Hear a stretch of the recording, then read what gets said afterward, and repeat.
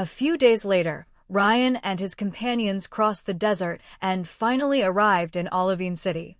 They went to the Pokémon Center to restore their Pokémon, and Rosa successfully caught the water-resistant Rhyhorn.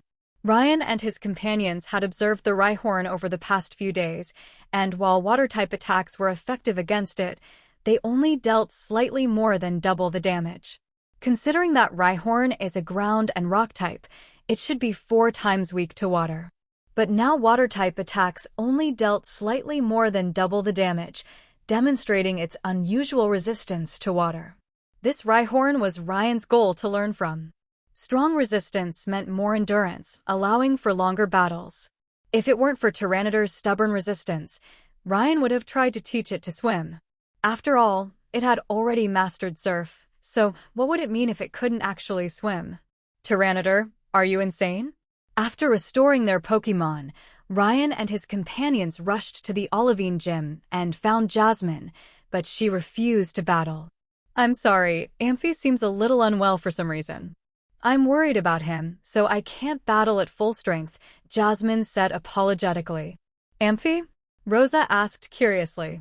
Amphi is an Ampharos. He's the beacon of the Olivine Lighthouse, Jasmine explained. Ryan suddenly realized something and said, Can you take us there? I have a special medicine you can give Amphi to try. Yes. Well, there's nothing else we can do now, so let's give it a try. If it doesn't work, we'll have to ask the pharmacy in Cyanwood City to prepare a special remedy. Jasmine nodded in agreement. The group then arrived at the Olivine Lighthouse and saw Amphi the Ampharos, who indeed looked quite ill. The lighthouse keeper said, I don't know what's wrong with Ampharos today. He seems very listless. Jasmine and I gave him a massage, but he didn't seem to recover.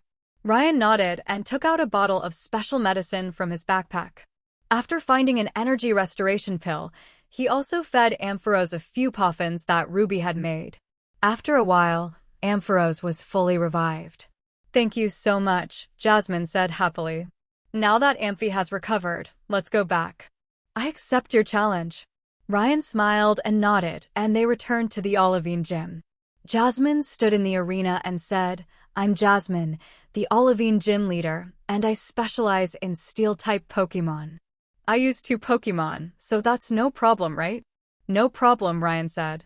Then, go ahead. Steelix. Jasmine sent out her Steelix. Go, Lucario. Ryan also sent out his Lucario. Lucario, bulk up. Since he was going to attack first, he decided to improve his stats. Lucario clenched his fists and assumed a power-up stance, increasing his attack and defense. Seeing this, Jasmine called out, Steelix, Sandstorm. Steelix instantly whipped up a massive sandstorm, dealing damage to Lucario. Receiving Ryan's signal, Lucario thrust out with both paws, launching a powerful aura sphere into Steelix's head, knocking it to the ground. Steelix lay on the ground for a long moment before recovering. Are you okay, Steelix? Jasmine said. Such a powerful attack. Let's go all out too. Steelix, Euro Ball. Use Dig to avoid it, Ryan said. Steelix spun around, shooting straight at Lucario like a projectile. Lucario quickly used Dig to avoid the Euro Ball, but at Jasmine's signal, Steelix stopped spinning and slammed its tail against the ground. The violent vibration sent Lucario flying out of the ground, leaving him seriously injured. Steelix, finish it. Double Edge, Jasmine said. Steelix suddenly charged at Lucario, who slapped the ground and leaped into the air. A vast array of energy vines emerged from beneath Steelix, binding its tail with grass knot. As Steelix slammed to the ground, Lucario landed on top of it, took a deep breath, and struck with all his might using close combat. Steelix, Jasmine shouted. But Steelix had lost its fighting ability and collapsed, unable to respond. Lucario excitedly raised his paws, and a brilliant white light emanated from him. When the light faded, Lucario had evolved into... Wait, Lucario was already fully evolved. The white light was just him powering up from the victory. Jasmine recalled Steelix and said, Ryan, your Pokémon training is indeed excellent. Can you defeat the next one? Go ahead, Metagross. A gigantic Metagross landed with a thud, its cold eyes fixed on Lucario. Ryan narrowed his eyes and said, "Keep fighting, Lucario. Get close to Metagross." Lucario nodded and charged straight at Metagross. Jasmine said, "Metagross, psychic." Metagross's eyes glowed blue, and an invisible wave of energy shot towards Lucario. But Lucario instantly pulled out a metal claw attack and struck directly at Metagross. The attack connected, dealing significant damage. With his increased speed from bulk up, Lucario narrowly avoided the psychic attack's full force, but upon landing, Lucario's health was nearly depleted. "One final bullet punch to finish it," Jasmine said. "Come back, Lucario. Go, Greninja," Ryan called out, quickly switching Pokémon. Greninja entered the battle and used Baton Pass, receiving the increased attack and defense from Lucario's bulk up. But then, Greninja was also sent flying by Bullet Punch. "Dark Pulse," Ryan said, forming hand seals. Greninja's Battle Bond ability instantly activated, transforming it into Ash Greninja. A large water shuriken appeared behind its back. Greninja threw the shuriken, which struck Metagross's center, sending it flying. "Metagross. Magnet Rise, then Shadow Ball," Jasmine shouted. Metagross instantly steadied itself in midair using Magnet Rise and launched a Shadow Ball at Ash Greninja, but Greninja had already unleashed its own Dark Pulse, which collided directly with the Shadow Ball. The two attacks met, creating a powerful explosion that dissipated both moves. "Agility. Then Meteor Mash," Jasmine declared. Metagross used agility to boost its speed, but Ash Greninja unleashed a massive smokescreen with Smokescreen, reducing visibility on the battlefield. Then, using Double Team, Ash Greninja dodged Metagross's Meteor Mash and, with blinding speed, struck Metagross back to the ground with Water Pulse. "Metagross, scary face," Jasmine shouted. Metagross's face suddenly revealed a terrifying expression, but Ash Greninja had already disappeared into the arena, using the hole left by Lucario's dig. "Oh no! That's the hole left by Lucario's digging." "Metagross, Earthquake," Jasmine cried. But it was too late. Ash Greninja burst out from the ground and struck Metagross with a powerful uppercut.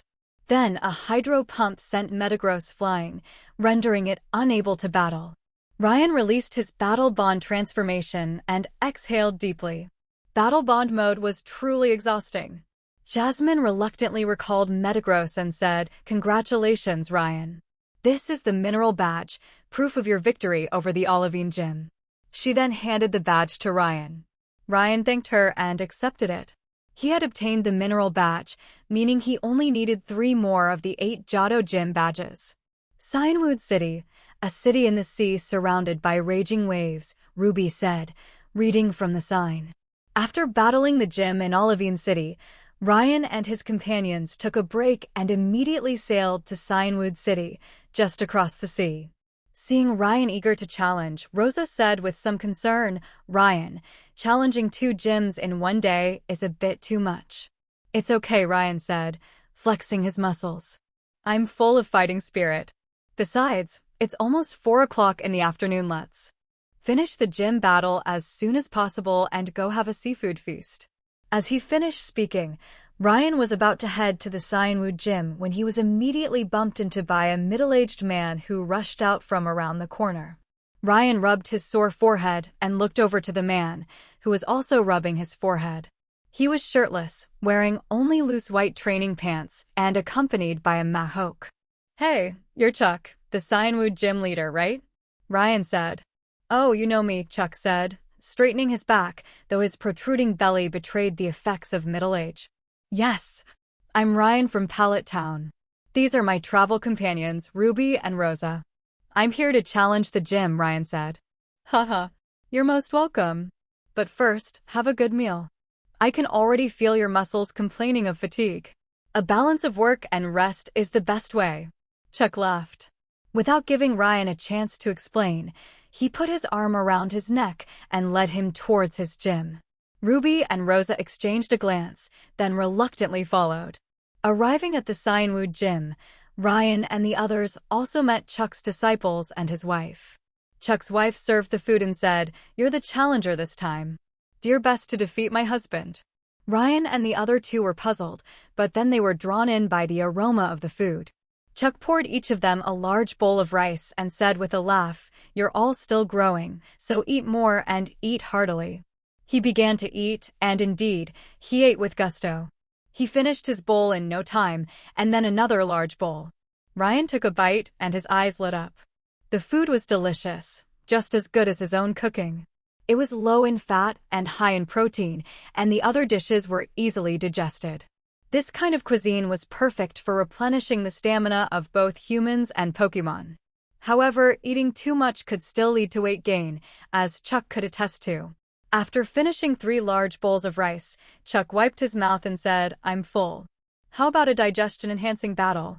Ryan and the others also finished their bowls, wiped their mouths, and nodded in agreement. Arriving at the gym battle venue, one of Chuck's disciples stepped out to act as referee. He announced, "The gym challenge now begins. Each trainer may use only 2 Pokémon, and the match ends when both Pokémon are unable to battle." "Then, Ryan, I'll be using Primeape and this Machoke," Chuck said, sending out his Primeape and patting Machoke beside him. "Since you're a fighting-type specialist, Chuck, I'll send out a fighting type as well," Ryan said with a smile. "Lucario, I'm counting on you once more." Lucario appeared, saw Primeape on the other side, and bowed respectfully. Primeape, seeing this, clasped his hands in greeting. Chuck smiled. "Your Pokémon are well-mannered, right? Then let me see what you're capable of. I won't let you down." "Lucario, Metal Claw," Ryan declared. Lucario's claws gleamed with metallic energy as he struck at Primeape, who blocked it with a single punch. Steel-type moves aren't super effective against fighting types, but Chuck, seeing the force behind the attack, rubbed his chin and said, "Impressive power. Interesting. Use your strength. Force Palm. Show them your power." Ryan abandoned complex techniques and decided to engage in a straightforward fighting match. "Interesting then. Let's do it. Primeape, let's not mess around with fancy tricks. Close combat." Chuck laughed proudly.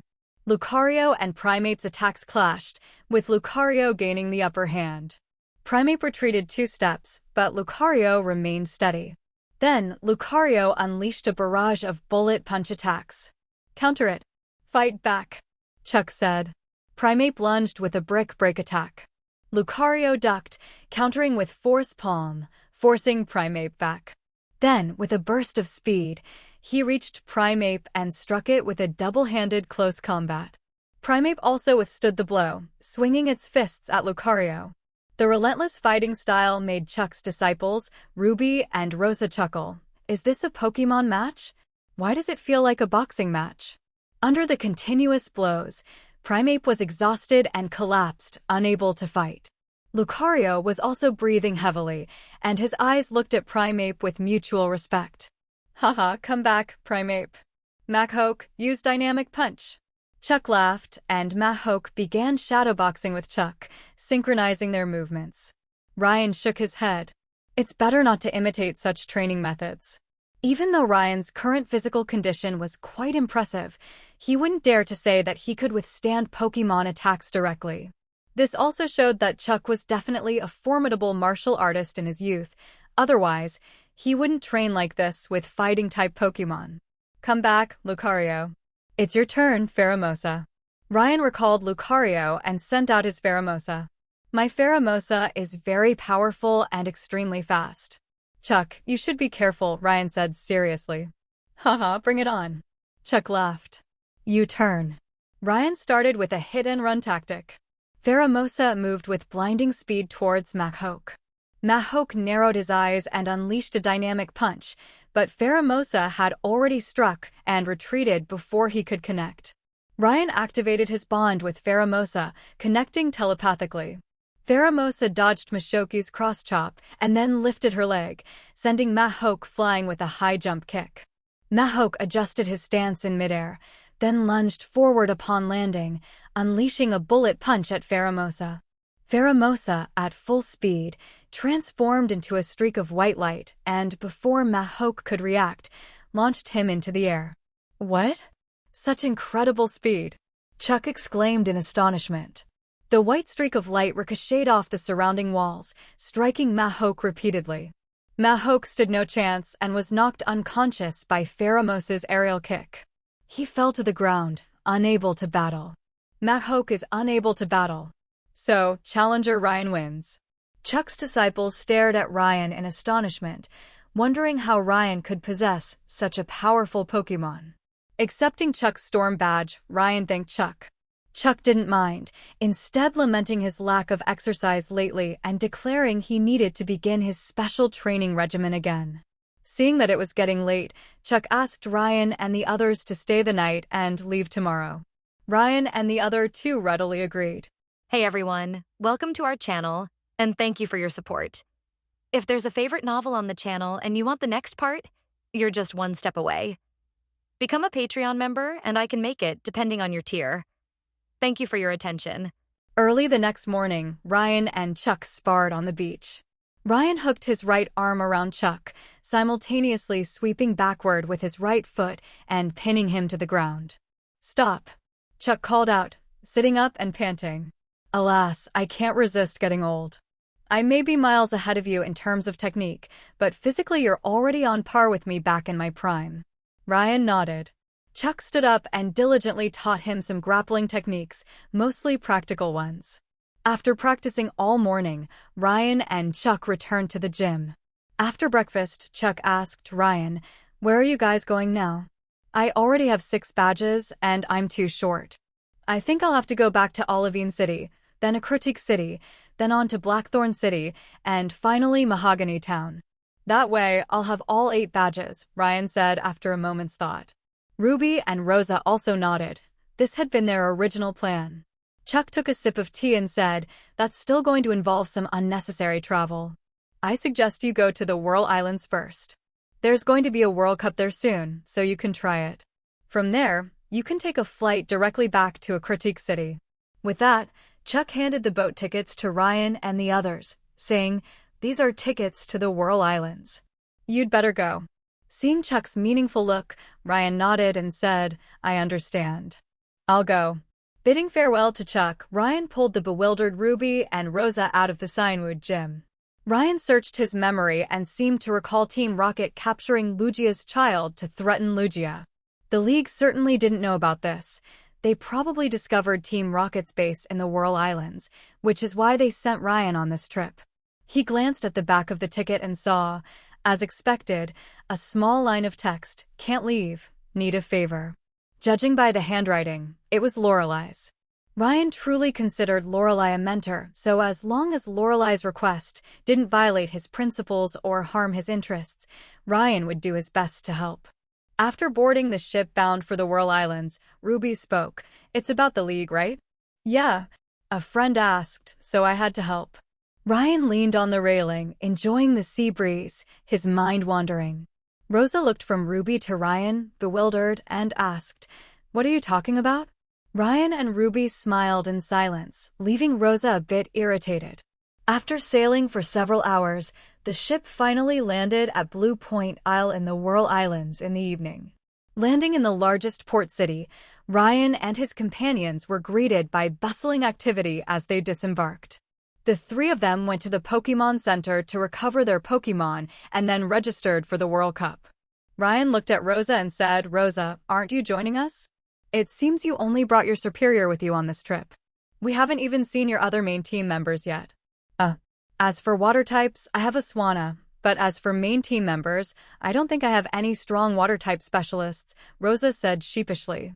"Actually, I wanted to ask you about something too," Ruby said. "What's that?"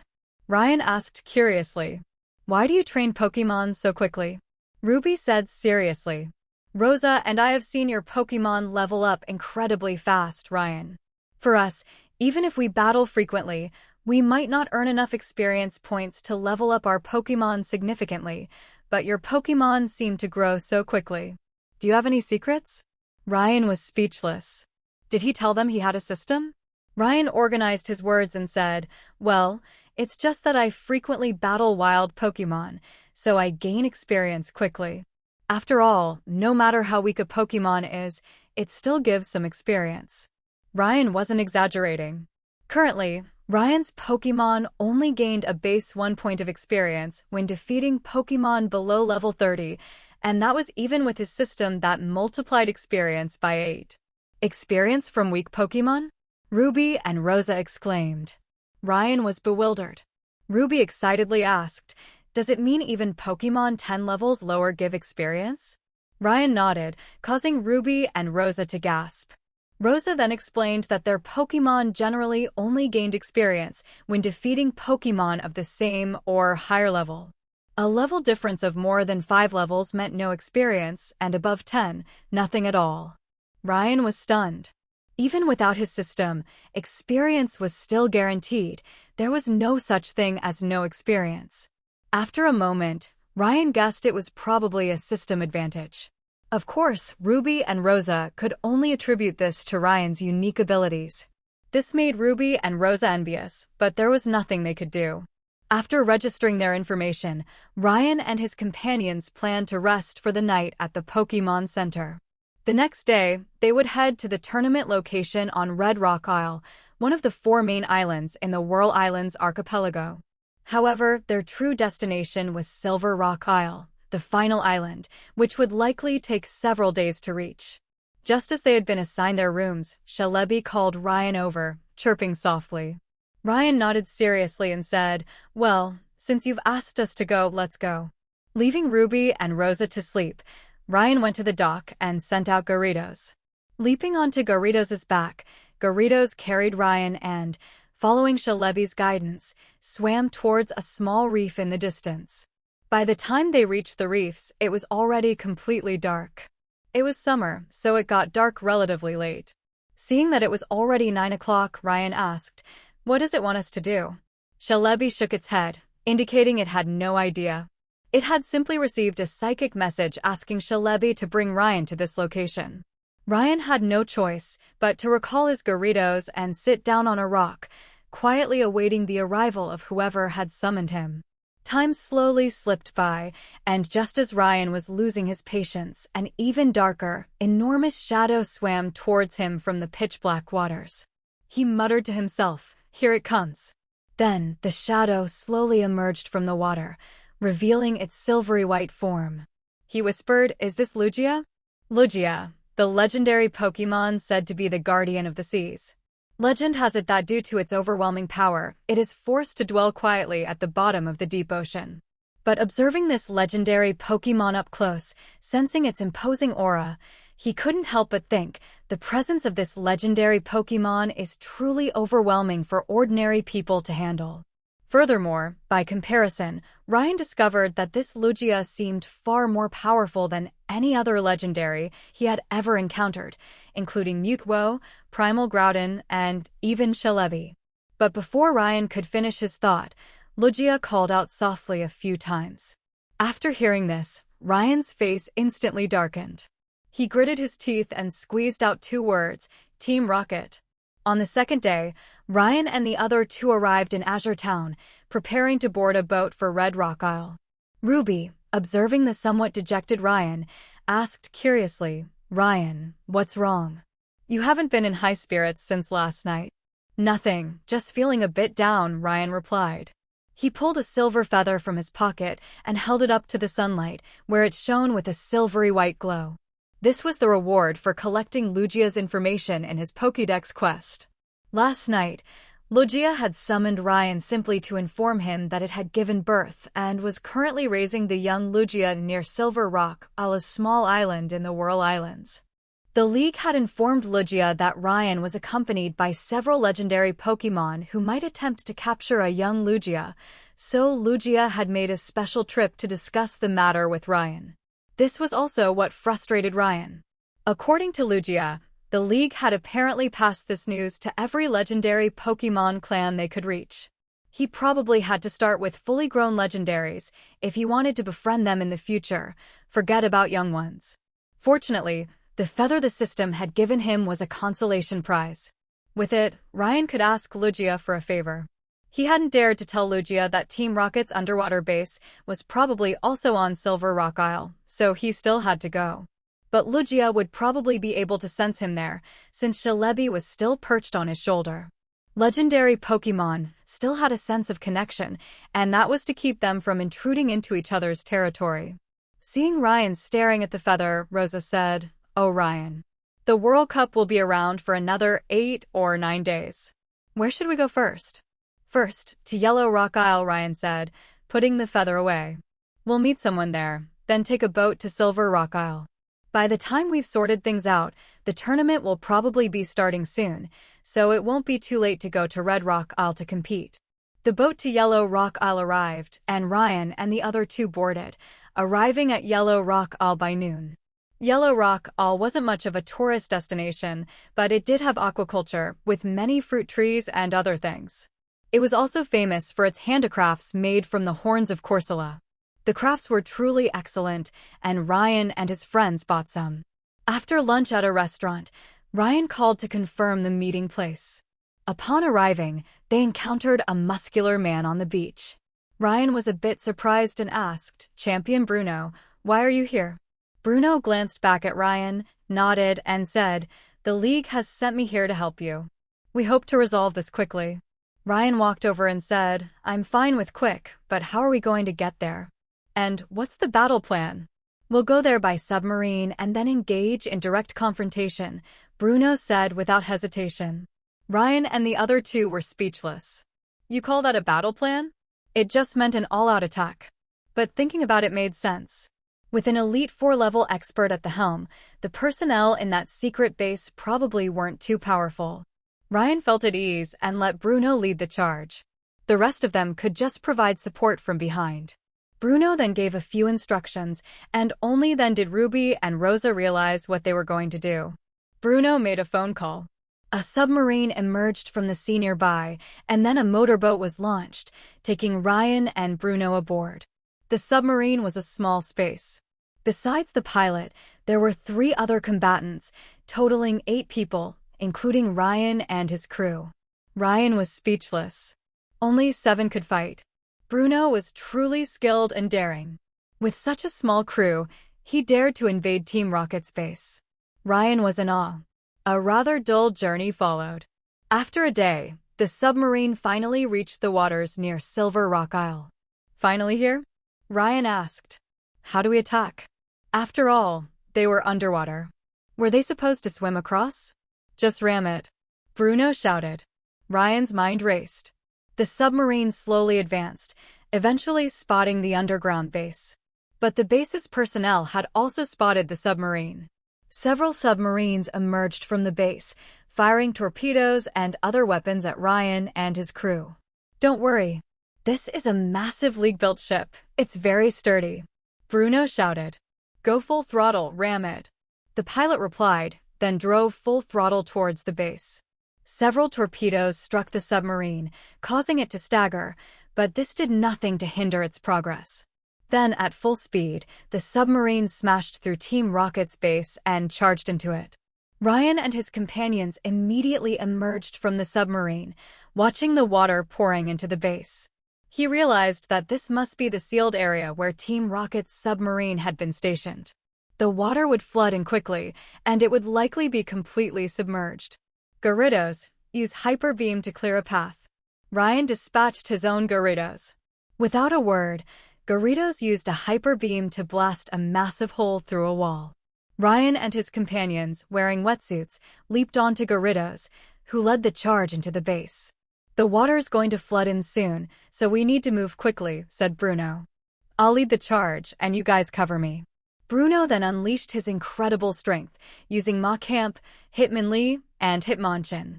The 3 Pokémon charged into the assembled Team Rocket crowd, barely breaking a sweat against any of them. Ryan also unleashed Dragonite and Greninja, along with Gyarados, and the 3 of them rampaged through the crowd. "How weak. Is this really Team Rocket's base?" Ruby commanded her Pokémon.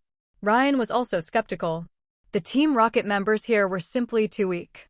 They weren't even at the level of elite trainers, let alone elite 4-level fighters. They were all just grunts. The only ones he considered noteworthy were Cassidy and Butch. "Butch, my name is Butch," but even they were just average grunts. The others were just a bunch of minions. Something's wrong. Something's truly wrong. Ryan couldn't help but feel a sense of dissonance, something odd, but he couldn't put his finger on it. Even after they'd taken the entire base, they still hadn't encountered any serious resistance. They then captured the Team Rocket members, and the League began collecting data. The base was run by a man named Dr. Namba, who was researching ways to harness the power of legendary Pokémon to enhance the strength of other Pokémon. While it felt a bit futile, their target was Lugia, and it was likely that the League had learned of this and decided to take over the base. As Team Rocket's data came in, Ryan spotted something familiar: a red Gyarados. His doubts grew, a sense of something odd, but he couldn't put his finger on it. While pondering this, Ryan's eyes widened when he saw something among the collection. He rubbed his eyes vigorously, and after confirming he had seen it correctly, he said, "I'll take that thing." "Is that okay, Bruno?" "What's this?" Bruno picked up a blue plate enclosed in a sealed glass sphere. The sphere held a transparent liquid, allowing the blue plate to float. Confused, Bruno nudged Dr. Namba, who was standing nearby, and asked, "Hey, what's this thing for?" Dr. Namba glanced at it and said unhappily, "This is a strange plate we found in the nearby sea. It possesses a magical power. Amplifying this power with a machine can attract water-type Pokémon." Bruno shrugged and asked, "That's all?" "That's all. It's not very useful, so we sealed it after the experiment," Dr. Namba said. Bruno nodded, casually tossing it to Ryan, saying, "Take it if you like. It's useless anyway." Ryan took the glass sphere and put it in his backpack, unable to hide the smile on his face. They actually said this is useless? Foolish humans. Ryan thought to himself, then immediately contacted the system to analyze the plate. Ding. Check completed, the system voiced. After testing, the plate belongs to Arceus's splash plate, but it has been fragmented into 24 pieces. After analysis of the plate, the legendary Pokémon data is complete. Please review it. Splash Plate fragment. The power of water-type moves used by the Pokémon carrying this item is increased by 20%, and there's a very low chance of comprehending the origin power. Legendary Pokémon Power Classification. Level 1 to 100, Standard Pokémon. Initial Mastery of Origin Power, Pseudo-Legendary. Mastery of Origin Power, Third Class Legendary. Practical Application of Origin Power, Second Class Legendary. Rulemaking Domain Formation, First Class Legendary. Modifying the Universe with One's Own Power, First Class Creator God. Ding. Triggering the side quest, Search for Arceus's plate fragments. After testing, it's confirmed that numerous plate fragments exist. Please collect them. Plates of the same type can be combined, helping Pokémon comprehend the origin. Each collected plate grants one chance to comprehend origin power, with a 10% chance of the Pokémon successfully comprehending it. Ryan silently observed the system's prompts, learning for the first time the power classifications of legendary Pokémon.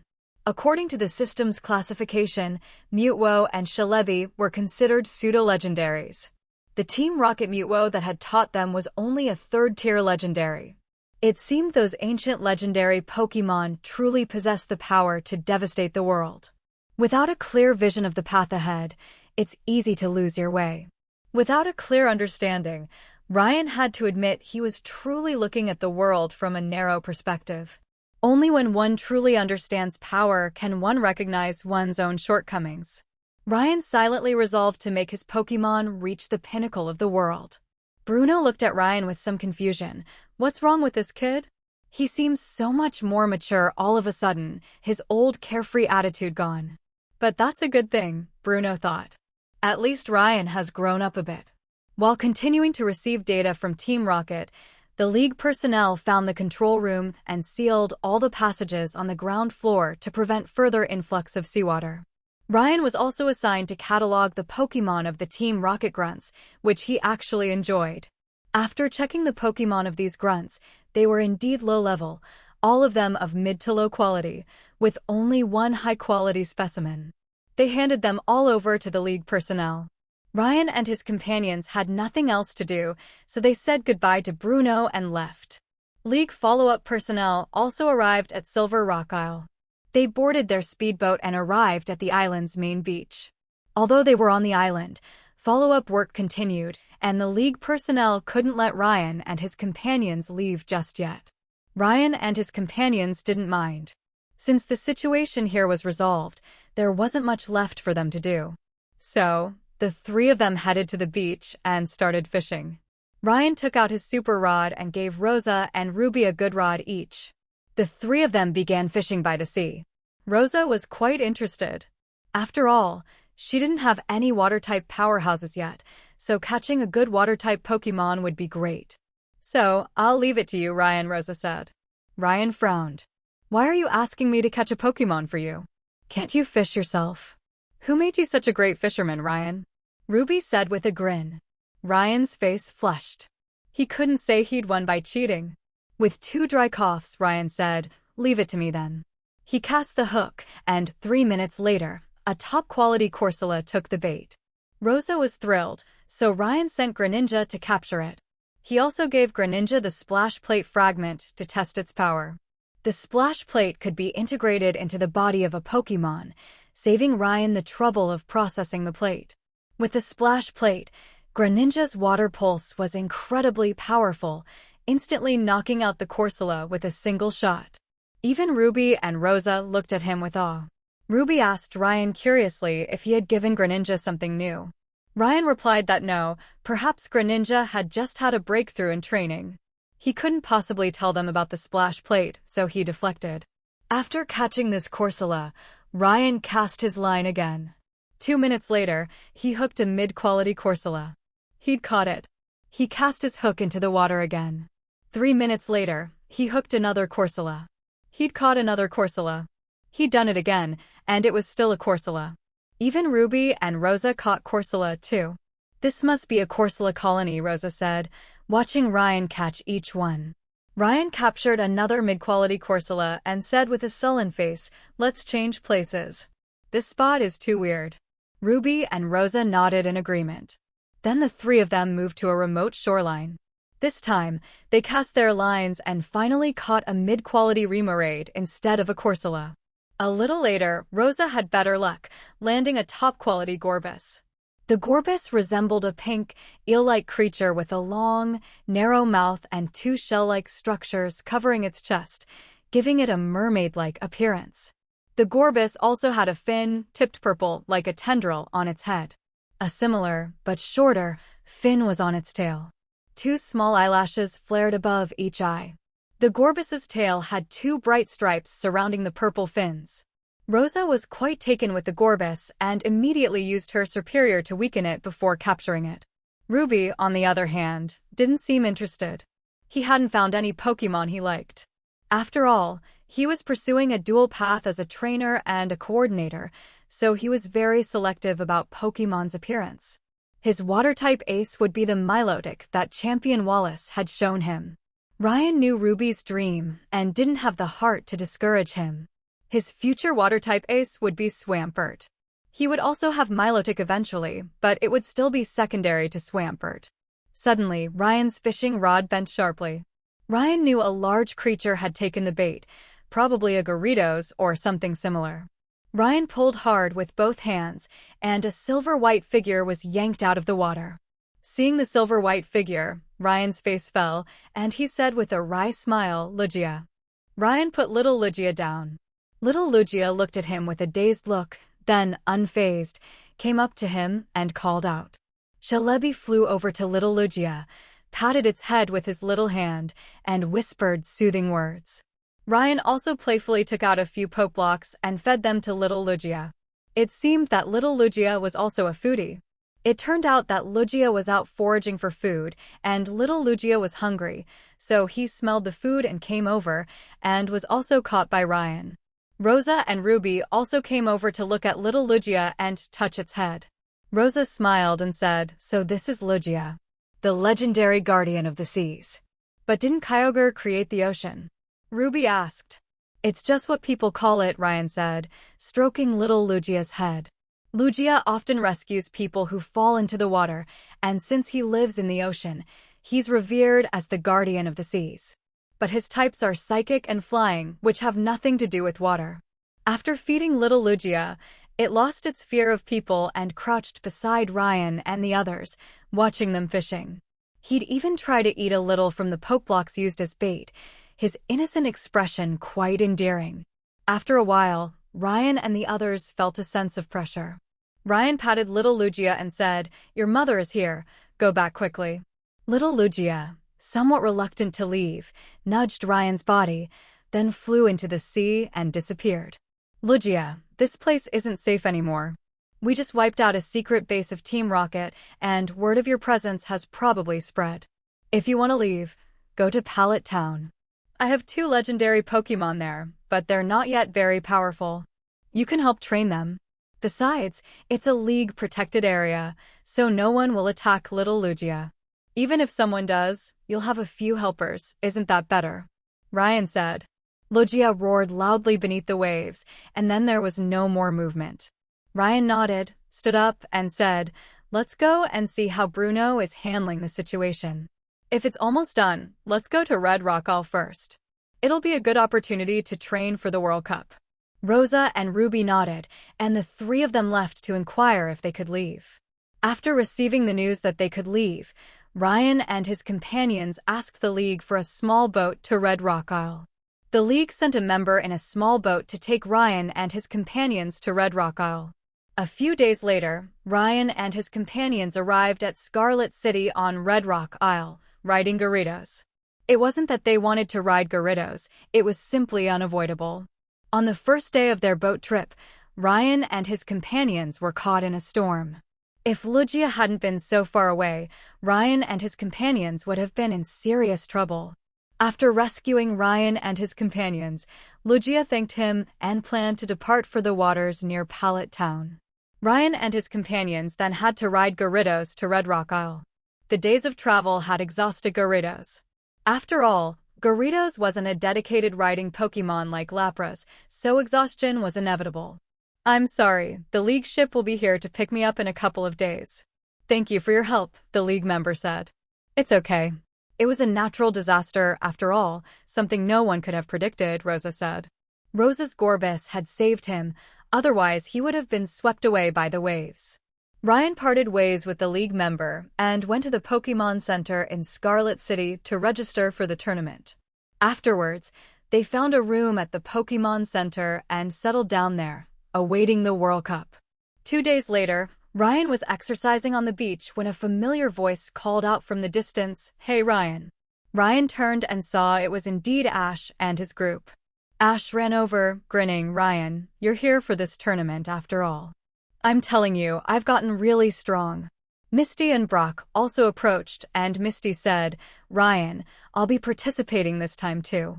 If we meet, let's have a good battle." The pride of a water-type specialist is on the line. Rosa and Ruby glanced at Ash and his group. Ryan introduced them all and then continued his training. Ash looked at Ryan and said, "I won't lose to you. Feraligatr, let's practice too." He then released his own Feraligatr. Ryan was surprised and asked, "Feraligatr? When did you catch a Feraligatr?" "Oh, not long after we parted, Ryan. I caught it while fishing. But it was just a Totodile back then, and now it's evolved into Feraligatr," Ash said. "By the way, let me show you my Pokémon now. I'm sure you'll be surprised." With that, Ash released his Pokémon, Typhlosion, Meganium, Noctowl, Shiny, and Articuno. Whoa, Ryan and the other 2 gasped. Rosa said, "Wait, I thought I caught that Noctowl. And that Articuno should have been stopped by Lance." "Huh? Do you know each other?" Ash asked. Ryan was speechless. Looking at Ash's current lineup, Ryan realized that, just as the system had predicted, Ash was slowly growing stronger. If he traveled a few more regions, he might even catch up to Ryan. After all, with legendary Pokémon's favor and his own luck, it would be difficult for him not to grow. But that's what makes it fun, isn't it? Ryan thought excitedly. The stronger the opponent, the more exciting the battle. However, Ryan still reminded Ash, "Ash, you can use 1 Pokémon in the preliminaries. But after the top 64, you have to use 2. Why don't you switch out your Krabby?" "That's right." Ash suddenly realized then told Ryan he'd catch up with him later and hurried to the Pokémon Center to exchange Pokémon. What an impulsive person, Ruby shook her head. But he's very strong. Although we can't see it right now, Ash has great potential. If he trains for another 2 years, he'll probably be able to match me, Ryan said. Ignoring the somewhat shocked Rosa and Ruby, Ryan also headed back to the Pokémon Center. The preliminaries would begin tomorrow, and he needed to give Greninja and Gyarados plenty of rest. However, the preliminaries on the second day disappointed Ryan. His opponents were too weak, and he simply couldn't muster up any desire to fight. After all, how could a Magikarp really hold its own? The second match was better, against a Tentacruel, but it was also ended by a single Hydro Pump from Gyarados. The opponent's weakness frustrated Ryan, and he was already eager to face Ash. After all, judging by Ash's current strength, he still had a good chance of reaching the finals. With the preliminaries concluded and the top 64 announced, the real World Cup officially begins. Looking at the match schedule, Ash and his group unexpectedly collided.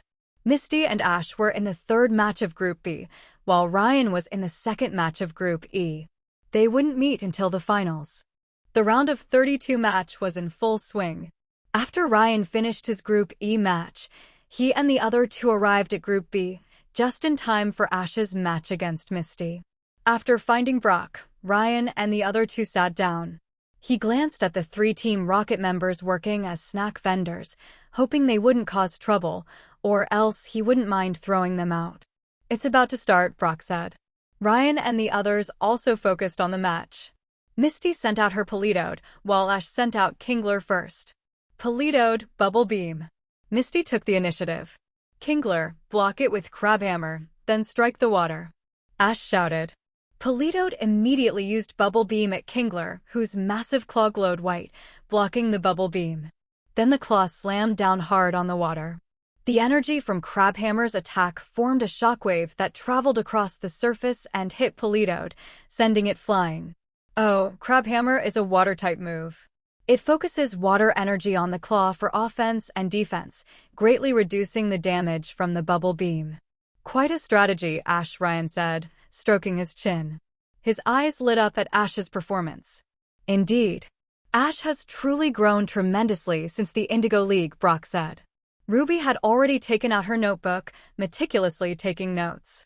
A trainer like that deserved a record. Politoed, hypnosis. Misty gritted her teeth. Jump into the water to avoid it, Ash said.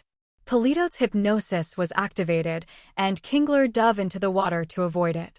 Then, with Ash's command, Hyper Beam struck Politoed from the water, instantly knocking it out. Ryan nodded and said, "He's definitely grown a lot. He's not just rushing forward like before, he's also learned to take advantage of the battlefield." "Come back, Politoed," Misty said as she recalled Politoed. "Thank you for your hard work.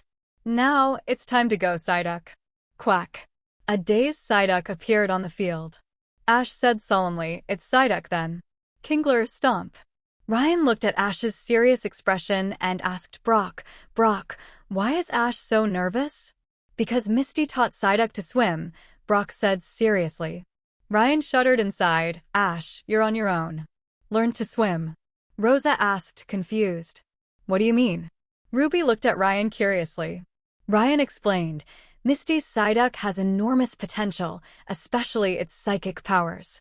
It's normally a landlubber who can't swim, but when it gets a severe headache, it can unleash a powerful burst of psychic energy. I've seen it, and it was powerful enough to break free from Mutwo's psychic restraints. Rosa and Ruby gasped. Although they had never seen Mutwo, they had often heard Ryan mention it and knew it was a young legendary Pokémon. The fact that it could break free from the legendary psychic control was possible because Mutwo wasn't exerting its full strength, but it also showed Psyduck's talent. But Misty is really something. Teaching a landlubber to swim is truly impressive, Ryan said. In the arena, Psyduck used confusion to pin Kingler in midair, then slammed it repeatedly onto the rock platform, forcing Kingler into a humiliating defeat. Ash then recalled Kingler and sent out his Feraligatr. Ash shouted, Feraligatr, crunch. Psyduck, confusion. Misty called out. Feraligatr lunged at Psyduck, its jaws condensing with dark energy. Psyduck used confusion to try to stop Feraligatr, but Feraligatr's crunch was a dark-type attack. The dark energy released from it interfered with Psyduck's psychic powers, and the crunch slammed directly into Psyduck, inflicting severe damage. Psyduck struggled desperately in Feraligatr's jaws, but it underestimated Feraligatr's bite force and remained firmly locked in place, preventing Psyduck from escaping. Psyduck! Misty cried out in pain. Hearing Misty's cry, Psyduck's gaze sharpened, and a glow of evolution emanated from it. Evolved! Ruby exclaimed in surprise. Ryan and the others were also shocked. Psyduck had evolved. After evolving into Golduck, its stats were significantly enhanced. Golduck fired a hydro pump at Feraligatr. Feraligatr, in pain, let go of Golduck. Golduck dove into the water, away from Feraligatr, then emerged and landed on another stone platform. Golduck is a Pokémon with duck-like features. After evolving, its body turned blue. It had a red gem on its forehead, its eyes became sharper and more focused, its bill narrowed and pointed, and its body became more streamlined. Its limbs became slender, its hands had 3 fingers with webbed digits, and its feet had similar webbing. The webbed appendages were cream-colored, and it had grown small claws. Its tail had also grown significantly longer and more powerful. Psyduck, no, Golduck. Great job. Another hydro pump. Misty shouted. Don't lose, let's use our hydro pump too. Ash shouted. The 2 hydro pumps collided, sending a shower of water everywhere. However, Golduck's hydro pump was slightly more powerful. After all, Feraligatr relied on physical attacks and was undoubtedly inferior to Golduck in special attacks. Aqua Jet. Ash shouted, clearly realizing this. Water instantly enveloped Feraligatr, then propelled it forward at breakneck speed, breaking through the hydro pump. Seeing Feraligatr reach Golduck's rock platform, Ryan shook his head and said, "Checkmate, the outcome is decided." Brock and the others sighed, knowing the outcome would soon be revealed. As expected, after Feraligatr successfully reached the platform, Ash shouted, "Feraligatr, final crunch. Finish it." "No. Golduck, get out of the way." Misty realized her mistake. But a mistake is a mistake, and it sealed the outcome.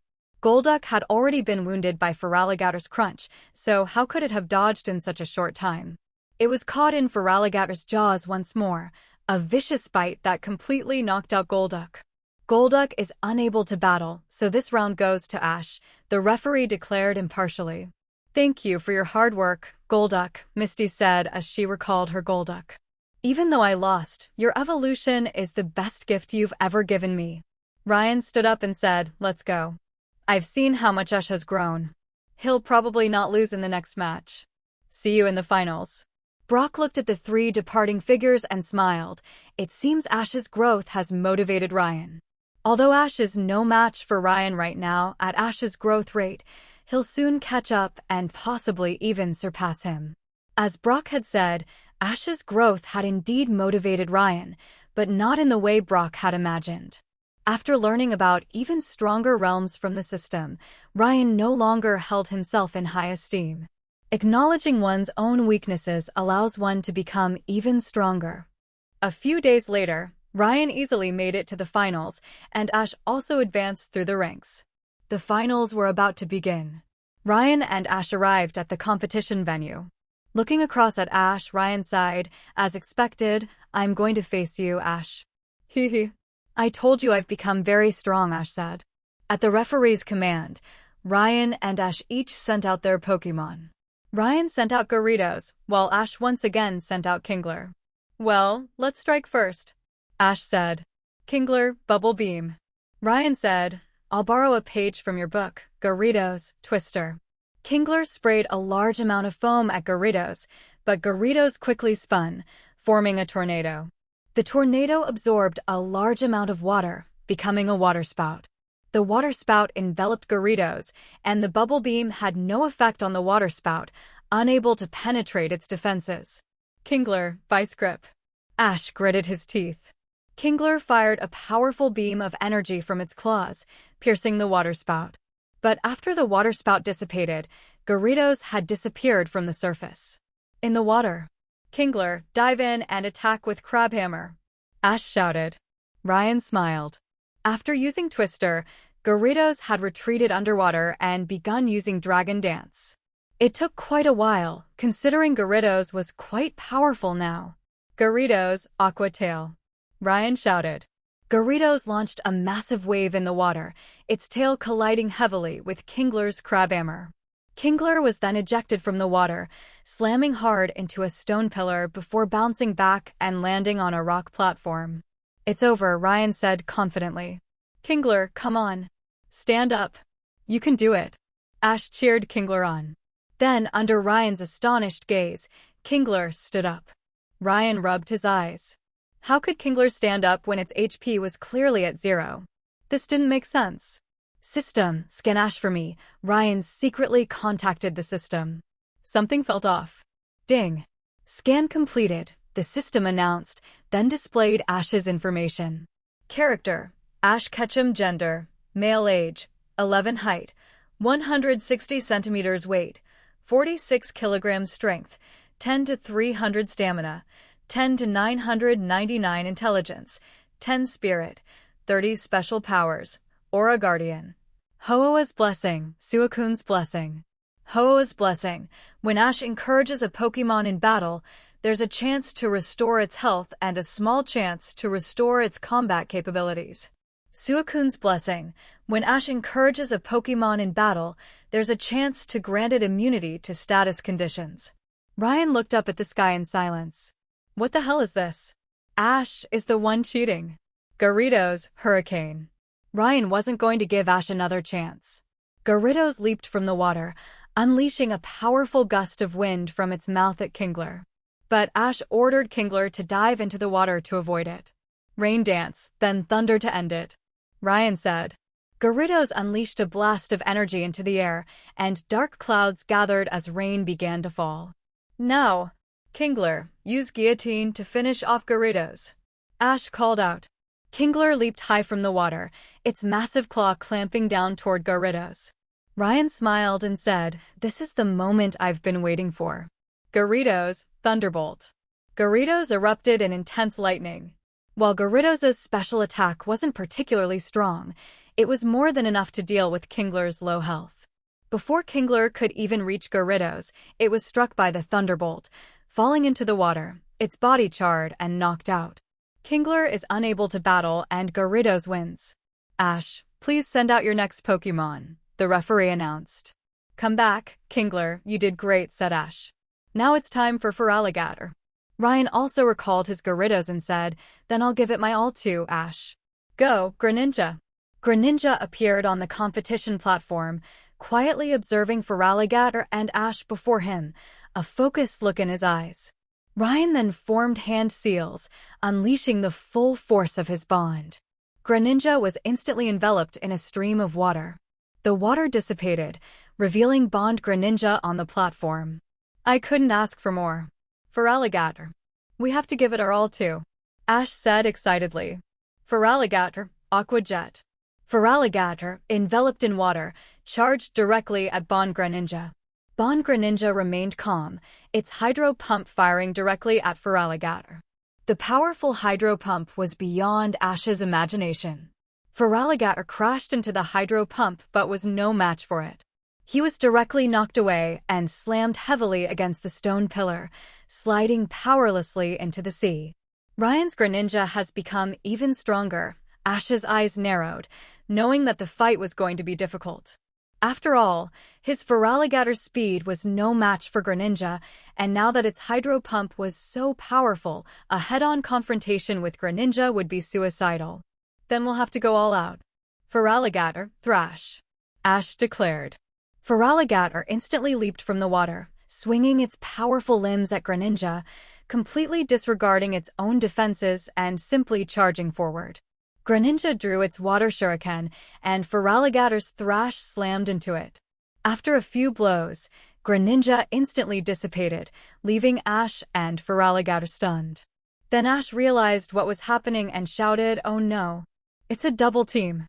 Feraligatr, be careful!" But it was too late. A dozen more Greninjas burst from the water around them, followed by flying water shurikens. Countless water shurikens struck Feraligatr. While the damage wasn't severe, it did successfully stop Feraligatr's movement. Ryan grinned and said, "Let me show you something special." He then performed a Z-move pose and shouted, "Hydro Vortex." Greninja fell into the water, and a massive vortex formed at the center of a rock platform. The platform, unable to withstand the intense centrifugal force, shattered piece by piece, and Feraligatr on the platform also fell into the vortex. The powerful centrifugal force battered Feraligatr. Ash watched helplessly, knowing that everything was finally decided. Sure enough, after the vortex disappeared, Greninja leaped onto a rock platform. At the center where the vortex had been, Feraligatr gradually emerged from the water, now knocked out. Feraligatr is unable to battle. Therefore, the winner is Ryan from Pallet Town, the referee shouted. Ryan welcomed the cheers of the crowd, feeling a surge of excitement. Finally, enough popularity points. He immediately opened the system menu and spent 2 million popularity points to remove the restrictions on the main quest. No way around it. There's a chance he'll run into legendary Pokémon trainers in the future. If he can't use his own legendaries, what's the point? Besides, Ash has already obtained Articuno, and there will probably be more and more legendary Pokémon in the future. According to the system's instructions, it will probably get harder and harder.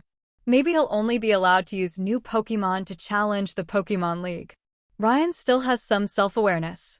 In the future, opponents will become stronger, but the restrictions imposed by the system will also increase. So, he decided to spend a huge amount of popularity to unlock this feature and remove the restriction. A week later, a helicopter bearing the League logo arrived in Mahogany Town. Ryan and his companions slid down the rope ladder. He looked up at the helicopter overhead, waved, and said, "Thank you for bringing us here." On the helicopter, the League member who had traveled with them previously also waved and departed with his Dragonite. The League member, Yuji, was from Viridian City and had originally been a trainer before joining the League as a transport specialist. After the World Cup, Ash and his companions announced they were searching for the mysterious Pokémon of the Whirl Islands, and thus separated from Ryan and his companions. Before leaving, Ryan didn't bother to tell them that they were pursuing Lugia, which had now moved to Pallet Town. But isn't the pursuit itself an adventure? Ryan thought. They then met Yuji, who volunteered to take them to Mahogany Town. Seeing there was a free helicopter ride, Ryan and his companions agreed. Ryan, Price is incredibly powerful, definitely surpassing the Elite Four. Here, he's known as the Teacher of Winter, Ruby explained. It's okay, I know the situation, Ryan said. He then retrieved his Pokémon from Nurse Joy and prepared to head to the Mahogany Gym to challenge Price. Rosa, noticing Ryan's confident expression, patted Ruby on the shoulder and said, "Don't worry about Ryan. Do you think he'll take on a match he's not sure of?" That's true. Aside from that one battle with Lance, there haven't been any losses, Ruby said with a smile. The three of them then arrived at the Mahogany Gym and met Price. Price was sitting in meditation inside the gym. Ryan coughed softly, getting his attention. He then said, "I'm Ryan from Pallet Town, here to challenge the gym." Price opened his eyes, looked at the three of them, and then carefully observed Ryan's appearance. A smile spread across his face, and he said, "You're here. Long time no see." "Wait, which Price are you?" Ryan said, suddenly realizing what he meant. "A bit of both, I suppose." "Thank you for saving my Lapras, and thank you for bringing me back to the right path," said Price. "I've been wanting to find a chance to thank you, but I'd forgotten who you were until I saw you at the Indigo League." "Oh, I see," Ryan said. "How are those two Lapras doing?" "They're doing great. And they're in their prime. My ace Pokémon," said Price. "Then why do people still call you the Teacher of Winter?" Ryan asked curiously. "I suppose it's because of the other set of memories, so I'm a bit more strict now," Price said. "Okay, enough small talk. Thank you very much, but I won't go easy on you in the gym battle. It's one-on-one. Let me see your progress." He stood up and walked inside, and Ryan immediately followed. Rosa and Ruby were bewildered. Rosa asked curiously. Ryan, do you two know each other? Shoo. Can't tell you. Right, Shalevi? Ryan made a hushing gesture, then nodded at Shalevi on his shoulder. They exchanged a knowing smile. Rosa and Ruby were eager to know, but seeing Ryan's expression, they knew he wouldn't tell them, so they suppressed their curiosity. The three of them arrived at the official battle arena. Price sent out his Pokémon first, a well-trained Mamoswine. Price said, I'll send out Mamoswine. What about you, Ryan? What Pokémon will you send out? Zeraora, please, Ryan said. Facing Price, Ryan wasn't holding back. He immediately sent out Zeraora, his strongest Pokémon. Zeraora, upon entering the arena, did a mid-air somersault and landed gracefully. She bared her sharp claws towards the Mamoswine. Oh, this Pokémon is new to me. It looks like an electric type. You attack first, Price said. Don't mind if I do. Zeraora, plasma fists, Ryan said. Zeraora's fists were engulfed in lightning, and she launched at Mamoswine at incredible speed. Mamoswine, block it with Ice Fang, Price said. Mamoswine's two long tusks were instantly covered in frost. Ice Fang and Plasma Fists collided, sending Zeraora back 2 steps. Mamoswine, enveloped in crackling electricity, also took 2 steps back. Ryan's eyes focused. Their power was equal. Ryan then signaled Zeraora, who instantly understood and used charge. As the electric energy built up, Zeraora entered an overcharged state. Oh, a very good strategy, Price remarked. Earthquake. Mamoswine stomped its foot heavily on the ground, sending a powerful shockwave towards Zeraora. Ryan grinned, and Zeraora instantly lifted off the ground. The powerful electric current generated a magnetic field that allowed Zeraora to levitate. Then, without Ryan's command, she unleashed her strongest electrical attack on Mamoswine, Thunder. Blizzard, Price said. Mamoswine, while enduring Zeraora's thunder attack, unleashed a fierce blizzard upon Zeraora. Zeraora immediately stopped the current flow and created a protective barrier around herself. It seems your Mamoswine has the thick fat ability, Price, Ryan said. It's truly a defensive powerhouse. Zeraora, charge forward and use close combat. The thick fat ability was indeed quite practical. While it didn't reduce speed in reality like the game suggested, it did provide excellent resistance to fire and ice-type moves. Zeraora rushed to Mamoswine and immediately engaged in close combat, successfully dealing heavy damage with a flurry of strikes. Rest, Mamoswine, Price said. Mamoswine instantly fell into a deep sleep, its health rapidly restoring. Ryan suddenly felt uneasy. Price was determined to engage in a war of attrition with him. Ryan frowned and said, Zeraora, trap it with Electroweb. Keep it coming. Zeraora nodded, and webs of electricity formed, entangling the sleeping Mamoswine, immobilizing it. Clever, but... Mamoswine, snore, Price said. Mamoswine began to snore, and the sound waves hit Zeraora. However, the paralysis from the electricity, along with the damage from snore, actually worked against Price's strategy. Oh, it seems I miscalculated, Price said, seeing the problem. Close combat, finish it. Ryan called out. Zeraora immediately rushed over, punching and kicking the trapped Mamoswine. Mamoswine, unable to resist, awoke from its slumber, but the Electroweb held it captive, preventing it from moving.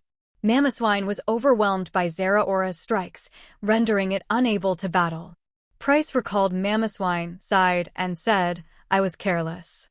I didn't realize your Zeraora had the ability to trap Mamoswine. And that Plasma Fists left paralysis that interfered with Rest's healing. Ryan chuckled. This was the result of information asymmetry between trainers. Without knowing the opponent's Pokémon, one couldn't predict its abilities, leading to misjudgments. Price's defeat stemmed from his lack of familiarity with Zeraora. Had he known more about her, the battle wouldn't have gone so smoothly. But Price, a gracious man, gave Ryan the Glacier Badge.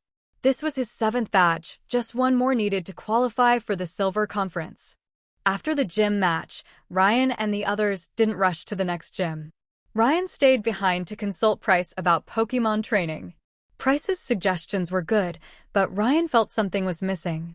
His current strength was very close to Elite 4 level, but there was just a tiny gap. It was this tiny gap that kept him from reaching the next level. All right, Ryan, don't blame me for being harsh. Price and Ryan sat in the gym meditating. Price finally couldn't help but speak. Master Price, please speak, Ryan said seriously. Your current weakness is experience, Price said. Experience?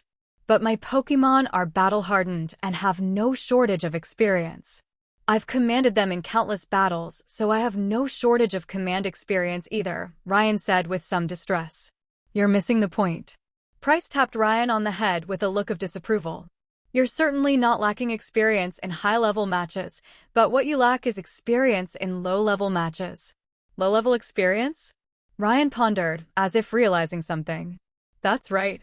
I don't know where you caught so many high-quality Pokémon, but premature exposure to high-level battles has broadened your horizons too much, while your experience in basic low-level matches is pitifully limited, Price said.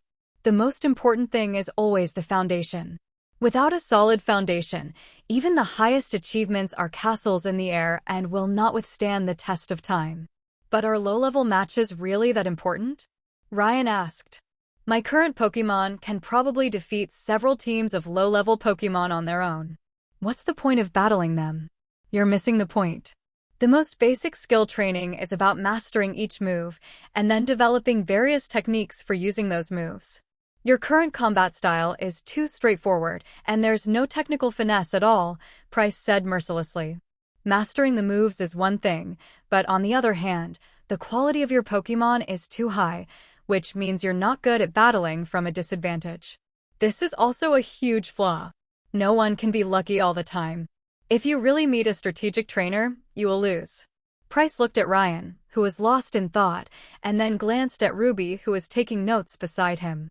Third, don't assume low-level battles lack technical skill. Sometimes, even I can benefit greatly from the unintentional strategies of novice trainers. While those novice trainers might not notice much, you have a more advanced perspective. You can filter out the mistakes and extract the good techniques, incorporating them into your own battle style. Ryan pondered for a long moment before speaking.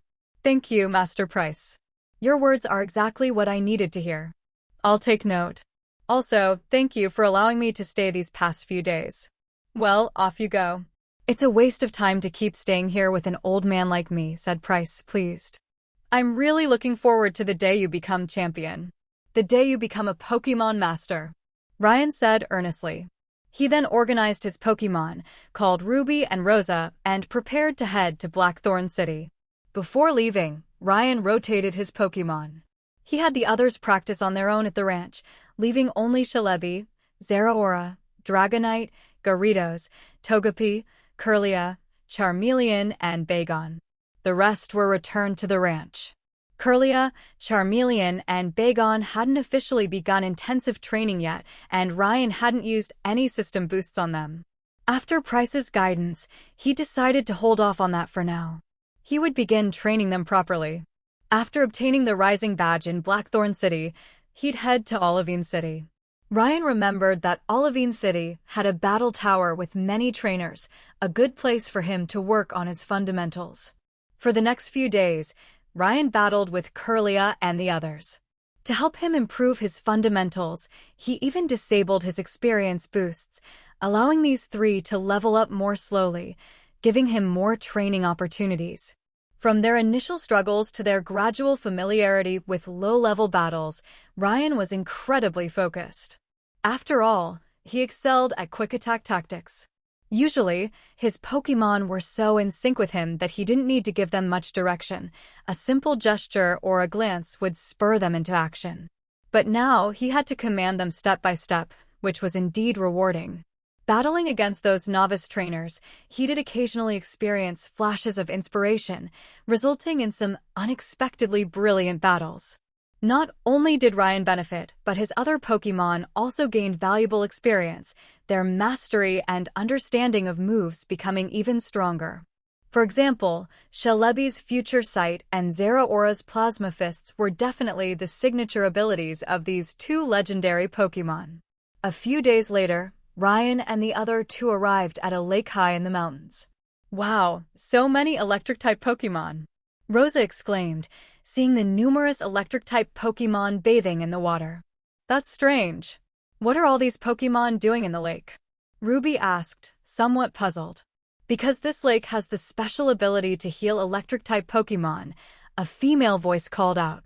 Ryan and the other two turned around to see a blue-haired girl in hiking gear appear behind them. Seeing Ryan and the others looking at her, she smiled and said, "Hello, I'm Erica. I'm also the caretaker here, responsible for managing this lake." "Hello, I'm Ryan from Pallet Town. These are Ruby and Rosa, my travel companions," Ryan said. As soon as he finished speaking, dark clouds quickly gathered over the mountaintop, and bursts of lightning followed, signaling a storm was brewing. Erica's face turned serious, then she said sternly, "Please don't tell anyone about what you're about to see." Seeing her serious expression, Ryan and the other two nodded in agreement. Ryan then released Zeraora. After all, it would be a waste not to use so much lightning power. The electric organ in Zeraora's body activated, absorbing the electricity in the air, causing lightning to strike Zeraora. "Be careful," Erica said worriedly. "It's okay, my Zeraora can absorb electricity," Ryan reassured her. Bathed in lightning, Zeraora closed her eyes comfortably, but a strange and powerful energy awakened within her. Ding! Zeraora is absorbing lightning power and beginning to comprehend its origin, the system announced. Jaeo! A high-pitched bird cry echoed, and the dark clouds gradually dissipated, revealing a large yellow bird in the sky. "It's Zapdos!" Rosa exclaimed. Zapdos is a bird-like Pokémon with vibrant yellow plumage. Its eyes are surrounded by black rings, and it has a long, pointed orange beak.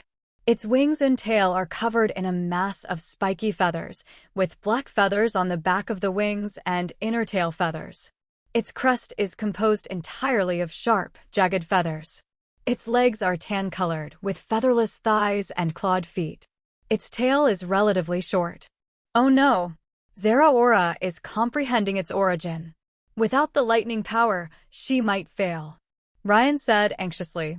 He then released Dragonite and Gyarados, instructing them to use thunder, hoping to replicate natural lightning. The thunder successfully struck Zeraora, but it was clear that Zeraora frowned. Thunder wasn't suitable at all. Ryan sighed, knowing this attempt would fail. But then Zapdos let out another loud cry, and a bolt of natural lightning descended from the sky, striking Zeraora directly. Then Zeraora's brow relaxed, and she slowly opened her eyes. The lightning dissipated, and a powerful aura emanated from Zeraora's body. Zapdos watched as Zeraora comprehended the essence, nodded, and then, weakened, dove into the lake, drawing upon the water's power to heal itself. "Zeraora, help Zapdos," Ryan said. "After all, I owe it a favor. This is a good opportunity to see how much power you've comprehended. Thunder, unleash your full power." Zeraora nodded. A powerful electric current surged through her body, forcing Ryan and the others to retreat slightly. They sensed the raw, most violent power of lightning. A true bolt of lightning descended from the sky, striking the lake. The water was instantly surging with electricity, and the electric-type Pokémon within closed their eyes in comfort, enjoying the sudden healing effect of the lightning. Ruby rubbed her chin and said, "It seems this lake has the ability to absorb electricity, converting it into gentle electromagnetic energy to heal electric-type Pokémon." "Well, let's go. Let's leave this place to the Pokémon," Ryan said, recalling Zeraora and preparing to leave. "Huh? Ryan, aren't you going to catch this Zapdos?" Rosa asked. "I'm not confident enough to battle a fully grown legendary Pokémon," Ryan said, shaking his head. "Besides, Zeraora still owes it a favor. There's no way I'd battle a weakened Zapdos right now. Let's wait until we're stronger, repay the favor, and then consider it." Rosa and Ruby nodded, bid farewell to Erica, and the three of them continued on their way to Blackthorn City. The scene shifted to the Hoenn region. After a month of climbing, Gold and Chris finally reached the summit of the Sky Pillar. Gold took a breath and said, panting, "This is insane. We finally reached the Sky Pillar for a top-tier Pokémon. Don't complain. At least we're here." I can give Ryan an explanation. We can't reach Groudon and Kyogre's sleeping places. Only Rayquaza has a chance, Chris said. But will Rayquaza come? Gold asked uncertainly, pulling out the cyan Pokémon egg from his backpack. Strange patterns were etched across its surface. I'm not sure. Let's wait a while, Chris said. We'll wait 2 days. If not, then... Before Chris could finish her words, a ferocious dragon head emerged from the sky. Gold gasped Rayquaza. Rayquaza glanced at Gold and Chris, then ignored them. Extending its massive claws, it seized the Pokémon egg. Sensing the sealed aura within the Pokémon egg, a look of longing crossed its eyes. Then, with a roar, Rayquaza vanished from Gold's sight, carrying the Pokémon egg with it. Have we completed our mission? Gold asked hesitantly. I guess so. Let's get down from the sky pillar first, and then tell Ryan, Chris said. The two exchanged glances and immediately set off down the sky pillar. They prepared to call Ryan to report the situation. As for Ryan, over the course of a few days, the three of them arrived at the Lake of Rage. There, they encountered Gary, who was training at a nearby temple. At Gary's suggestion, Ryan also decided to train there for a while. The training there was similar to what Ryan had done with Price. He would sit cross-legged in the temple hall, opening his mind and clearing away distractions. The training was rigorous. At the first sign of wandering thoughts, the monks would tap Ryan on the shoulder with a wooden stick, forcing him to return to meditation. All three of them received numerous taps, and Rosa was the first to complete a meditation session without being tapped. This showed that this energetic young woman was straightforward and free from distractions. As for Ryan and Ruby, the more analytical types, their overthinking led to more distractions, and they received the most taps. However, their meditation gradually improved, and Ryan's intelligence and mental attributes also gradually strengthened. After 3 days, Ryan was finally able to meditate without distractions. When meditation ended, Ryan didn't open his eyes, instead entering a profound state. The bond within him began to grow like a young sprout, blossoming into a sapling. This bond also enveloped Celebi, who was beside him. Through the bond's effects, Ryan could sense Celebi's thoughts, and Celebi, in turn, could clearly sense Ryan's. This heart-to-heart communication became a kind of connection for both human and Pokémon. Ryan even managed to borrow Celebi's time power, gaining the ability to glimpse the future. However, this vision was fleeting, and Ryan could only make out a rough outline, an island made of white rock. Groudon and Kyogre were engaged in battle. Ruby and Sapphire, who resembled May, each controlled an orb and stood atop the two behemoths. Ryan, standing atop Rayquaza, descended between them. Then the image cut off. Ryan emerged from the trance and looked at Celebi beside him. Celebi had collapsed on the ground, exhausted. Ryan tried to stand, but his head felt dizzy, and he fell back to the ground. It's only been a few seconds, and I've already used up all my strength, Ryan said ruefully. Ruby and Rosa helped Ryan up. Ruby asked in confusion, Ryan, what's wrong with you? Ryan paused for a moment before regaining some consciousness. Nothing, he said. I was just experimenting with something. By the way, when are we leaving? Rosa asked. Meditating here is so boring. With Rosa's energetic personality, the thought of meditating here was truly difficult. Ryan said, then pack up and go. I've made some progress too. It's time to get the Rising Badge. Rosa nodded excitedly and went to pack her things, with Ruby joining her. Ryan hesitated, thinking back to the vision. In the end, he decided not to tell Ruby. After all, the future can change, as Price had said, so it was best not to dwell on it. After leaving the Lake of Rage, Ryan and the others continued their journey. But a few days later, Ryan received a call from Gold and Chris. After the call was connected, Gold's voice rang out, Ryan, we've had a situation. Your Pokémon egg has been taken. It was taken by Rayquaza, right? Ryan said calmly. Yes, Ryan, how did you know? Gold asked curiously. Because Rayquaza is here with us, Ryan said. A green figure appeared in the sky, followed by a massive green dragon descending from the sky, landing in front of Ryan and the other two. In its claws was a Pokémon egg, the very one Ryan had brought back from ancient times. Ryan looked at Rayquaza, smiled, and said, "Rayquaza, let's join forces." Ryan had been waiting for this moment since the day he met Ruby. Ruby appears in the Pokémon Adventures manga, having defeated a Salamence in her youth. Norman then travels to the Hoenn region, and everything mirrors the manga. In the manga, after Ruby defeats a Salamence, she wanders around the Moss Deep Space Center, accidentally releasing Rayquaza, which was being used for research. Norman then sets out to capture the fleeing Rayquaza. After carefully investigating Rayquaza's whereabouts at the Moss Deep Space Center, Norman finally discovers that Rayquaza is not roaming the ozone layer, but rather slumbering atop the sky pillar. This is the plot from the manga. So, if there are any legendary Pokémon that the League cannot control, then the Hoenn region's 3 legendaries, land, sea, and air, are definitely among them. And Rayquaza will definitely not reconcile with the League. After all, for a legendary Pokémon like itself, being captured by the League for research is a disgrace. So, after understanding the situation, Ryan decided to cooperate with Rayquaza. Furthermore, since the League could capture Rayquaza with their capabilities, he absolutely could not afford to offend the League until he had fully developed his power. Otherwise, his legendary Pokémon were still too weak, and the League would have plenty of ways to eliminate Ryan if they truly wanted to. But things were different now. The power of the bond was fully activated, connecting with Rayquaza. Through heart-to-heart communication, Ryan and Rayquaza reached an understanding. "Hey, Ryan, is Rayquaza with you?" Gold called out on the phone. "What's going on?" "Nothing. By the way, thank you for this.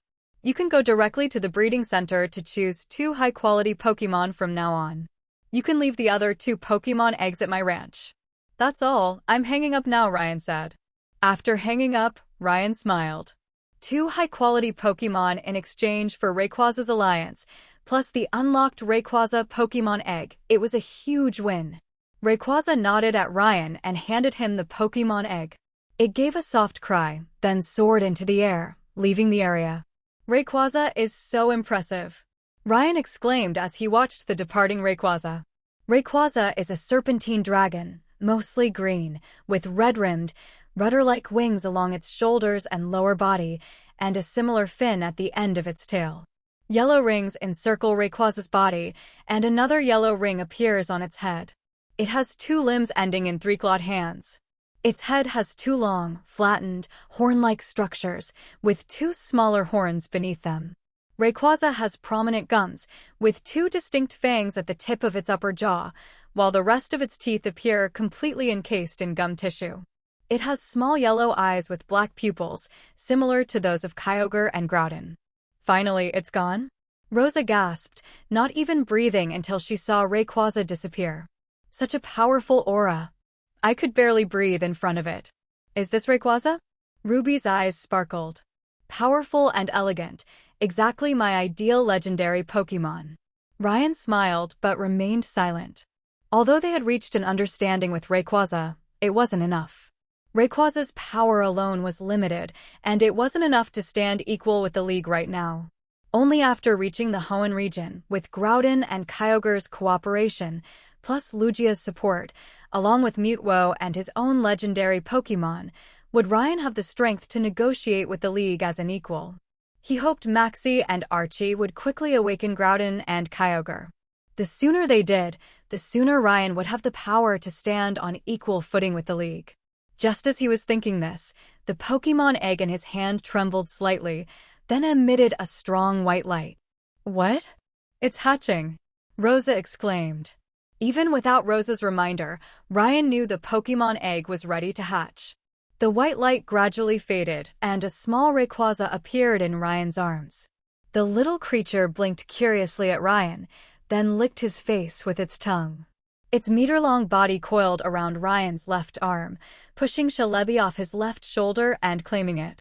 Celebi helplessly patted the tiny Rayquaza's head and flew over to sit on Ryan's right shoulder. Ryan happily patted the tiny Rayquaza's head, his mood brightening. Pokémon Rayquaza, Legendary, Level 0 Gender, Genderless Height, 110 centimeters Weight, 30 kilograms ability, airlock move, twister. This was really just a newborn. Rayquaza typically reaches 7 meters in length and weighs 206.5 kilograms. Ryan could only hold it now, but it would be enormous when fully grown. It seemed he needed to contact Whitney. After all, there were 3 giants coming later: Groudon, Kyogre, and the adult Rayquaza. The food expenses were probably going to be astronomical. Rosa and Ruby were also excited to touch the little Rayquaza. After all, they didn't dare approach the adult one, and the baby looked so cute. If they didn't pet it now, when would they get another chance? Ryan discovered that after the incident with the splash plate, the system was now giving very accurate strength assessments for legendary Pokémon. The current baby Rayquaza had already comprehended origin power at birth and possessed the combat ability of a pseudo-legendary. Unlike Zeraora, who was obtained through a system lottery and had to comprehend origin power herself before becoming a pseudo-legendary. However, the road ahead was still long. Only after fully mastering origin power could one be considered a true legendary and reach the strength of a third-class legendary.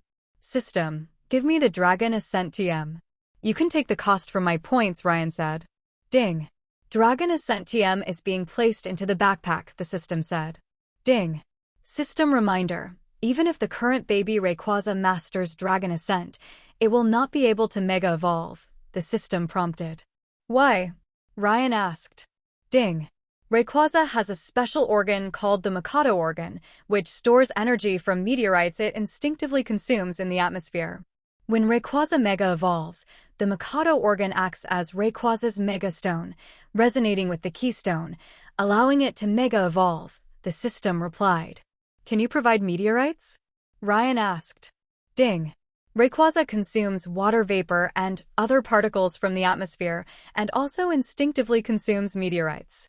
In fact, the best nutrient is the cosmic dust from the decay of small meteorites, the system said. That seems reasonable, Ryan said to the system. Ding. Also note that far-fetched leeks and slowpoke tails are considered delicacies in this world. Wait, what? The system is joking. Ryan was almost in despair. Where was the promised kids anime? He asked the system for some processed cosmic dust, and it turned out to be sparkling glitter powder. It wasn't anything dangerous, but rather quite beautiful. Seeing the powder Ryan took out from his backpack, baby Rayquaza could no longer stay still. It dove into the bag of powder and started eating it eagerly. After consuming only 1/3 of the bag, baby Rayquaza lay on Ryan's shoulder contentedly and fell asleep. Eats and then sleeps immediately.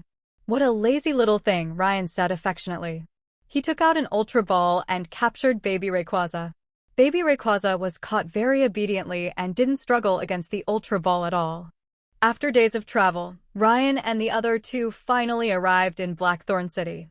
These days had been tough for Ryan, and he began to understand Ash and his Bayleaf. Ryan now felt that if baby Rayquaza wasn't genderless, it would definitely be a little girl, incredibly clingy. He had already gone through over 20 Ultra Balls because of this. If baby Rayquaza lost sight of Ryan, it would break out of its Ultra Ball, emerge for some fresh air, and pester Ryan. Ryan would use the Ultra Ball to catch it again, and it would obediently stay inside. But soon, it would do it all over again. Ryan's only hope was to quickly collect all the badges and finish the Silver Conference so he could obtain a Master Ball to contain baby Rayquaza and calm it down. Arriving at the Blackthorn Gym, Ryan and the others easily found the gym leader, Claire. Seeing Ryan and the others, Claire smiled and said, "Ryan, you're here. I heard about you from Cousin Lance." "Yes." Gym leader Claire, "Can we begin the gym battle?" Ryan said. "Yes, I accept your challenge," Claire said. "Follow me." She led the 3 of them to a battle arena. The arena was a little different from the usual ones. There was a pool in the center, allowing water-type Pokémon to battle as well. Ryan stood at his position. Claire smiled and said, "3 Pokémon are allowed in this battle. Is that okay?" "No problem," Ryan said. "Then this will be my first one," Claire said. "Go, Kingdra." A seahorse-shaped Kingdra appeared in the pool. Ryan nodded and said, "Then go." Before he could finish his words, a flash of white light appeared, and baby Rayquaza emerged on the field. Ryan shook his head, feeling somewhat exasperated, yet he knew in his heart that trouble was brewing. With the appearance of baby Rayquaza, given the league's nature, they would likely demand that Ryan hand over Rayquaza for study. But now wasn't the time to antagonize the league, and Ryan felt a headache coming on. Then he thought again. Team Rocket had already established themselves in Johto, drawing the league's attention. Furthermore, villains in other regions were frequently causing trouble, further distracting the league. If they truly wanted to target Ryan, then he'd have to stand his ground. Ryan thought calmly, a determined look in his eyes. "Oh, a Pokémon I've never seen before," Claire said. "Yes, it's a very rare Pokémon, so please, Gym Leader Claire, keep it a secret." "This is my trump card," Ryan said with a smile. "No problem. The less I reveal about trump cards, the better." "I understand," Claire said. Ryan narrowed his eyes. "I fooled her for now. Hopefully, I can keep it a secret for a while." However, he had to lose this first round. Otherwise, if the performance was too impressive, Claire would undoubtedly consult Lance about it. Lance wasn't as easily fooled as Claire, and knowing the appearance, he'd easily identify it as Rayquaza. "Bite," Ryan commanded. At the same time, he used the power of his bond to tell baby Rayquaza to hold back. Baby Rayquaza felt a little upset. It wanted to help Ryan win the match. But baby Rayquaza still obeyed Ryan's instructions and lunged directly at Kingdra, opening its jaws to bite. "Looks a little inexperienced." "Kingdra, Hydro Pump," Claire said. Kingdra unleashed a massive jet of water, sending baby Rayquaza flying completely defenseless, knocking it out. "Ryan, that was too weak," Claire said, speechless. A newborn, just recently hatched, always eager to prove itself, Ryan recalled baby Rayquaza and said, "But next up will be my main force, so Gym Leader Claire, be careful." With that, Zeraora appeared on the field. This was Ryan's backup plan, having Zeraora perform exceptionally well, completely overshadowing baby Rayquaza. Zeraora beckoned to Kingdra, signaling it to attack. Claire observed the electric current crackling around Zeraora and said seriously, "This is a formidable opponent." "So, Kingdra, Twister." Kingdra spun at high speed, sending a waterspout hurtling towards Zeraora. Zeraora's body flashed with electricity, and the current stimulated her muscles, increasing her speed by more than double. This was an idea Ryan had developed during a match against a novice trainer when he saw the opponent's Manectric using charge. With extreme speed came immense destructive power. A single plasma fist sent Kingdra flying, violent electrical energy coursing through its body, knocking it out with one blow. "Kingdra." Claire recalled Kingdra with concern and said to Zeraora, "Ryan, your Pokémon is truly formidable. Even though I feel like I'm no match for it, I'll keep fighting." "Go, Dragonair." Claire sent out her Dragonair. Ryan shook his head. "That's not enough. I need to make her realize Zeraora's absolute power and completely forget about baby Rayquaza." "Zeraora, charge up," Ryan said.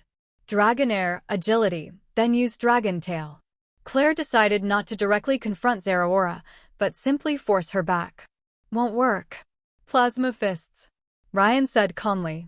A powerful electrical current enveloped Zeraora's fists, and the powerful surge struck the ground, leaving a charred mark. "Oh no! Dragonair, protect!" Claire shouted. "Do you think protect will work?" Ryan said. Zeraora's plasma fists suddenly appeared before Dragonair, and Dragonair quickly erected the protective barrier. But as Claire watched in horror, the punch shattered the barrier and struck Dragonair directly, defeating it with another blow. Claire silently recalled Dragonair, looked at Zeraora, and said, "It's just as Cousin Lance said." "Ryan, your Zeraora is a legendary Pokémon, right?" "That's right," Ryan said bluntly. "As expected. I'm no match for it right now. I'll forfeit this final battle." "After all, any further fighting would only injure my Gyarados," Claire said. "Then, this rising badge is yours." Accepting it from Claire, Ryan thanked her. He recalled Zeraora and left with the somewhat bewildered Rosa and Ruby. Leaving the Blackthorn gym, Ryan looked at the confused Rosa and Ruby and said, "I'm sorry. I don't want to hide this from you anymore." He then explained the conflict between Rayquaza and the League, causing Ruby to fall silent. In truth, Ruby was Rayquaza's benefactor. If Ruby hadn't defeated the Salamence, causing it to crash and accidentally free Rayquaza, it's very possible Rayquaza would still be in the League's custody. But Ruby also felt conflicted. After all, the person responsible for that incident was Norman, her father. Knowing the whole story, Ruby nodded and said, "Ryan, I support you." What's the difference between the League doing that and those villains? Rosa also said angrily, "That's right, we support you on this matter, Ryan." But Ryan remained silent, mulling over Ruby's words. A realization struck him, and he muttered, "No way." Ryan's face turned serious. If his thoughts were correct, then he would have to be very careful in the future. "Combuskin, finish it with quick attack," Ryan said. Combuskin nodded, sprinting at breakneck speed, crashing into Corsola and defeating it. Corsola. The opponent recalled Corsola, bowed to Ryan and departed. Then the next opponent appeared, releasing a Slugma. Ryan nodded, recalled Combuskin, and sent out Grovyle. Today, several weeks after leaving Blackthorn City, Ryan and his team arrived at the Battle Tower in Olivine City. Ryan was focusing on fundamentals, primarily battling opponents using type disadvantages. To further challenge his 3 Pokémon, he often equipped them with Iron Ball and Lagging Tail, hoping to gradually familiarize himself with disadvantageous situations and establish a solid foundation before the Silver Conference began. "Slugma, Flamethrower," the opposing trainer called out. "Quick attack to dodge, then use Leaf Blade," Ryan said. Slugma unleashed a blast of flames at Grovyle. Grovyle quickly dodged the attack, closing in on its opponent. Grovyle swung out its 2 arms, using the leaf blades growing from them like swords to slice Slugma. "Slugma, endure it, then use Yawn," the trainer said. But he had underestimated Grovyle. Having struck once, Grovyle wasn't going to stop. It spun in midair, its twin blades slicing through Slugma like a buzzsaw. After several consecutive blows, Slugma had no chance to retaliate. But then things took a turn. A flash of fire scorched Grovyle's blades. Ryan frowned. "Oh no, it's burned." Slugma's ability is Flame Body. The sudden loss of attack power gave Slugma a chance to breathe. Its entire body became a pool of lava, flowing to the side. Then a jet of flame struck the slowed Grovyle. The timing was impeccable. "Use Synthesis to recover," Ryan said, "and then disrupt it with Leech Seed." Grovyle nodded, using Synthesis to regenerate. The young trainer wasn't about to miss such a good opportunity, firing another flamethrower. Grovyle had no choice but to dodge the attack, abandoning its recovery. Several Leech Seeds struck Slugma, but they were consumed by Slugma's lava body, leaving them no chance to take root. "I was careless. Slugma is made of lava, so Leech Seed can't affect it at all," Ryan muttered. "Let's try this, Energy Ball." Slugma unleashed another flamethrower, which collided with the energy ball, causing an explosion that instantly filled the area with smoke. Just as Slugma was about to leave the smoky area, Grovyle rushed in front of it and sent it flying with Brick Break, knocking it out. Phew, Ryan exhaled, recalled Grovyle, and prepared to have his Pokémon healed. While waiting for Nurse Joy to heal his Pokémon, Ryan sat on the sofa, reflecting on previous battles. Many of them had given him valuable insights, such as when Slugma consumed the Leech Seed. The trainer, mindful of Slugma's condition, chose not to dodge the Leech Seed. Many trainers had come up with creative strategies, such as using Pokémon's Flash Fire ability to absorb Fire-type moves like Flame Charge. This absorbed the fire damage while increasing the power and speed of their own Fire-type moves, a truly impressive tactic. Ruby and Rosa also came to heal their Pokémon. After all, they couldn't sit still, and with so many opponents to practice with, they were also improving their battle skills. Ruby's Pokémon had evolved over the past few days. Her team currently included Eevee, Swellow, and Kirlia. That Eevee had an Everstone, and Ruby was working hard to cultivate a bond with it, hoping it would evolve into Sylveon. Rosa's Teddiursa had also evolved into Ursaring, a formidable force. With proper training, it should become a major powerhouse in the future. Ryan also completed his Pokédex quest, completing the profile for the last species, Trapinch, earning him a diamond reward and a set of Jengar's Mega Evolution Stones. Furthermore, after days of continuous battles, Charmeleon, Bagon, and Togepi had all evolved. Ryan, did you gain anything? Rosa came over and handed Ryan a bottle of drink. Good progress. I think with some more time of practice, I'll be able to reach Elite 4 level within 3 months at the latest. Ryan opened the drink, took a sip, and handed it to Ruby. Ruby shrugged, taking the drink and going to get another one. Ryan sighed. It was a shame that the Silver Conference was about to begin, so he couldn't train here anymore. Besides, most of the trainers here had already battled each other before, so there wasn't much more experience to gain. Ruby returned, sipping her drink, and said, "We'll be parting ways after the conference. I'm also heading to Hoenn. Ryan, Rosa, do you want to come with me?" "No, it's almost time for me to go back. After the conference, I need to return home." "I have some things to take care of there," Rosa shook her head. "I can't make it either. I have to go to Alola to pick up Lily after the conference, and I still have some things to handle at the breeding center. After I'm done with that, I'll head to Hoenn next year to challenge the Hoenn League. We can travel together then." "It's a good time to meet up with your childhood friend," Ryan said with a smile. "Yeah, it's a deal," Ruby said, extending a fist.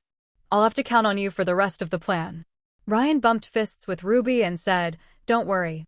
If you weren't sure before, now with its help, nothing should go wrong."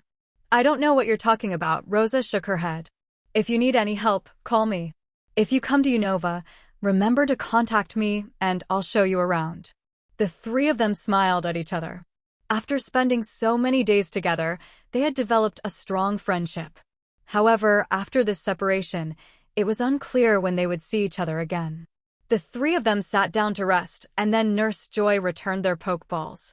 After receiving their Pokeballs, the three of them separated and resumed their battles.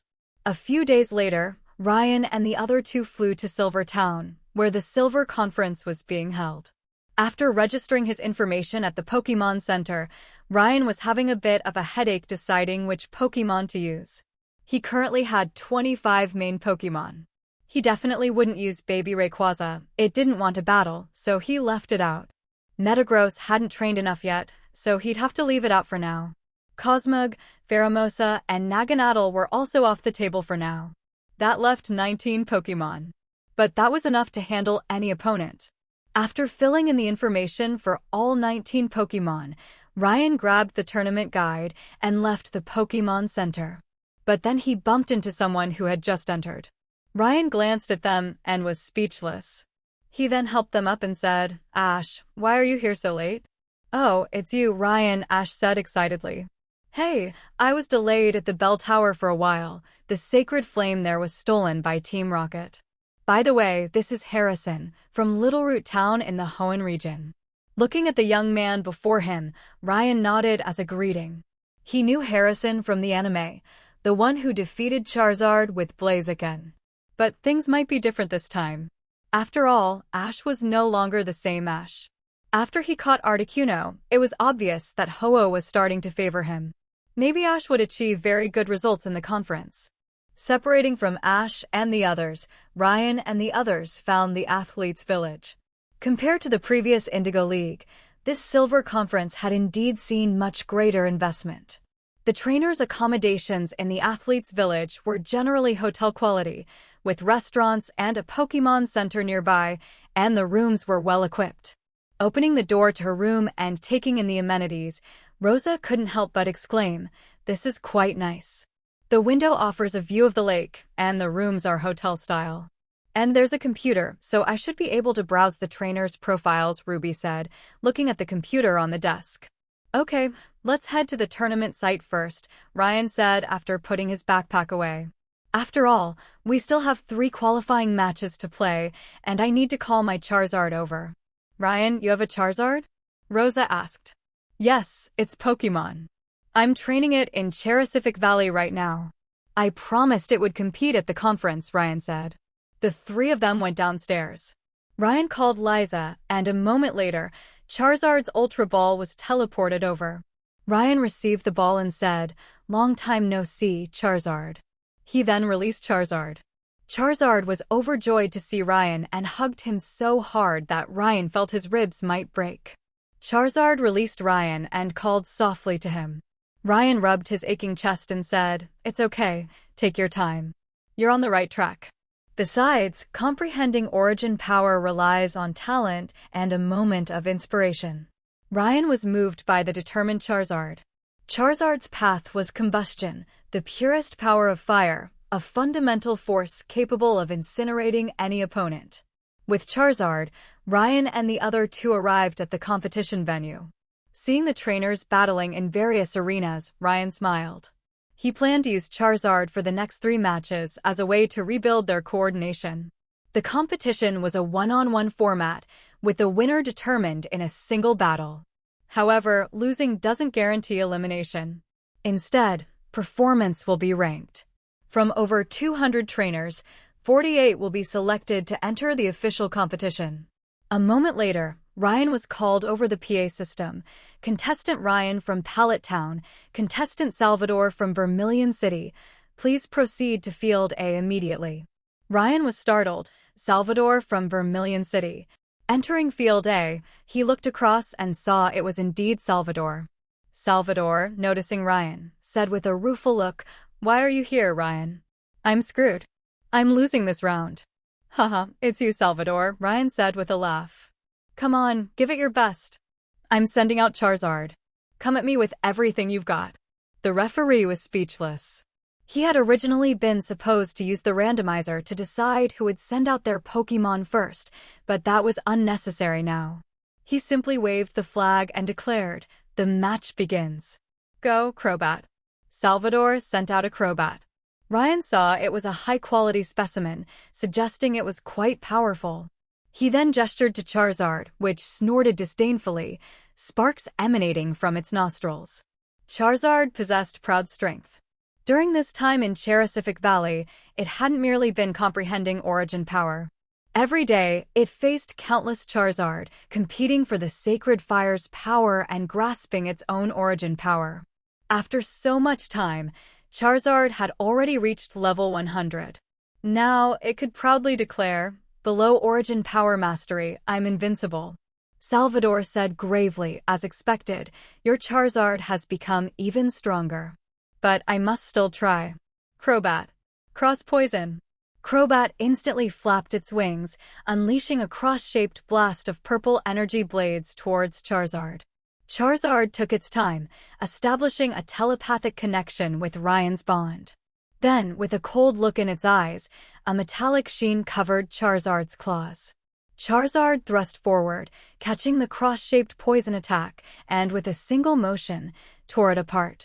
Ryan smiled. Metal Claw, a Steel-type move, and Steel types resist poison. The cross-poison failed to even scratch Charizard. Salvador bit his lower lip and said, "Crobat, air slash." Crobat flapped its wings, sending countless air blades slashing towards Charizard. Ryan laughed. "That move won't work. Watch this, Charizard, air slash." Charizard paused for a moment, but instantly mastered the technique. With a flap of its wings, a vortex formed, and from its wings, numerous disc-shaped air blades were launched at Crobat. The disc-shaped air blades collided with Crobat's air blades, shattering Crobat's air slash with overwhelming force. The air blades then struck Crobat, who had no time to dodge. Crobat was blown away in the explosion, landing unconscious. Crobat is unable to battle. Charizard wins. Therefore, the winner is Ryan from Pallet Town, the referee declared. Crobat. Salvador ran over with concern and helped Crobat up.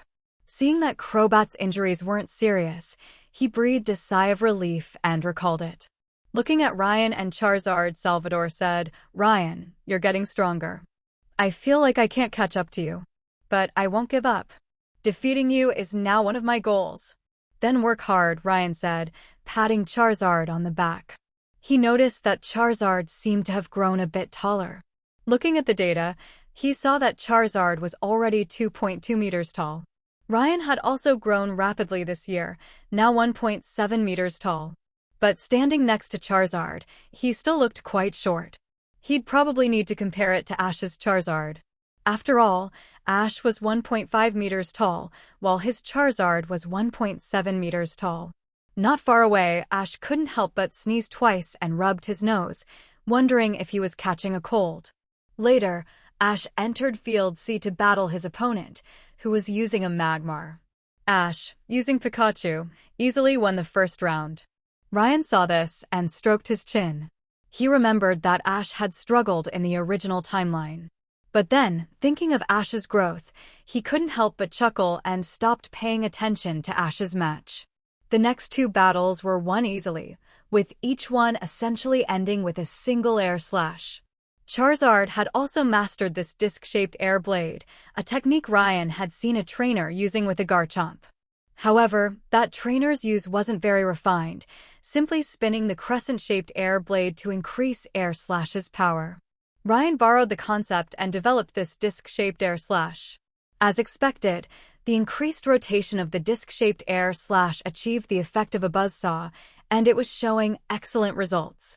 Almost no Pokémon could withstand this move. After winning all 3 matches, Ryan returned to the Pokémon Center and waited for the roster to be released. After a while, the roster was released. Ryan was on it, and Ash, Gary, Harrison, and Salvador were all on the list as well. 48 trainers have qualified. The preliminaries are a 3-person round-robin system, 3 points for the winner, 0 for the loser, and 1 point for a draw. Just 2 wins will advance to the round of 16, Rosa said, looking at the guidebook. I know that, but the match schedule won't be out until tomorrow, Ryan said, checking his computer. Anyway, let's take a look at the other trainers' profiles first to get a rough idea. There shouldn't be any serious opponents, Ruby said. Well, there's only Ash. The level of this Silver Conference is vastly different from the Indigo League in Kanto. No, I might have to take this more seriously, Ryan said, looking at the computer. He then stepped aside to let Rosa and Ruby look at the screen. The computer displayed Ash's profile, showing the Pokémon he had registered.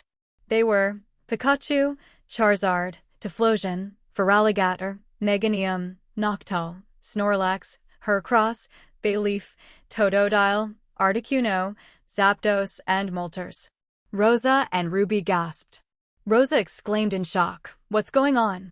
Last time I saw Ash, didn't he only have Articuno? How come he has both Zapdos and Moltres this time?" Ryan shook his head and said, "I don't know, maybe it's just luck." While saying this, he secretly suspected that it was Ho-Oh's doing. Ash had begun to grow rapidly, and Ho-Oh had begun to deliberately favor him. But this is what makes it interesting, Ryan said with a smile. No matter how many legendary Pokémon there are, bring them on. Ryan looked forward to the day when Ho-Oh would become Ash's Pokémon. Then he would have the means to surpass it. Although he was no match for Ho-Oh now, with the system, he knew he would definitely achieve this goal one day. Ding! Side quest begins. Challenge Ho-Oh. Use your own legendary Pokémon to defeat Ho-Oh in battle, pinning it down for 1 minute. Reward: 1 portion of Rebirth Flame Power. This can be given to a Fire-type Pokémon to help it comprehend Origin Power, or it can be used to unlock a second Origin Power for a Fire-type Pokémon that has already mastered one, granting 100% comprehension, though it cannot advance further. System, how thoughtful, Ryan said with a smile. Ding. Providing the host with opportunities for advancement is the system's responsibility.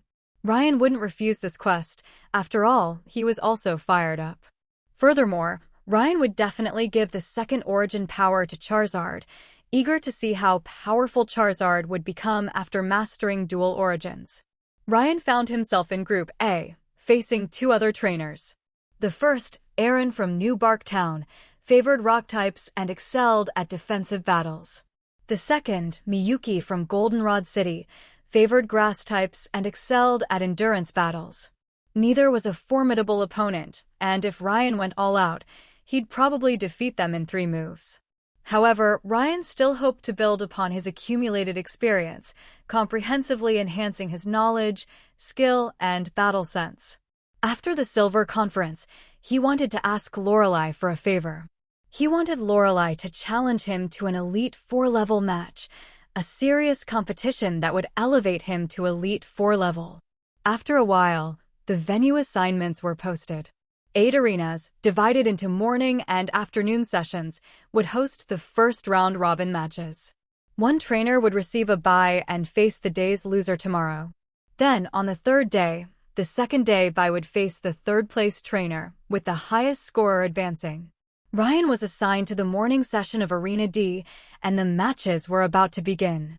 Ryan randomly selected 3 Pokémon, Dragonite, Wobbuffet, and Beedrill.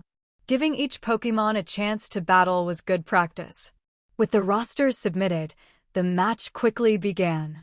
Ryan stood in the arena, looking at his opponent, Aaron, and said with a smile, "I'll do my best." "You cocky guy, let me show you how powerful we are," Aaron said indignantly.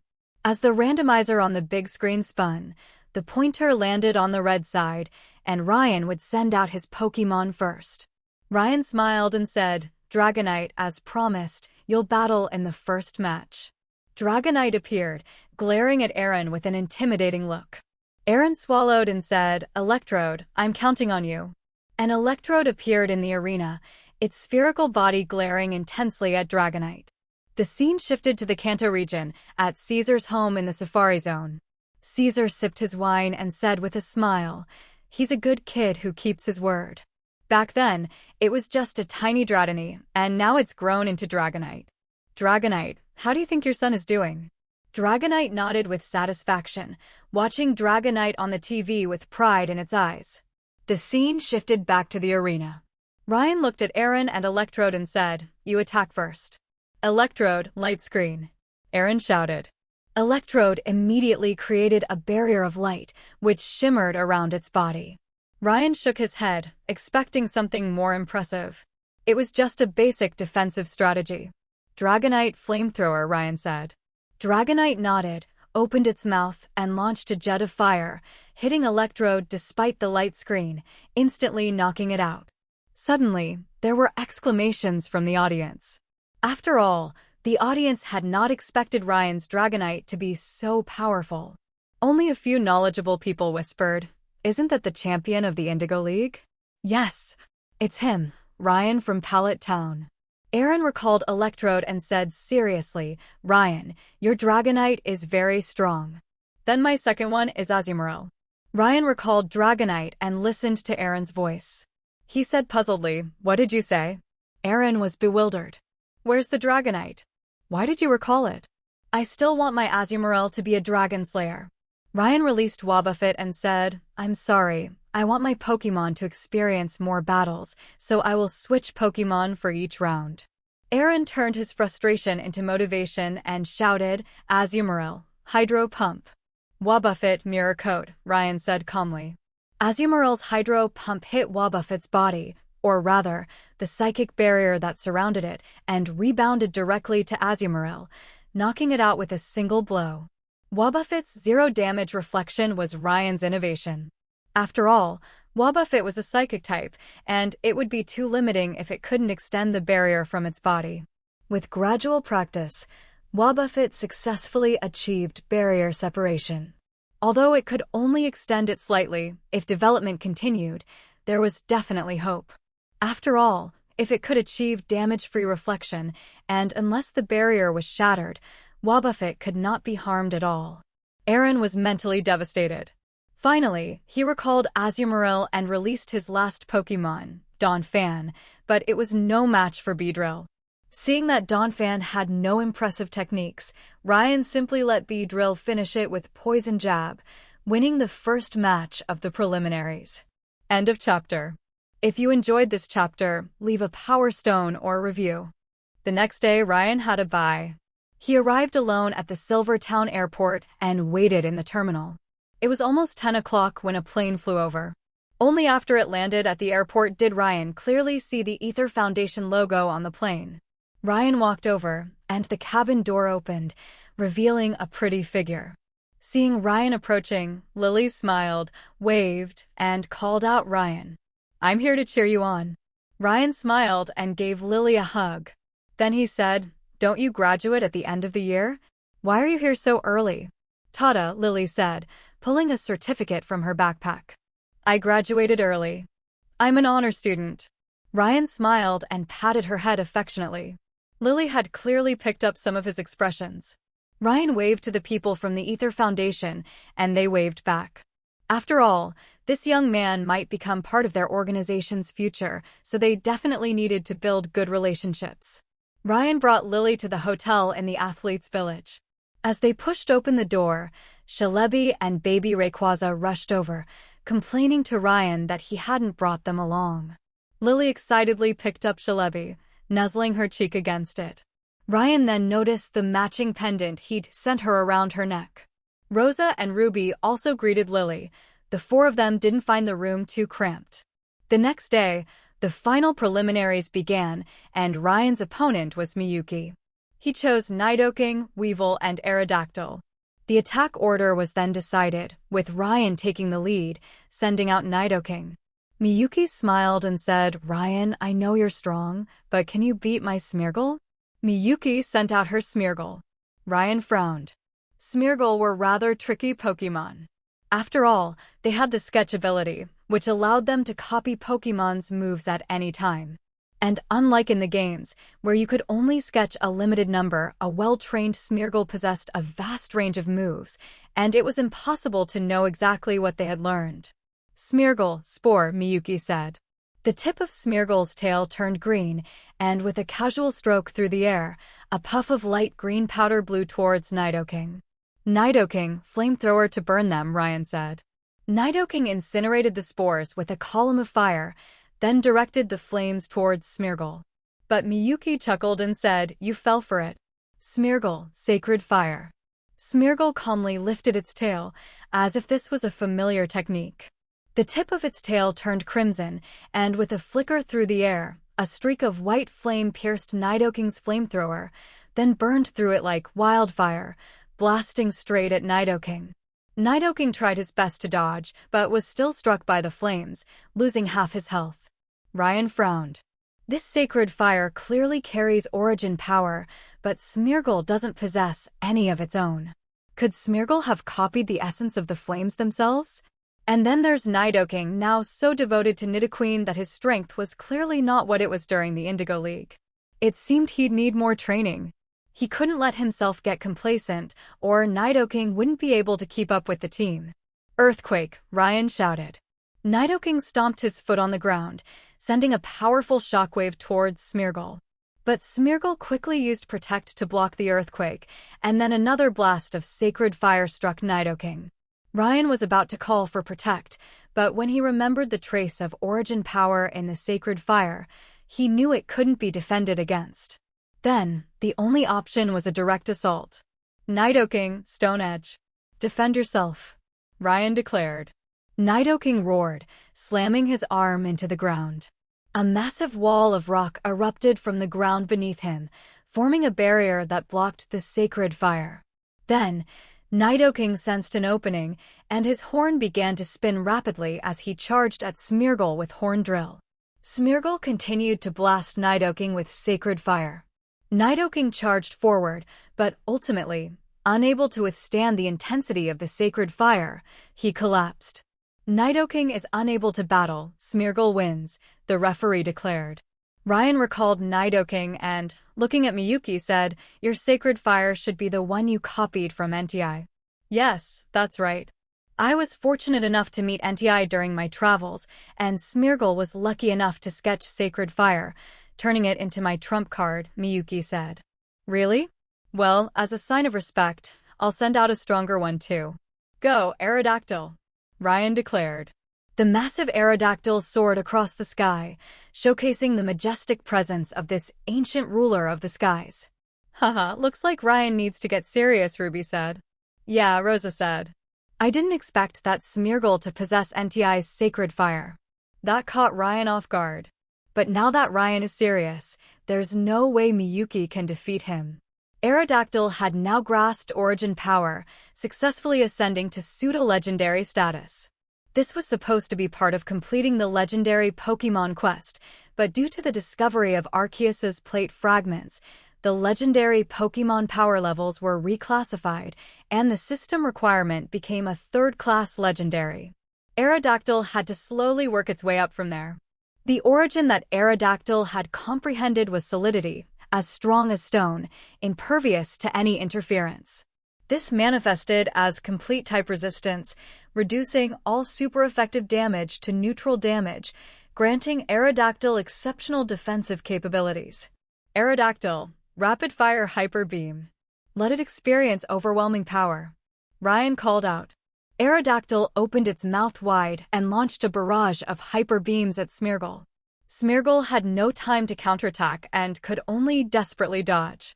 It was eventually struck by the hyper beams, rendering it unable to battle. Impossible. Why doesn't your Aerodactyl have recharge time when using hyper beam? Miyuki said in disbelief. Ryan smiled, but said nothing. Ever since he'd seen Flame Charge used creatively at the Battle Tower, he'd been thinking about modifying other moves. For example, Hyper Beam, weakening its power to achieve unlimited use without the recharge drawback. Theoretically speaking, while it shouldn't be super effective against rock or steel types due to normal type resistances, a barrage of Hyper Beams would still be quite intimidating. The original power of Hyper Beam was 150, but after the modification, it was only 80. While less powerful, it had no recharge drawback and could be fired repeatedly, making it a truly cost-effective option. Miyuki recalled her Smeargle and released a Jumpluff. Ryan continued to use Aerodactyl. Although Jumpluff was no match for Aerodactyl, its use of various powder moves and healing techniques sparked Ryan's interest. After giving Jumpluff the respect it deserved, Aerodactyl dispatched it with a single Fire Fang. Finally, Miyuki sent out her ace Venusaur, whose rooted turret tactics also greatly intrigued Ryan. Even he was considering whether to catch a Bulbasaur and train it. After all, this rooted turret strategy, if combined with the thick fat ability of Mega Venusaur after Mega Evolution, was indeed an excellent strategy. But this Venusaur didn't have the thick fat ability and ingrain restricted Venusaur's movement, so it could only become a target for Weevil and was decisively defeated by Weevil. After defeating Miyuki, Ryan secured his spot in the round of 16. The winners from each venue were then announced. Ash, Gary, Erica, and Harrison all advanced. The tournament bracket made Ryan laugh. Ash would face Gary again, just like in the anime, but if he defeated Gary, his next opponent would be Erica. Ryan's opponent in the round of 16 was none other than Harrison. Seeing Ryan, Harrison approached with a look of resignation and said, "Ryan, I'm not asking for much. At least use one of your legendary Pokémon. That way, losing won't be too embarrassing." Are you sure?" Ryan said. "If I send out my legendary Pokémon, yours might not last a single round." "It's okay, I'm ready," Harrison said. "This tournament marks the end of my League Challenge journey. Afterwards, I'll train under Elite 4 member Koga. I believe I'll definitely become an Elite 4 member someday." "Yes. Best of luck." Ryan extended his right hand. Harrison shook it and then left to select his Pokémon. "Ryan, are you really going to use your legendary Pokémon in the match?" Lily approached. "Well, that's what Harrison wanted," Ryan said. "I'll fight with everything I've got." "That'll be worthy of Harrison's dedication." Ryan returned to his room, turned on his computer, and registered his team: Mutwo, Solgaleo, Celebi, Zeraora, Nihilego, and Greninja. This was probably Ryan's strongest lineup, though he had a few others. But Aerodactyl and Charizard had already competed, and both requested spots in the finals, which Ryan granted. The round of 16 consisted of 8 matches, 2 per day, taking 4 days to complete. Ryan was scheduled for the afternoon session on the 3rd day, leaving him plenty of time. The first match was between Ash and Gary, a battle Ryan was very interested in watching. Ryan and the others found Brock and Misty in the audience seats and sat down, ready to watch the match. As the official match began, the field was randomly selected, a rock field, with Gary going first. "Go, Nidoqueen." Gary sent out his Nidoqueen. "I choose you, Feraligatr." Ash summoned Feraligatr, which had a type advantage against Nidoqueen. "Feraligatr, Hydro Cannon." Ash took the initiative, unleashing a massive Hydro Cannon at Nidoqueen. At Gary's command, Nidoqueen used earth power, stomping the ground so hard that it cracked beneath Feraligatr's feet. Feraligatr lost its footing and tilted, causing the hydro cannon to veer off course, missing Nidoqueen completely. Perfect opening, Nidoqueen, Thunder Punch. Gary exclaimed, seeing Feraligatr's foot stuck in the crack. We won't lose in a contest of strength. Feraligatr, Ice Fong, Ash declared. Nidoqueen charged at Feraligatr, her fist crackling with electricity, and punched hard. Feraligatr withstood the blow, then with its icy jaws, bit down on Nidoqueen's shoulder, clamping down relentlessly. Nidoqueen screamed, clearly deeply wounded. Using Nidoqueen's momentum, Feraligatr managed to pull its leg free from the crack. Then, under Ash's command, it used Aqua Tail to knock Nidoqueen out cold, rendering her unable to battle. Return, Nidoqueen. Gary recalled his Pokémon. Go, Scizor. Agility, then X-Scissor. Upon appearing, Scizor transformed into a red blur and rushed toward Feraligatr. Scizor crossed its pincers, both glowing with white energy. Immediately after, it slashed through the air, unleashing a powerful X-shaped strike toward Feraligatr. The attack was accompanied by a wave of white energy that sent Feraligatr flying, knocking it out instantly. So fast! Ash exclaimed in surprise. He hadn't expected Gary to employ Scizor's speed battle strategy right from the start, and Feraligatr was defeated before it could even react. After recalling Feraligatr, Ash thought for a moment and said, "We can't lose in a race of speed. Go, Pikachu! Quick attack! Swords dance!" Gary shouted. Pikachu moved swiftly, charging toward Scizor, who spun rapidly in place to boost its attack power. Then Pikachu rushed at Scizor and struck it in the midsection with Iron Tail, sending it flying. A small electric current then engulfed Scizor. An Iron Tail and Thunder Wave combo?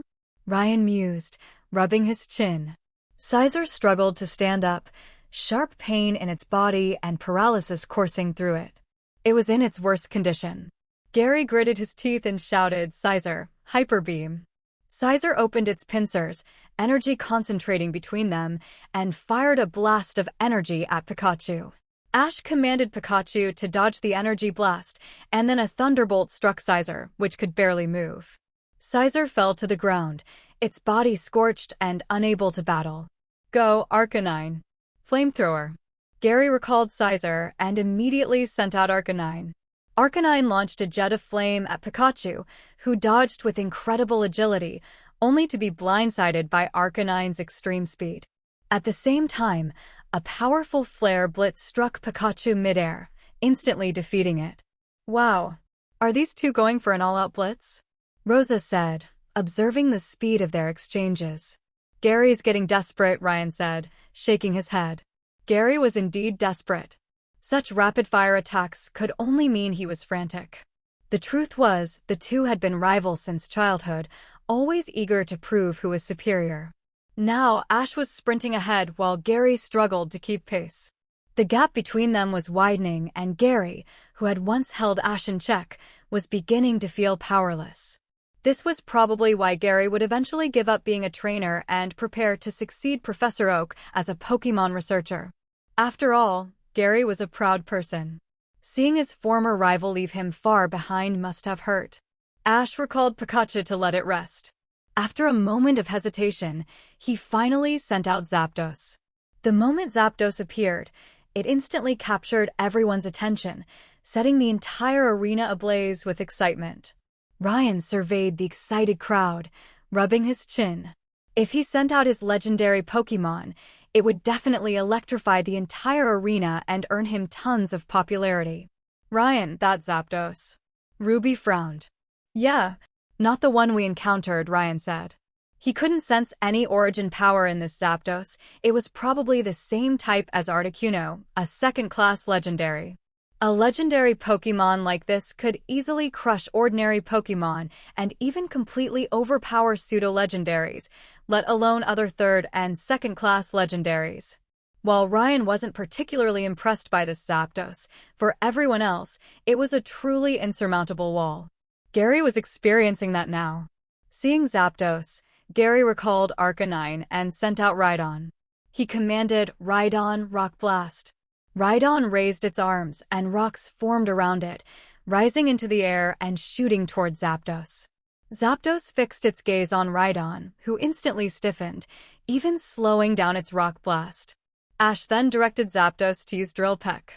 Zapdos spun and dove toward Rhydon, generating rotating energy around itself that deflected all the rock blasts. It struck Rhydon with its sharp beak, finishing it with a single blow. With Gary's 3 Pokémon defeated, a 5-minute break commenced. Ryan shook his head. The intimidation ability of legendary Pokémon was a minor mechanic in the games, but a devastating force in reality.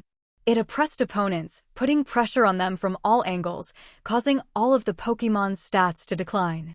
If a trainer didn't have the courage to face legendary Pokémon head-on, defeat was inevitable.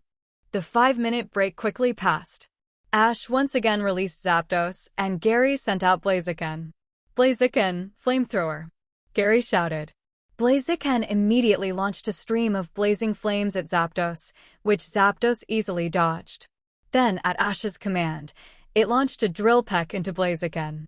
Ryan, standing in the stands, shook his head and said, "Ash was careless." As Ryan had predicted, Blaziken took a stance and caught Zapdos' Drill Peck with both hands. The force of Zapdos' impact sent Blaziken slamming into several large rocks behind it. When the impact dissipated, Blaziken gave a defiant smirk, gathering a torrent of poison in its hands and spraying it all over Zapdos' face. Blaziken then collapsed, having successfully poisoned Zapdos, and its Blaze ability-enhanced body managed to burn Zapdos as well. Zapdos won the round, but its condition had actually dropped to its lowest point. If the two sides fought in rapid succession, Zapdos wouldn't be able to hold out. Ash, understanding this, recalled Zapdos and sent in his Charizard. "Go, Arcanine!" Gary shouted. "Arcanine, Extreme Speed!" Arcanine suddenly accelerated, leaping toward Charizard. Charizard extended its claws, withstanding Arcanine's extreme speed. Ash then shouted, "Charizard, that's it, use Seismic Toss." Charizard grabbed Arcanine and flew straight into the air. It spun several times in the sky, disorienting Arcanine, then plummeted to the ground, slamming Arcanine onto the rocky field, effectively knocking it out. Ryan watched in silence. Charizard knew Seismic Toss, and Ash's Charizard was the only one who could use it so effectively. Ryan also had a move called Seismic Toss, but when he tried teaching it to his Charizard, it said it couldn't learn it properly.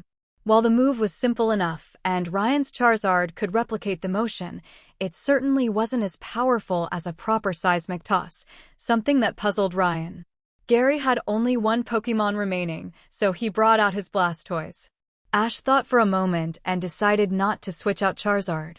Just like in the anime, the final match would be Charizard versus Blastoise. But unlike in the anime, this was Gary's last Pokémon, and Ash still had some power left in reserve. "Blastoise! Hydro Cannon!" Gary shouted. "Charizard! Flamethrower!" Ash exclaimed. There was nothing fancy, just a simple clash of moves. The two attacks collided, with Hydro Cannon overpowering Flamethrower and directly hitting Charizard. However, due to Flamethrower weakening it, Hydro Cannon's power was greatly reduced. "Charizard, fly over and use Seismic Toss," Ash said. "Withdraw into your shell and use Rapid Spin," Gary shouted. As Charizard approached Blastoise, it retreated into its shell, then spun rapidly and slammed into Charizard, knocking it back. Another Hydro Cannon followed, sending Charizard flying. "Damn it! I can't get close," Ash cried. Then, a flash of inspiration struck him, remembering how Ryan had Charizard use Heat Wave to alter the battlefield at the Indigo League. "Charizard, cover the entire rocky field with flames," Ash shouted.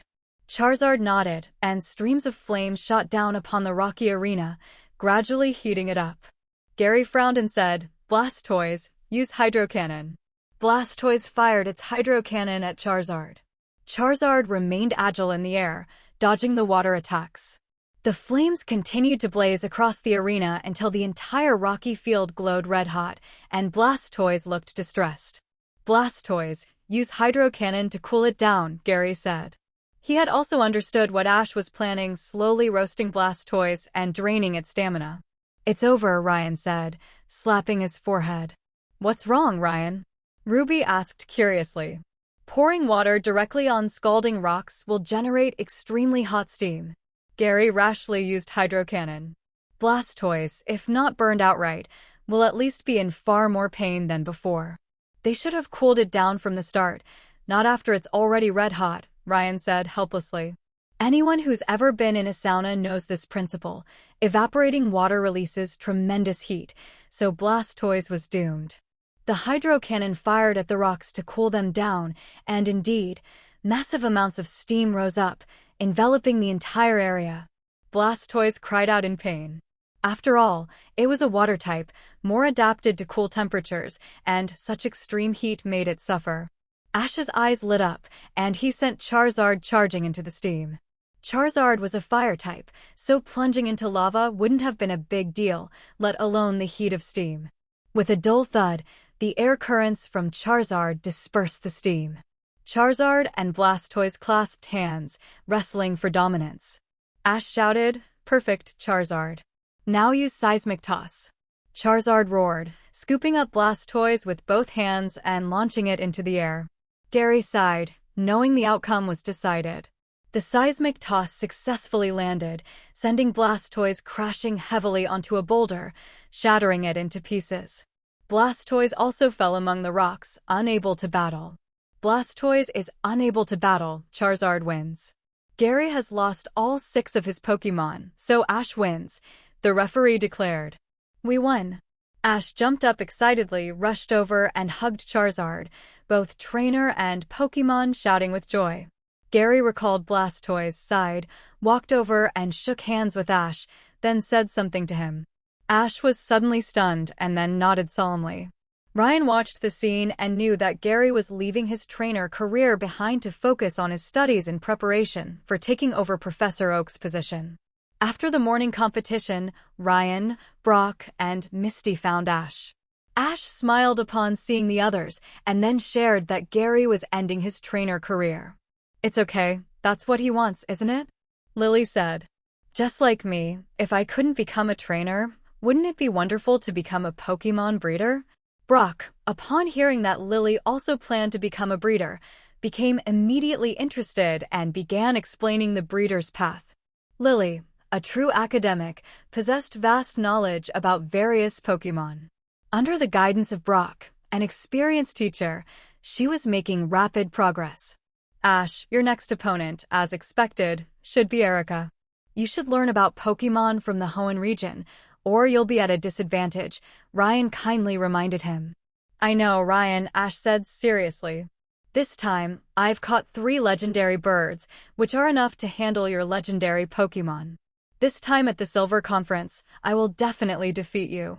Ryan wanted to tell him that there were also power levels among legendary Pokémon. But after thinking about it, he decided not to say anything, not wanting to disturb Ash's optimistic confidence. What would happen if Aerodactyl defeated that Articuno? It would definitely be exciting. Ryan thought mischievously, feeling somewhat eager to see it. On the 3rd day, the match between Ryan and Harrison officially began. Ryan and Harrison arrived at the arena and took their positions. Then, under the passionate commentary of the announcer, the field selection began. As the roulette spun, it landed on the water field. Harrison whistled and said with a smile, "This is the field I wanted most, Ryan. Even though I can't beat you, I'll show you my strength." Then, the attack order was decided. With the cursor landing on the green square, Harrison would attack first. Without hesitation, Harrison said, "Arbok, I choose you." "Solgaleo, it's your turn," Ryan declared. It's evolved from Cosmoem. It is one of Cosmog's final forms, the other being Lunala. Ryan chose Solgaleo because of its size and cool looking, and he has very powerful ability. So, Arbok entered the arena and immediately dove into the water, leaving only its head visible. Solgaleo, with a deafening roar, made a dazzling entrance. Its massive size instantly captured everyone's attention. Ryan, watching his popularity point skyrocket, felt incredibly satisfied. Arbok, toxic, Harrison declared. Arbok dove into the water and launched a volley of poisonous sludge at Solgaleo. But Solgaleo didn't dodge.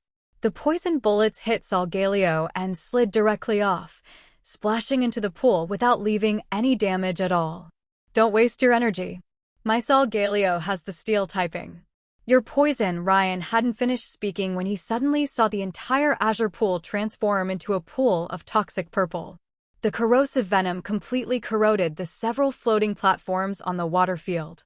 Hehe, turning the water field into a toxic field is also my backup plan, Harrison said.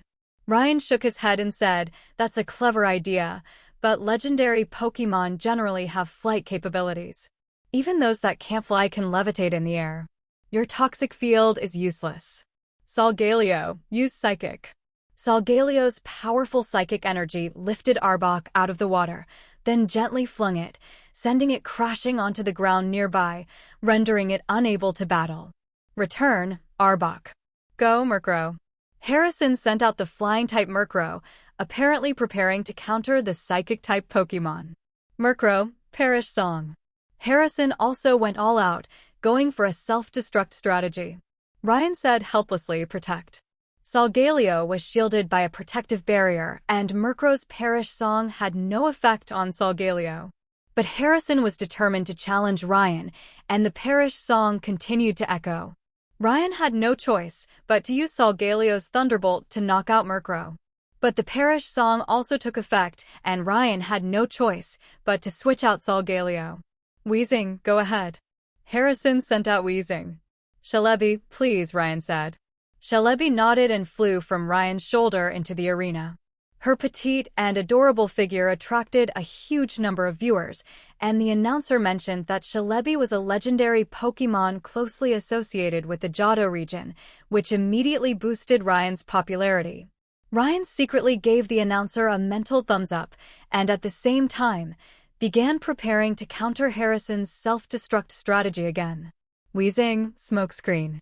Harrison shouted. Wheezing immediately erupted in thick smoke, enveloping the entire venue. Then, through his bond with his Pokémon, Ryan sensed a dark shadow charging toward Celebi. He identified the shadow's position and immediately instructed Celebi to grab hold of Wheezing.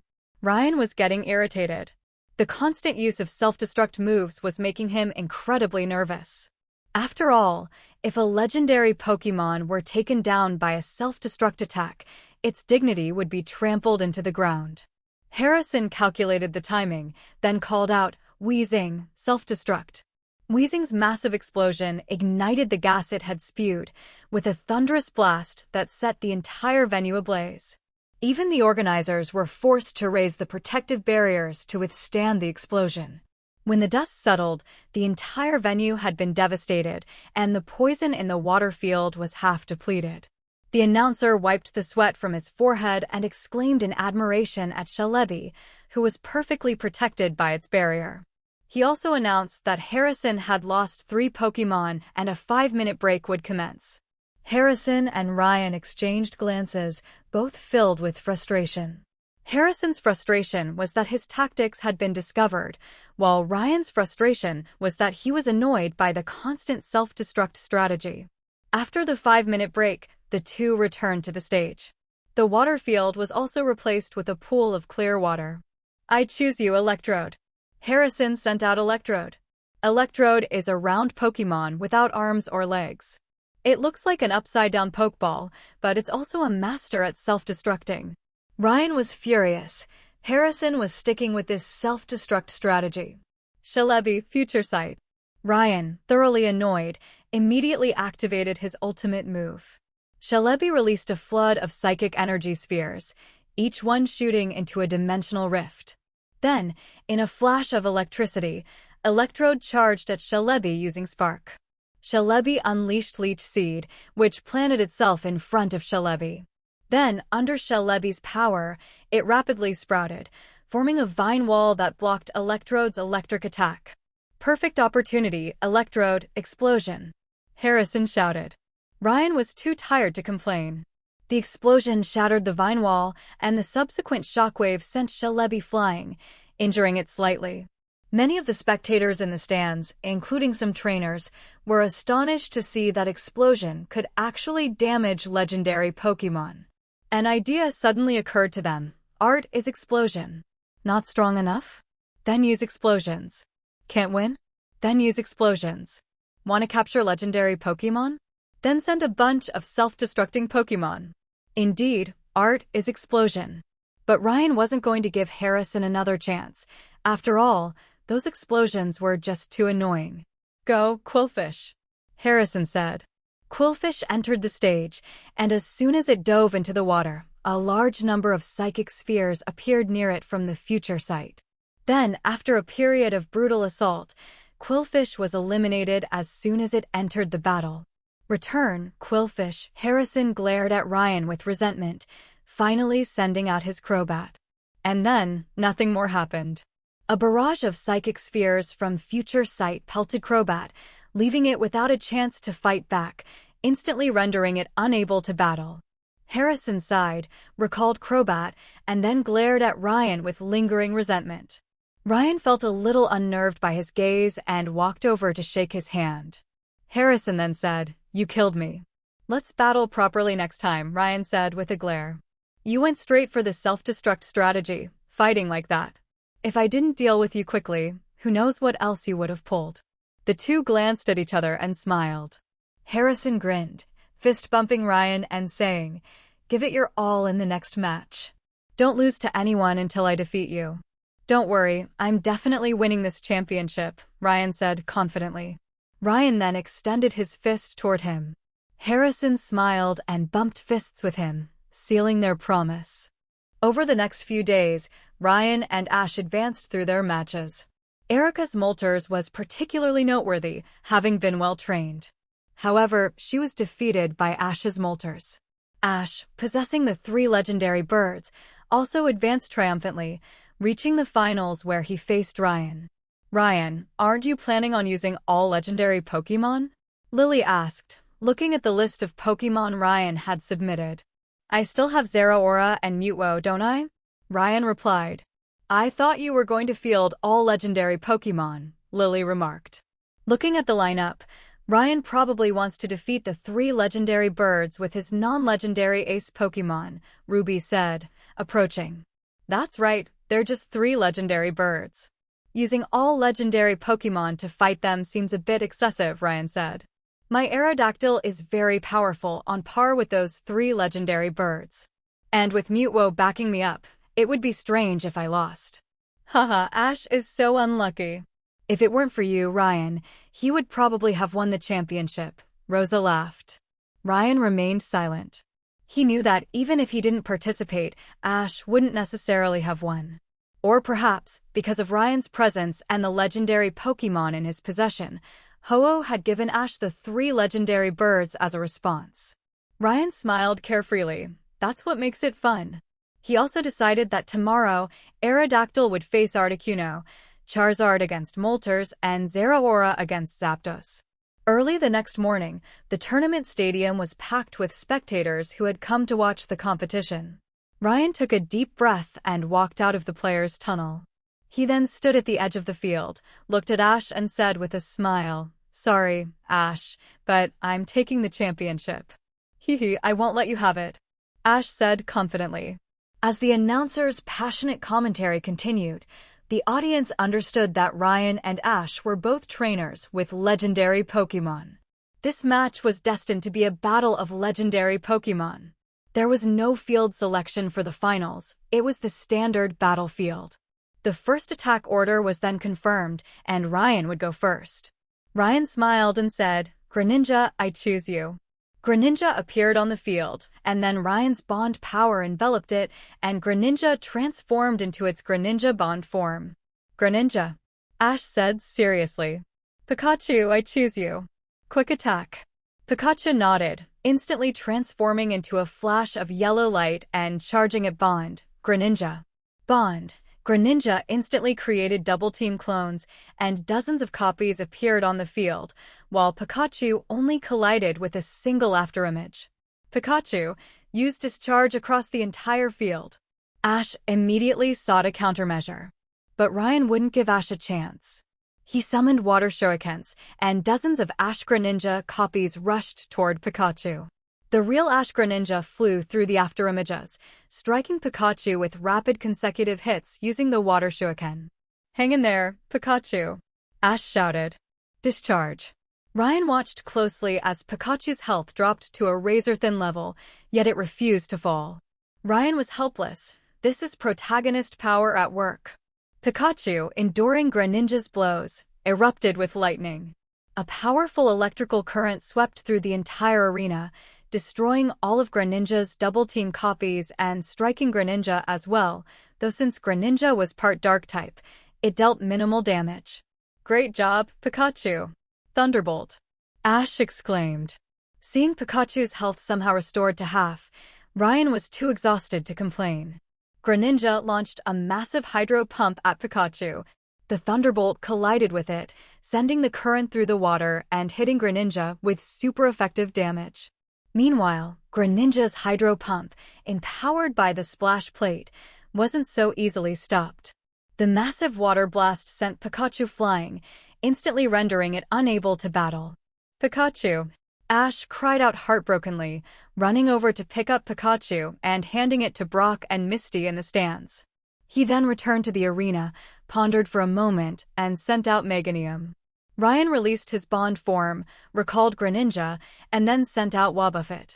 Ryan laughed and said, "Ash, this is the Wobbuffet I obtained back at the battle frontier. Come give it a try. Then let me see how powerful your Wobbuffet is." Ash shouted. "Meganium, Solar Beam." "Mirror Coat," Ryan said. Wobbuffet raised an energy barrier. Meganium absorbed the sunlight and fired directly at Wobbuffet. However, it struck the barrier, which shattered. Simultaneously, the solar beam, nearly 3 times stronger, reflected and headed straight for Meganium. Meganium was directly hit by the solar beam and sent flying. Fortunately, Solar Beam was a grass-type move, so it didn't cause too much damage to Meganium, but it still knocked off nearly 30% of her health. "Meganium, use counter. Charge forward," Ash commanded.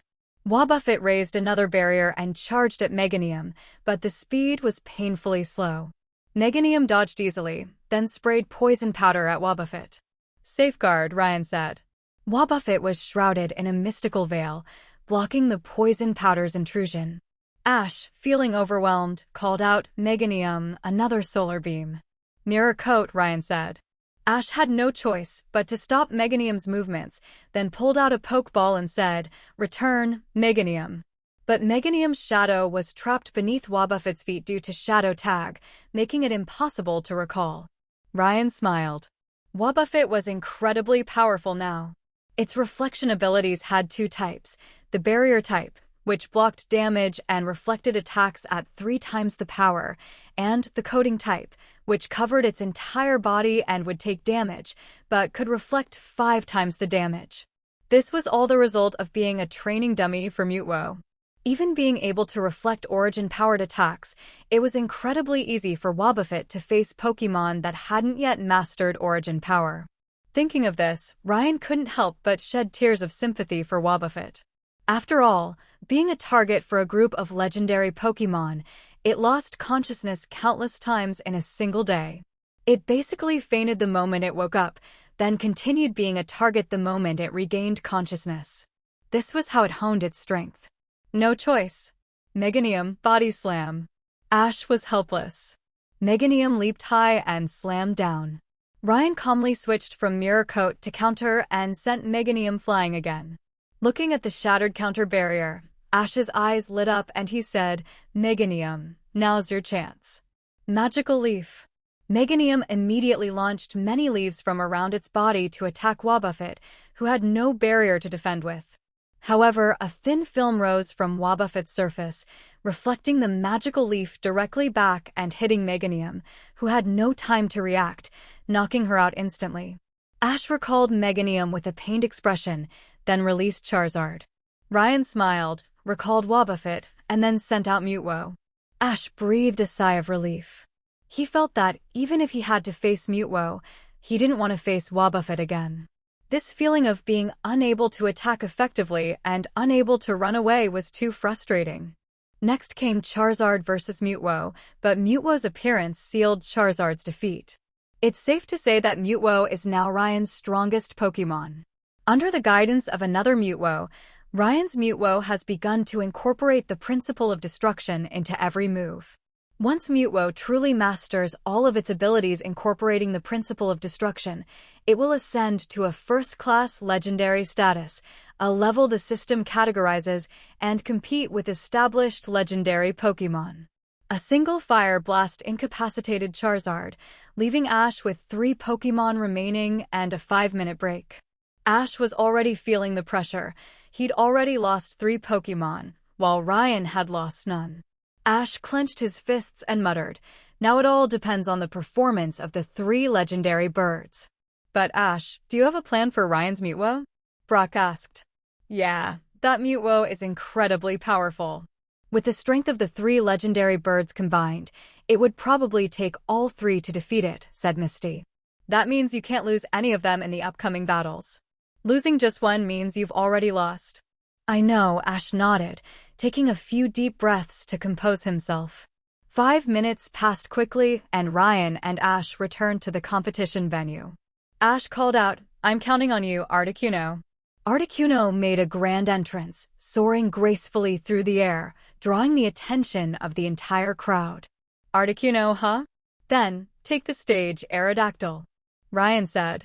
As Aerodactyl entered the arena, a deafening roar echoed, and an ancient, primal aura filled the air.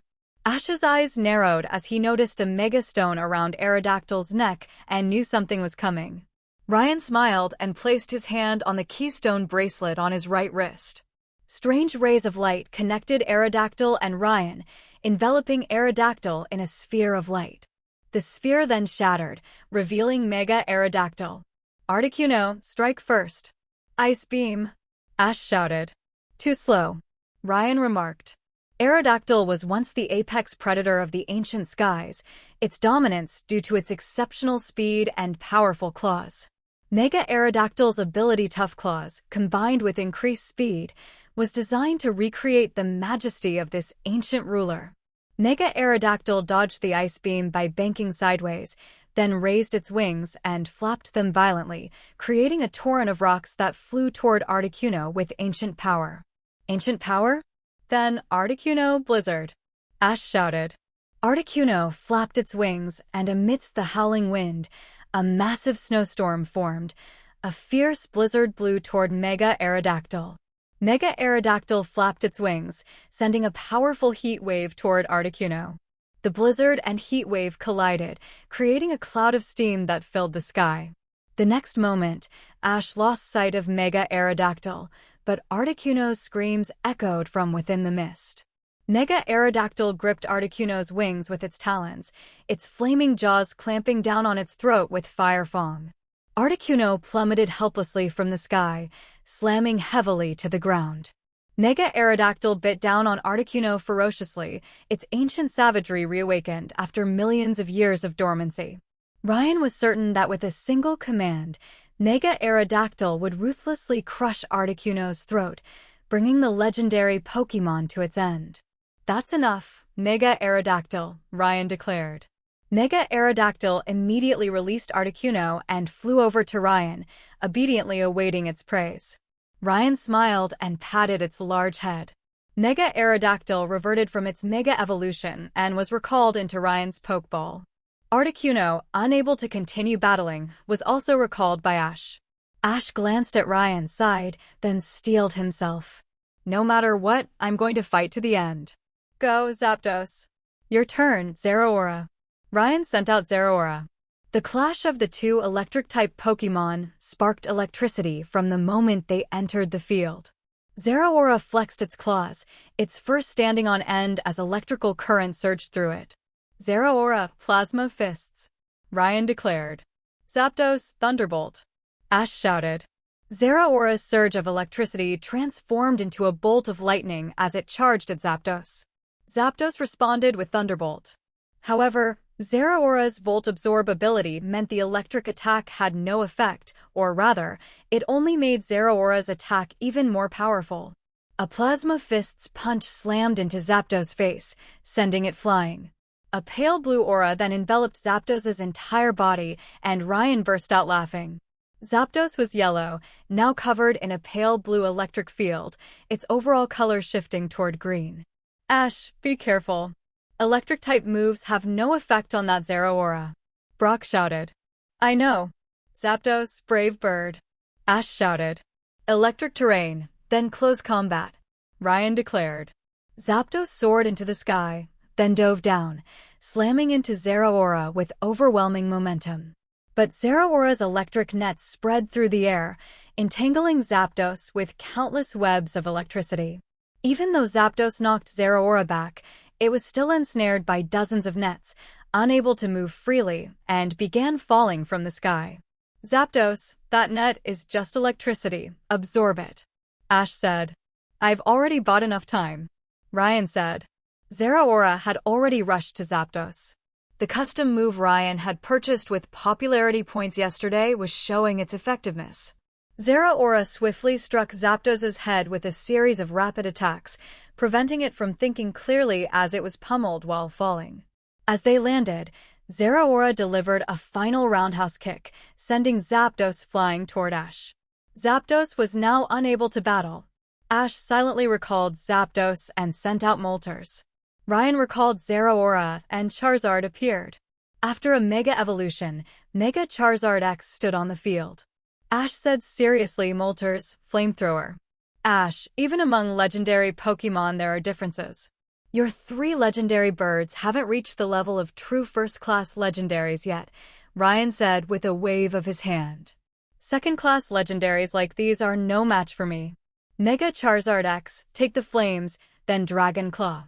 Mega Charizard X roared, forming massive dragon claws on both hands. It raised its right claw and blocked it in front of its chest. Although Moltres' flamethrower was powerful, it was still far from enough for Charizard, who had comprehended Ho-Oh's sacred fire. Taking the flamethrower head-on, Mega Charizard X moved. Its super strong back and wing muscles gave it extremely fast flight speed.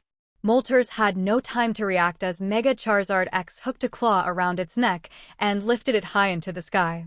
The subsequent Dragon Claw combo made Moltres cry out in pain, completely unable to withstand Mega Charizard X's assault.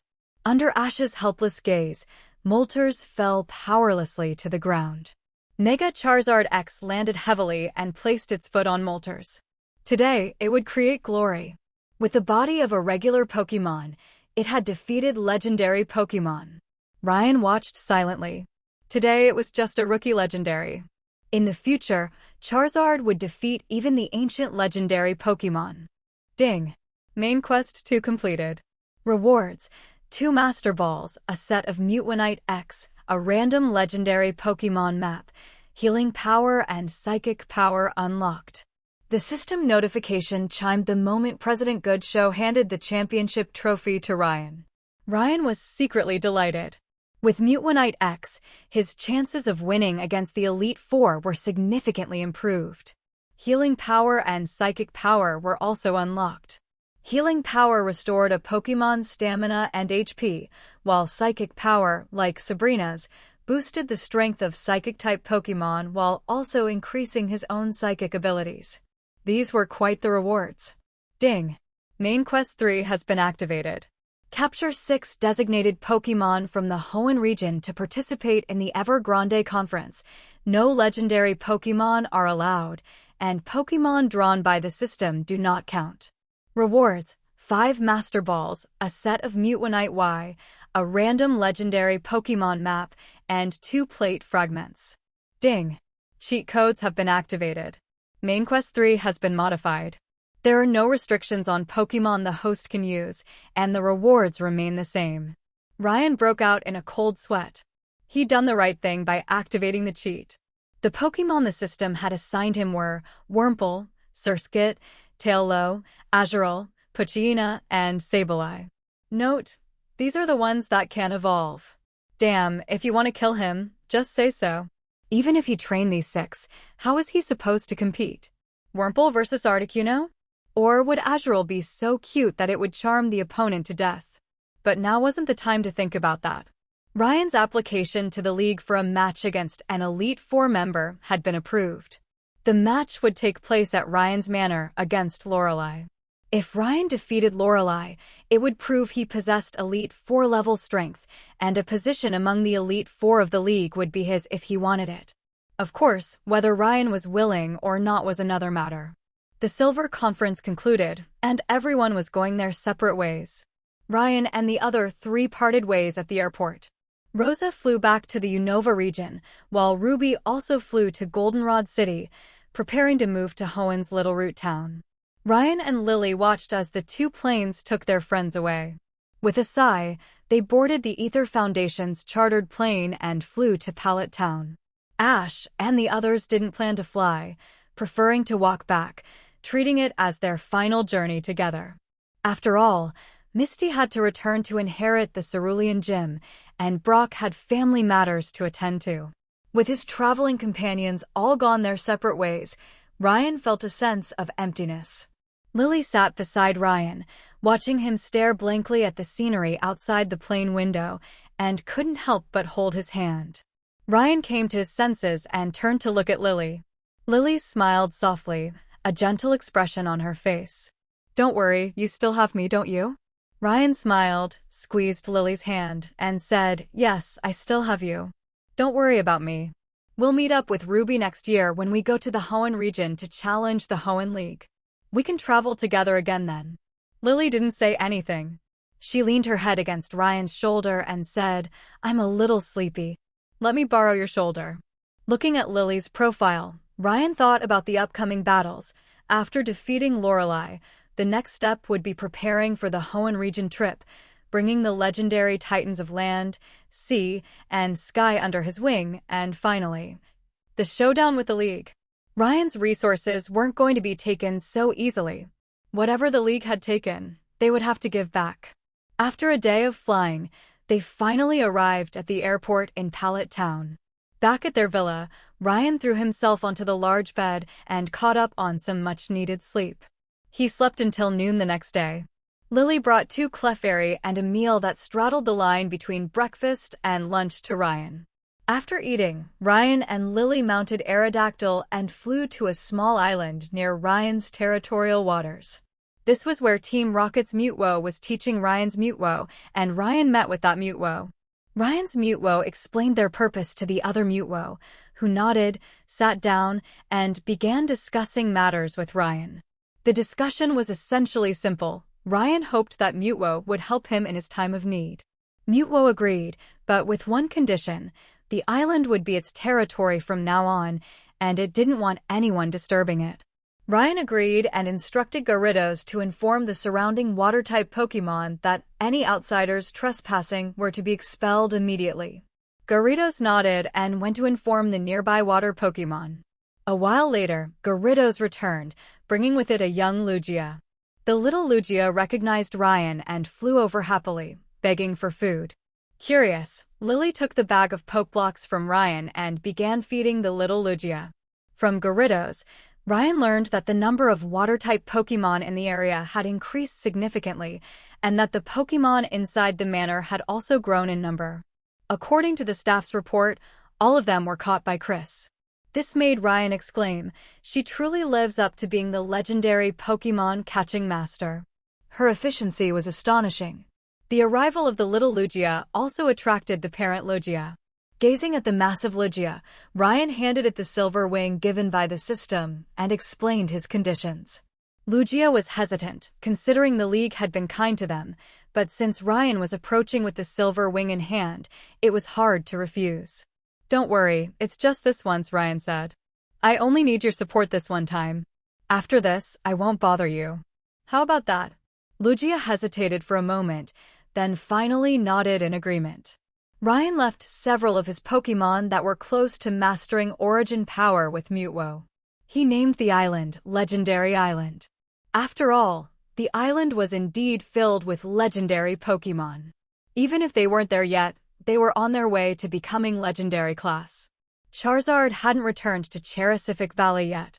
After all, the Elite Four battle was coming up soon, and Charizard was Ryan's main powerhouse, so having it far away would be inconvenient. The Elite Four battle was a 6v6 match, and Ryan considered it for a long time before settling on his roster: Charizard, Greninja, Aerodactyl, Zeraora, Celebi, and Mutwo. These were probably Ryan's top 6 Pokémon. Although Solgaleo had already comprehended Origin power and reached pseudo-legendary strength, it honestly lacked combat experience. To play it safe, Ryan passed it up in favor of Greninja, which was more maneuverable and had more battle experience. Ryan then began spending diamonds and popularity points lavishly on suitable items for them, while also familiarizing them with the equipment.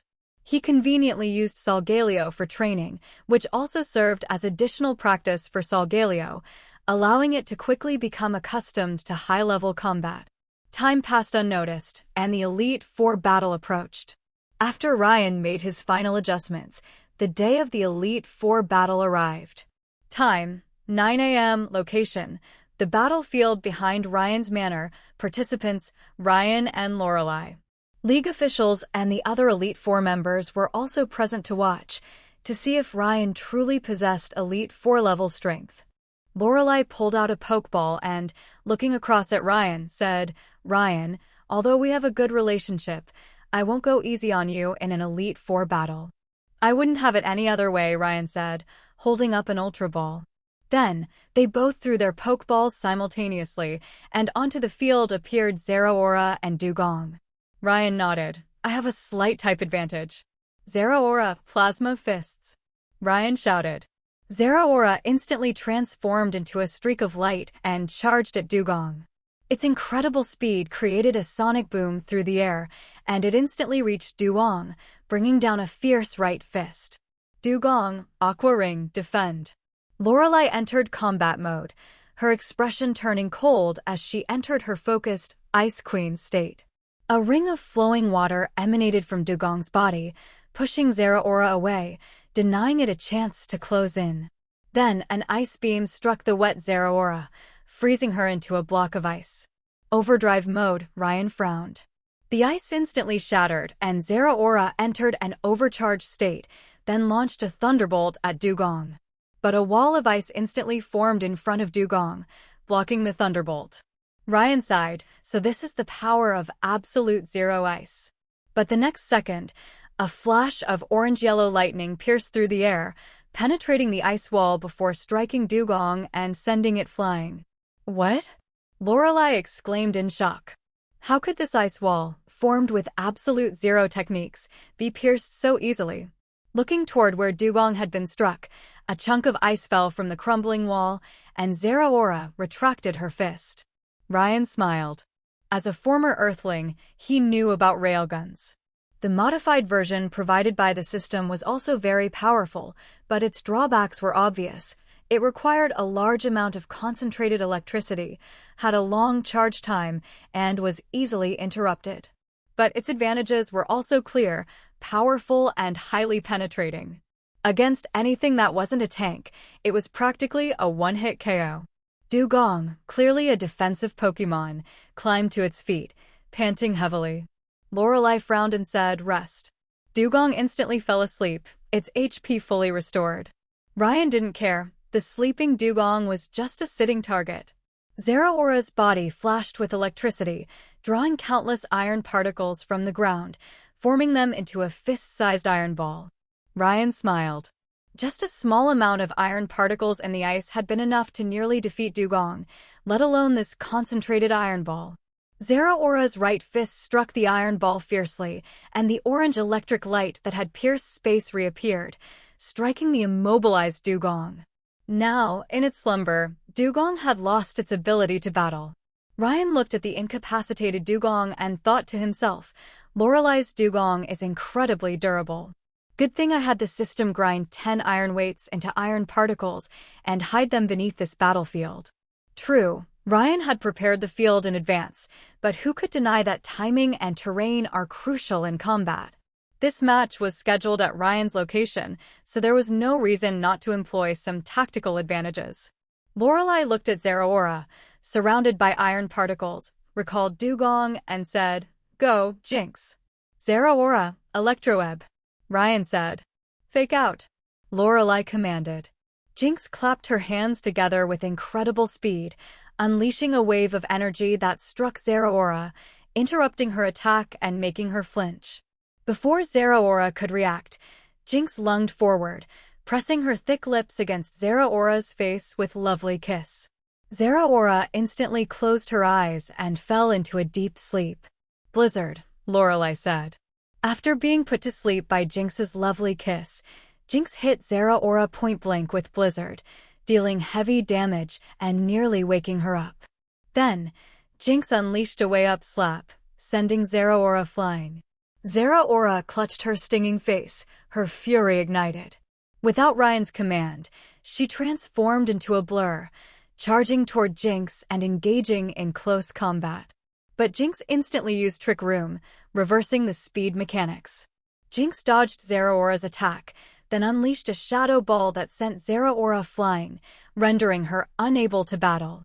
Ryan recalled Zeraora, thinking to himself, damn. He'd forgotten about Trick Room, a move that makes slow Pokémon faster and fast ones slower. His speed advantage was instantly negated. Ryan considered for a moment and released Aerodactyl.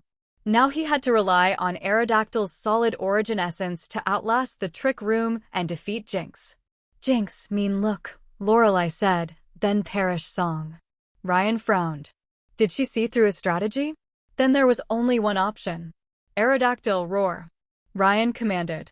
The mean look struck Aerodactyl, then Aerodactyl's roar forced Jinx back into her Pokeball.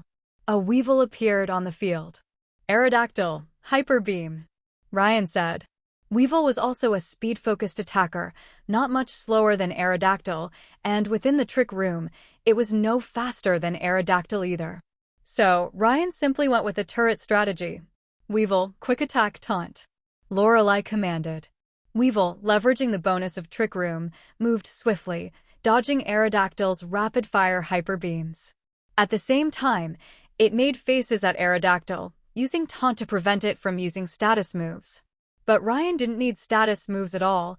Aerodactyl's rapid-fire hyper beams were his best offense. "Icicle Crush," Lorelei shouted. A large number of ice spikes formed above Aerodactyl's head, then hurled themselves down at it. But Aerodactyl paid no heed. With its solid origin essence, type advantages were irrelevant. It only took neutral or reduced damage. The pause between Weevil's Icicle Crash gave Aerodactyl its perfect opportunity to attack. A hyper beam blasted Weevil away, followed by a series of hits that left it crying out in pain.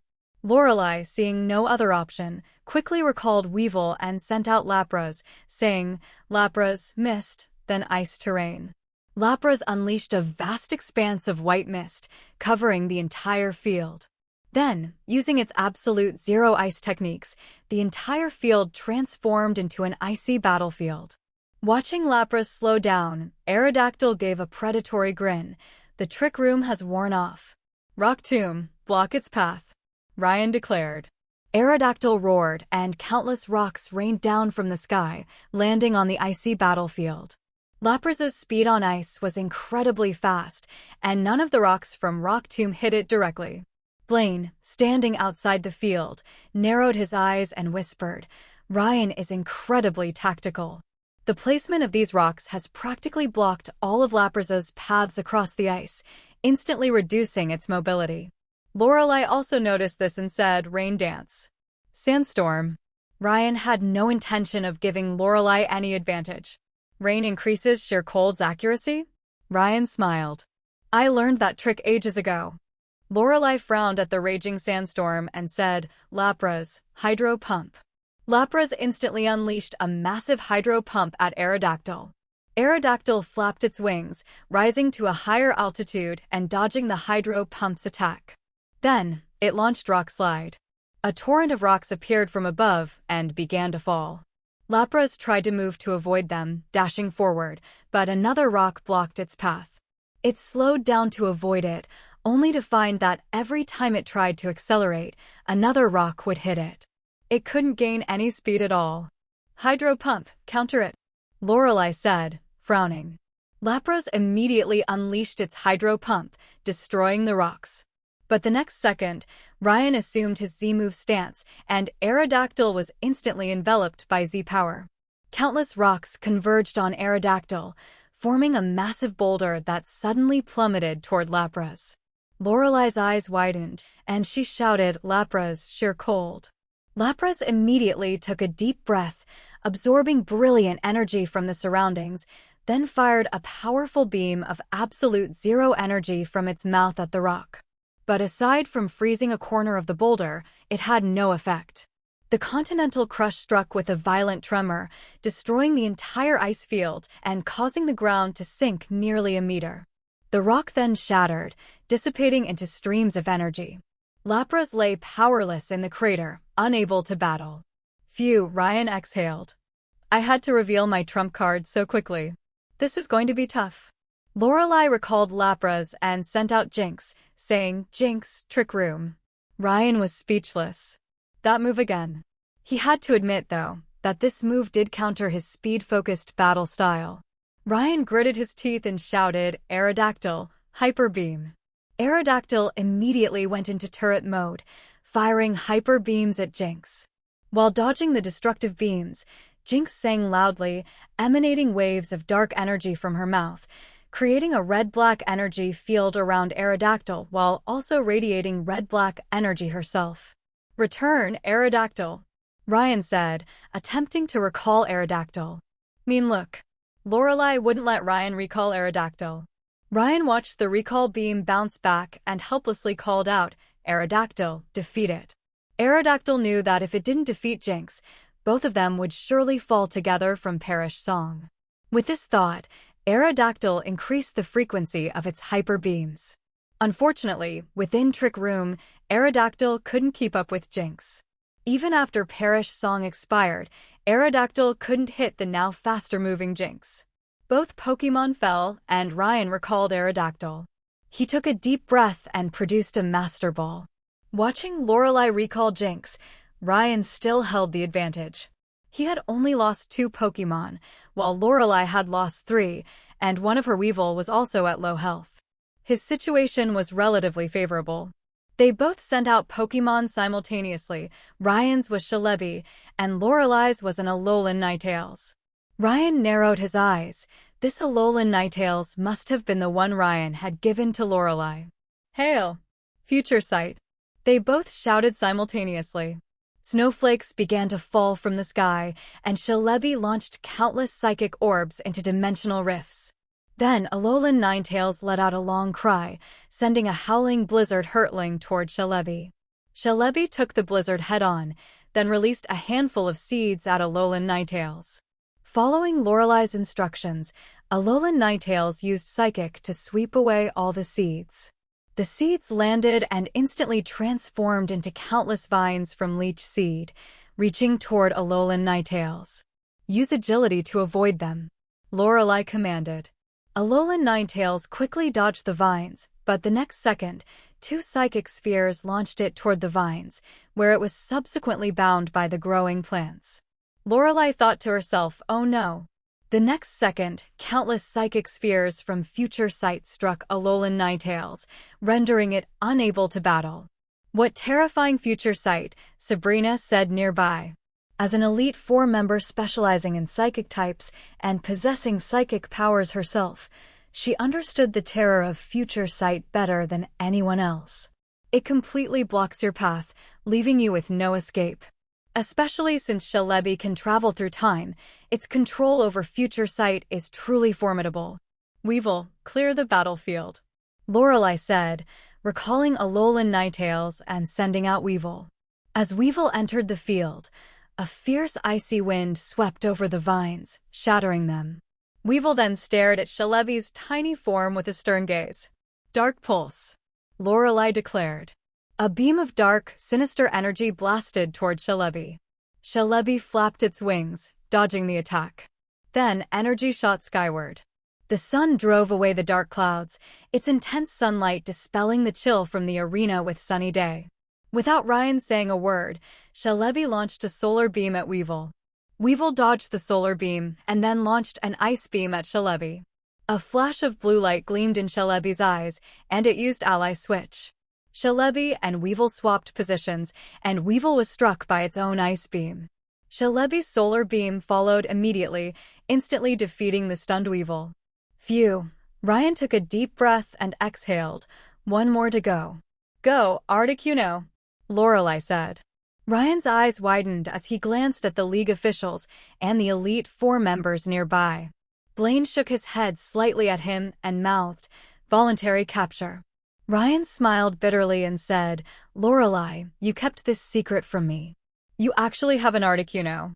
"Well, it followed me on its own. I was only able to command it recently." Lorelei patted Articuno's body and said. Ryan's mind raced, knowing the battle was about to get extremely tough. After all, this Articuno was already a first-class legendary Pokémon. With Ryan's current team, none of them could match it one-on-one. "We'll just have to wear it down bit by bit," Ryan muttered. "Articuno, hail!" Lorelei commanded.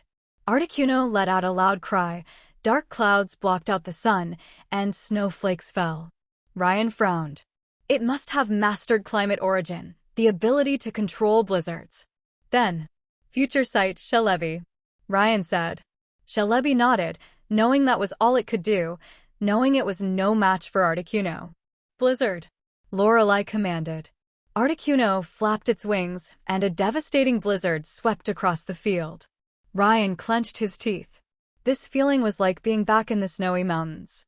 He had been deeply impressed by the mighty natural blizzards, but this blizzard was no less powerful. Celebi fired countless psychic orbs into dimensional rifts, a pained expression on its face as it gazed at the howling blizzard. It let out a few soft cries before being engulfed in the storm. A master ball on Ryan's belt shook, sensing Celebi's voice, conveying only one thing: "It's up to you, Mutwo." The blizzard subsided, and Celebi, buried in the snow, had lost its ability to battle. Ryan recalled Celebi and remained silent. "Charizard, I choose you." Ryan sent out Charizard, which then instantly completed Mega Evolution. He couldn't afford to be careless against a first-class legendary. "Articuno, Blizzard." Lorelei continued her overwhelming ice assault. Mega Charizard X roared, wings flapping fiercely, using Heat Wave against the blizzard, but to its dismay, Heat Wave was completely obliterated by the blizzard. Mega Charizard X's resistance seemed powerless against the blizzard, and it was simply swallowed up. When the wind and snow died down, Charizard, unable to battle, collapsed helplessly into the snow. Ryan gritted his teeth and recalled Charizard, then released Greninja, which instantly completed Bond Evolution, bringing Bond, Greninja onto the field. "Huh? That kid's Greninja has changed," Lieutenant Surge exclaimed in surprise upon seeing Greninja's form. Indeed, just as Lieutenant Surge had said, Bond, Greninja now resembled Ryan even more. The massive water shuriken on its back had vanished, replaced by a katana made of water at its waist. As its Aido technique progressed, Greninja had abandoned the water shuriken in favor of the water katana. Combined with the power of the splash plate, the water Aido's damage output was devastating. "Has the form changed?" "But it's still not enough," Lorelei declared. "Blizzard." Bond, Greninja instantly vanished. Ryan felt his entire body burning up, the healing power he had unlocked earlier rapidly replenishing his depleted stamina. Articuno's blizzard ravaged the field, but Bond, Greninja had already reached Articuno. Closing its eyes, its body and soul merged as one, and the water katana was unsheathed. A flash of blue light, Articuno cried out mournfully, and feathers from its right wing scattered wildly. With a single strike, it had severely damaged Articuno's right wing. But Ryan and Greninja were telepathically connected, knowing that the previous move had already drained all of Greninja's energy and spirit. Looking at Greninja's already low health, Ryan knew that move could only be used once, but that was enough. Before Articuno could react, it struck back with a swift attack. Greninja then returned to its Ultra Ball. The last Master Ball on Ryan's belt opened, revealing Mutwo. Ryan wouldn't give Articuno a chance, he'd finish it while it was weakened. Ryan pressed his hand onto the keystone. With a flash of light, Mega Mutwo X appeared on the field. As Mega Mutwo X thrust its right hand forward, electrical current wrapped around Articuno's body with Thunder Wave, paralyzing it.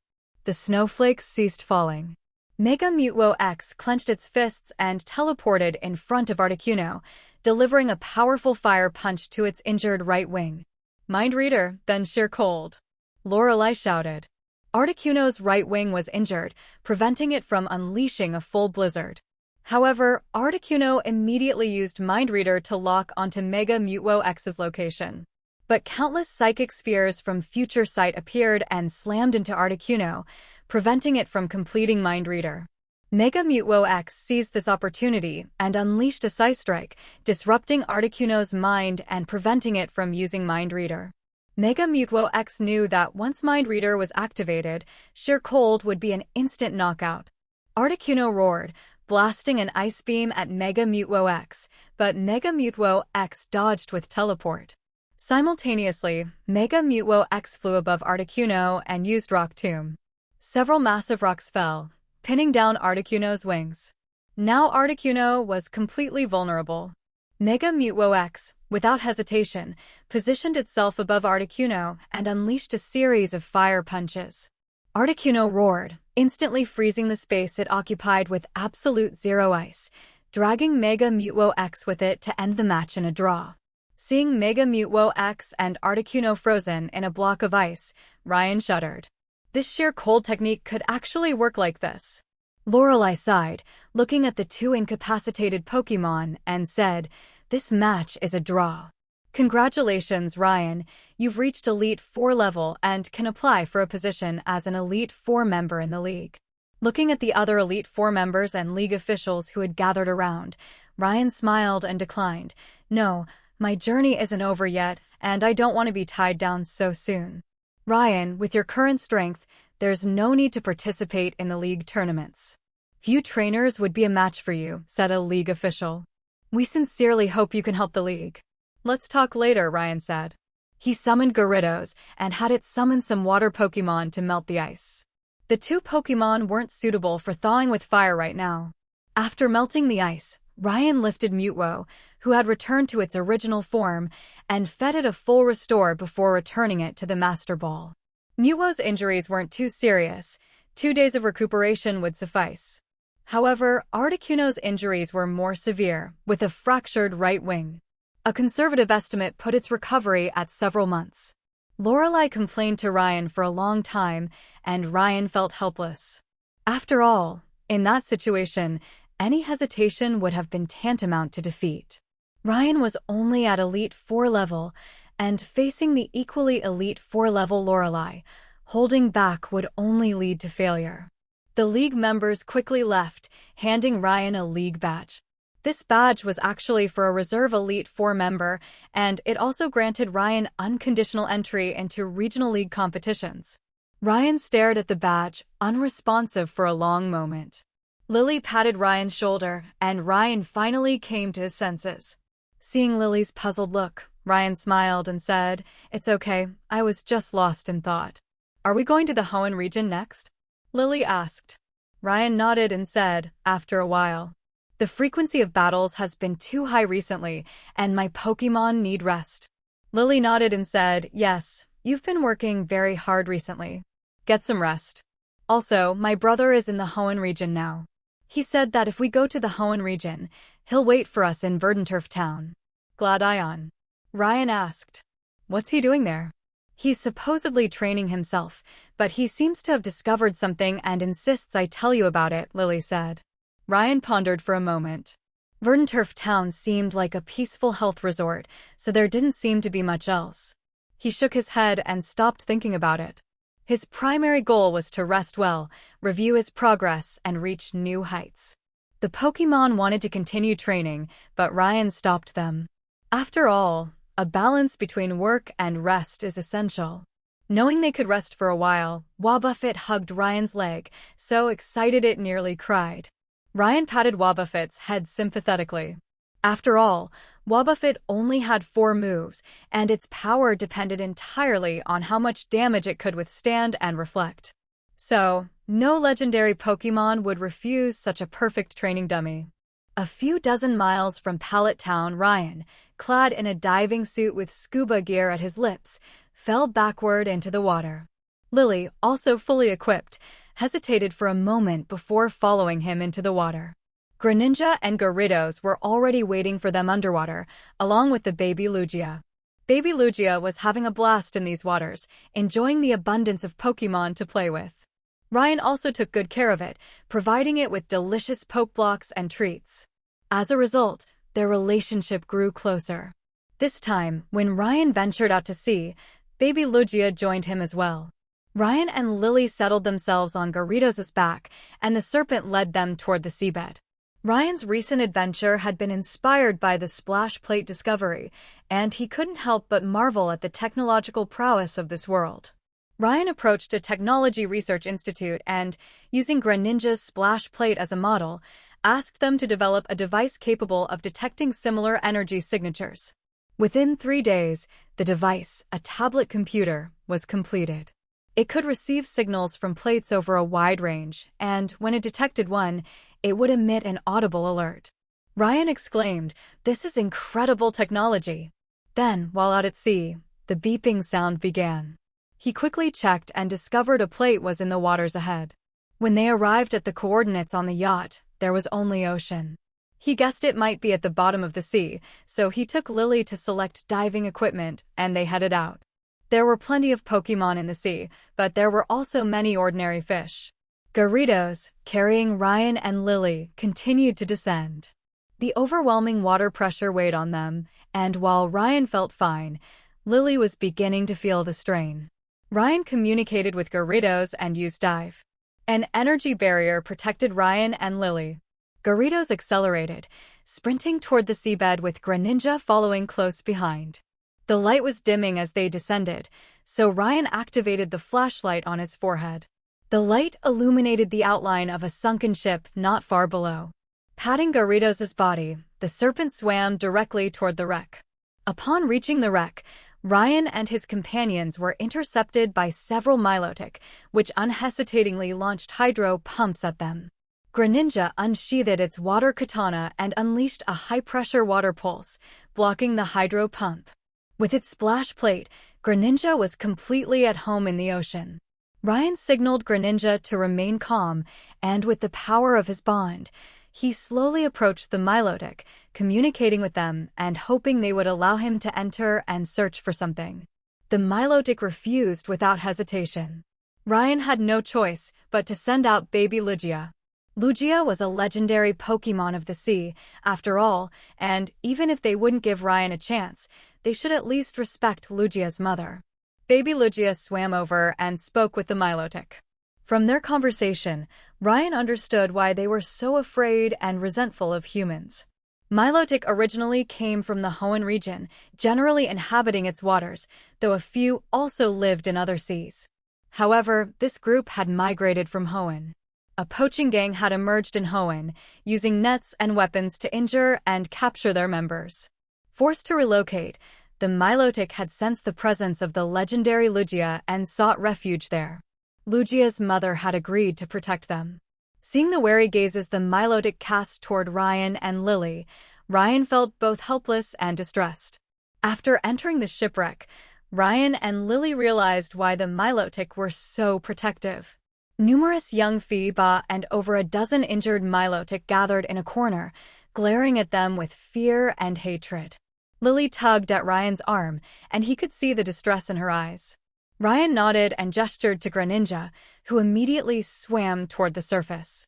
A moment later, Greninja returned with a large supply of full restores and healing items like revival herbs.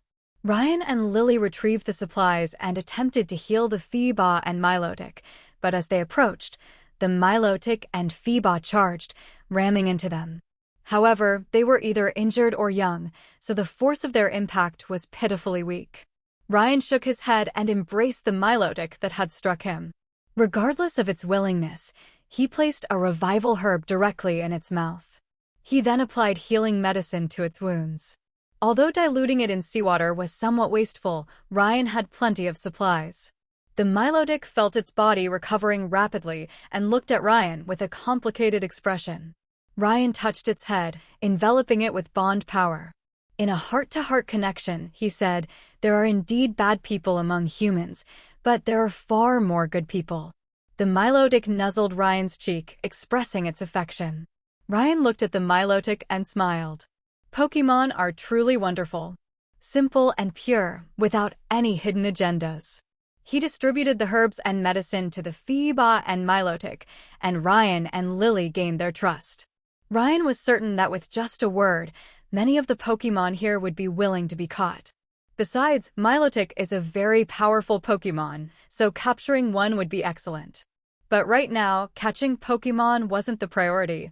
Finding the plate fragment was. Looking over at Lily, he saw she'd already bonded with a Phoeba. Seeing the Phoeba swarming around her, Ryan smiled, thinking he might need to help her catch one when they returned. Ryan and Lily entered the shipwreck's hold, but found no trace of the plate. They did find some gold utensils and decorations, though Ryan wasn't particularly interested. However, Lily, like most people, was fascinated by shiny treasures. Ryan had no choice but to have Gyarados collect them. The two continued searching the shipwreck, but there was no sign of the plate. At that moment, baby Lugia, still outside, cried out. Ryan and Lily hurried out, only to see baby Lugia digging in the mud beneath the sunken ship. Ryan immediately realized the target was here, but not necessarily inside the shipwreck. Greninja swam over and used a pressurized water jet on the mud, churning up the surrounding seawater.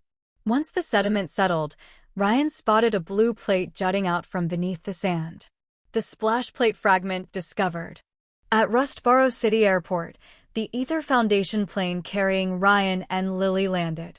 The cabin door opened, and Ryan emerged, stretched, and said, "So this is the Hoenn region? All right, let's get going." "Let's go visit Ruby's family first," Lily said. After nearly a month of rest, Ryan and Lily finally set foot on the land of Hoenn. Ryan had considered for a long time and decided not to bring his main team. His current 6 Pokémon were Hariyama, Blaziken, Metagross, Shiny, Gardevoir, Manaphy, and Milotic. Originally, Ryan hadn't wanted to bring Manaphy. After all, it couldn't be revealed publicly yet. He needed to deal with the remaining issues before he could use Manaphy openly. As for Milotic, it was the one he had befriended during the shipwreck exploration. Lily also caught the affectionate Phoeba that had been clinging to her. She only brought 3 Pokémon, Phoeba, Clefairy, and Gardevoir. No other Pokémon accompanied her.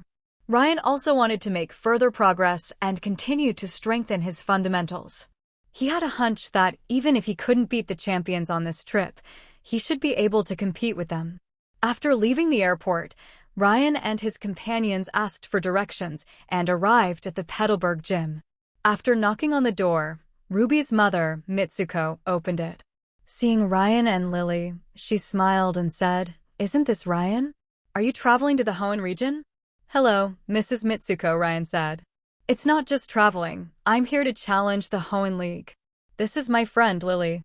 "Hello, Mrs. Mitsuko, I'm Lily," Lily said politely. "Oh, Ryan's girlfriend," Mitsuko said with a smile. "Come in, it's chilly outside." Then, she led Ryan and a blushing Lily into the Petalburg gym. Ryan also saw Ruby, who was currently battling Norman. Ruby was using Eevee, while Norman was using Slaking. "Eevee swift!" Ruby shouted. Eevee leaped high, and a barrage of glowing stars struck the struggling Slaking, instantly defeating the already weakened Slaking. "Very good. You've trained this Eevee very well," Norman said, recalling Slaking. "But I still want to be a Pokémon coordinator," Ruby said, holding Eevee. As Ruby spoke, Eevee began to glow, and a Sylveon appeared in Ruby's arms. Ruby happily nuzzled Sylveon's cheek and said, "Eevee, you finally evolved." "Dear Ruby, look who's here," Mitsuko said. When the two saw Ryan and Lily, Ruby ran over happily and said, "Ryan, Lily, you're here. Why didn't you ask me to pick you up at the airport?" Ryan extended his right fist and bumped Ruby's, saying, "No need for that. Congratulations on your win." Eevee evolved into Sylveon. Hee hee, Ruby rubbed her nose and smiled. Norman then came over and said, "You must be Ryan, the Reserve Elite 4 member who recently tied with Lorelei. Thank you for taking care of Ruby." Looking at the serious Norman, Ryan smiled. "It's no problem, Mr. Norman. I've gained a lot from traveling with Ruby and the others. I'm afraid I'll have to trouble you next. I want to challenge the Petalburg gym." Norman looked puzzled and said, "Challenge a gym? Aren't you already at Elite 4 level? Why would you challenge a gym?" "It's for the experience. After all, my fundamentals, despite all the intense training, are only just adequate. My goal isn't just to become one of the Elite 4, Ryan said seriously. Norman laughed heartily and said, "Good. Let's put the gym challenge on hold for now. Stay with us. I'm very interested in helping you strengthen your fundamentals. Ruby will be going to Professor Birch to receive her starter Pokémon in 2 weeks. You can travel together then." Seeing Norman's sincere and admiring gaze, Ryan nodded and agreed. After all, Norman's strength was undeniable, and Ryan was fortunate to receive his training. Ruby pouted, dismissing Norman's strict training regimen. But Ruby was being ungrateful, not considering how young she was when she managed to injure and drive away a Salamence. It was all thanks to Norman's rigorous training from a young age that Ruby's fundamentals were so solid. Over the next 2 weeks, Norman gave Ryan thorough training. Both the Pokémon and Ryan experienced Norman's expertise firsthand. Norman's combat prowess was undeniable. Ryan was often bested by Norman in their sparring sessions, only to get back up and continue. However, it was clear that Norman's guidance was effective. Ryan felt a noticeable improvement in his abilities, and after 2 weeks, he and Norman were now evenly matched in sparring. Ryan and Lily then prepared to accompany Ruby to obtain a starter Pokémon from Professor Birch. They also planned to meet up with Professor Birch's daughter, Sapphire, Ruby's childhood friend. Professor Birch's research lab was located in Little Root Town, a considerable distance from Petalburg City.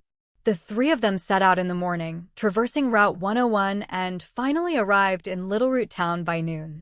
However, Professor Birch's assistant informed Ryan and his group that the professor was out with his daughter researching Pokémon and was temporarily away from the lab.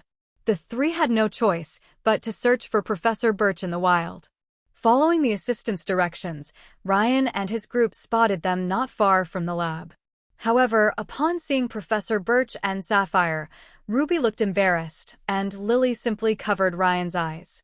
Ryan was speechless. "It's just a girl in wilderness gear. Is this really necessary?" "Oh, Ruby, you're here," Professor Birch said, then walked over to them. Also wearing outdoor research clothes was Sapphire with her Torchic. "Hello, Professor Birch," Ryan said, gently moving Lily's hand. "Professor Oak asked me to say hello to you." "Oh, you're Ryan. I watched the Silver Conference. Do you have those legendary Pokémon with you? If you do, could you show them?" Professor Birch said enthusiastically.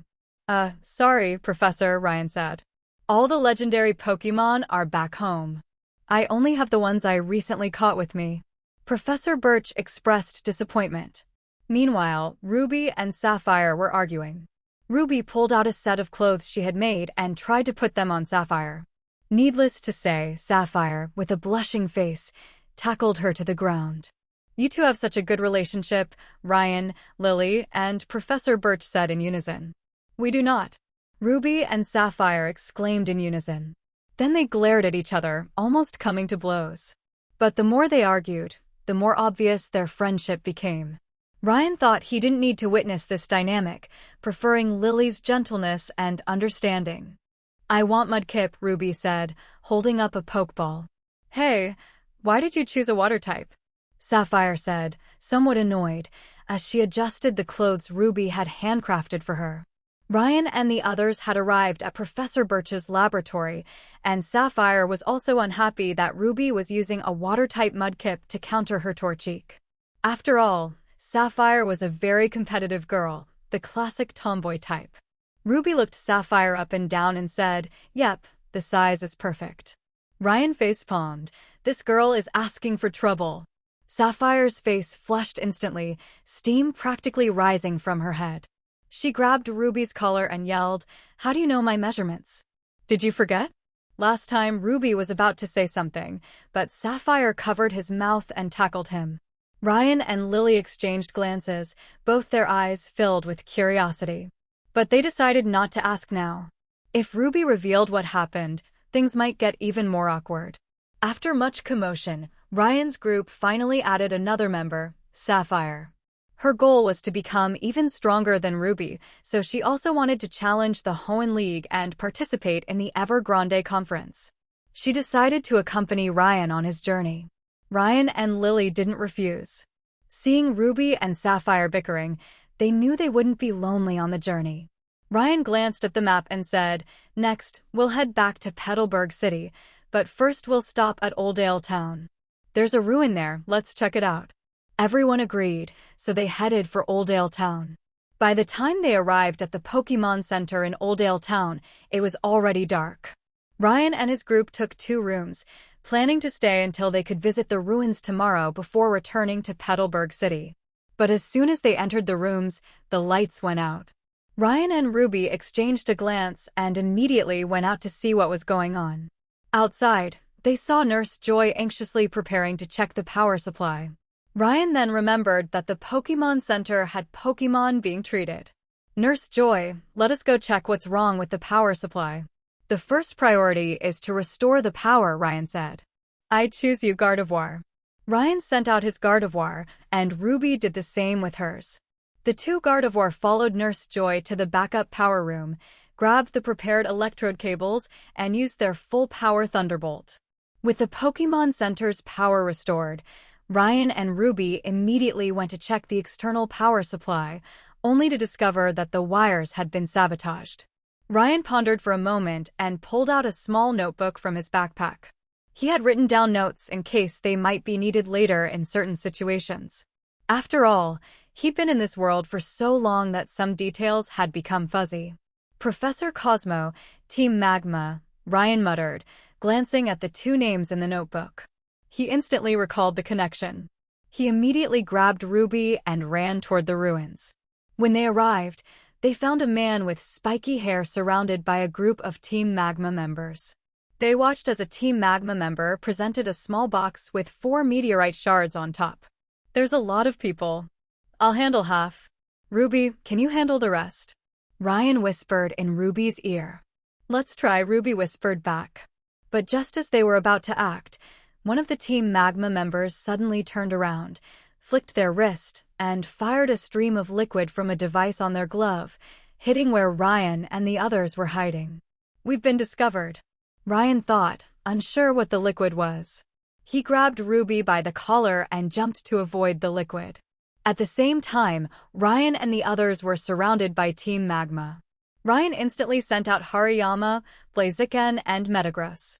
Ruby followed suit with Mudkip, Delcatty, and Sylveon. But the opposing team, consisting entirely of Poochyena and Zubat, looked fairly standard. The person who had shot the liquid at Ryan and the others also approached, accompanied by a Camerupt. The female member, dressed in Team Magma's admin uniform and seemingly their leader, chewed gum as she asked, "Who are you? Why are you here?" "It's none of your business where we go," Ryan said. "Capture them and tie them up first," the female admin said. As soon as she finished speaking, the surrounding Team Magma members gathered around, pulling out ropes to restrain Ryan and the others. "Roar!" Ruby, sensing the situation was dangerous, took the initiative. The roar echoed, and the surrounding Zubat and Poochyena were forced back into their Pokeballs. Ryan shouted, "Metagross, use Psychic on them." Metagross was quite powerful, and while controlling multiple people was somewhat taxing, it was manageable for a short while. During the brief moment when Team Magma was immobilized, Ryan's speed exploded as he burst through the crowd. He reached out with his right hand and grabbed the female admin's collar, his left hand securing both of her hands behind her back. "All right, your leader is in my hands. Behave yourselves," Ryan said. "Yeah, nice moves. Do you have a girlfriend?" the female admin asked, chewing gum, completely unfazed by her capture. "What?" Ryan was stunned for a moment. Then she immediately used her helmet to headbutt Ryan in the face, completely disregarding his grip on her. Ryan instinctively reached out to block the headbutt, but the next moment he realized his mistake. Now that her hands were free, she immediately grabbed Ryan's right arm and threw him to the ground with a judo throw. At the same time, she removed a spike from her helmet, pressed it against Ryan's throat and said, "You're still too naive, innocent boy." Ruby had also been captured, and their Pokémon had been defeated. Ryan regretted not bringing one of his main team members. With just one of them, all the other Pokémon combined would have been no match. "It's done," Ms. Courtney, the person who had brought Professor Cosmo into the ruins, emerged and spoke to the female admin. Courtney? So she was one of Team Magma's 3 admins? Ryan couldn't help but think. "Is this the place?" Courtney said calmly. "No," the member said. "Then let's retreat," Courtney said. "We've contacted them, and they'll be here soon," the member said. Then, the sound of helicopters could be heard from the sky. 3 helicopters circled overhead, lowering rope ladders, and the Team Magma members evacuated one after another. Only Courtney remained. Courtney looked at Ryan and smiled. "Goodbye, innocent boy. I hope we'll meet again. I really like you." With that, she kissed Ryan on the cheek, then jumped onto the rope ladder, and the helicopters took them away. Ryan rubbed his still aching back and smiled faintly. "I hope they make their move quickly. I wonder what Maxie and Archie's expressions would be if they knew that what they're doing now is ultimately futile." "Is it over?" Ruby said helplessly as he lay on the ground. "That was exhausting."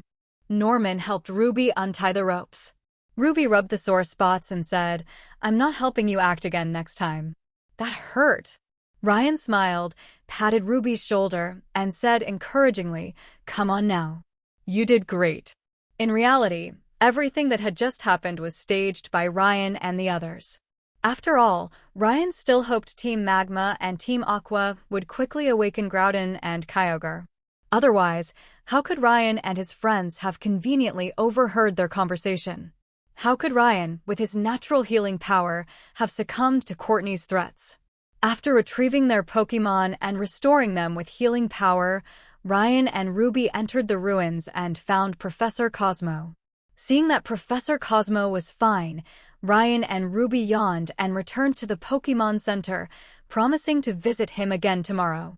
After the power was restored, Ryan and Ruby finally slept soundly. The next day, Ryan and his 4 companions found Professor Cosmo.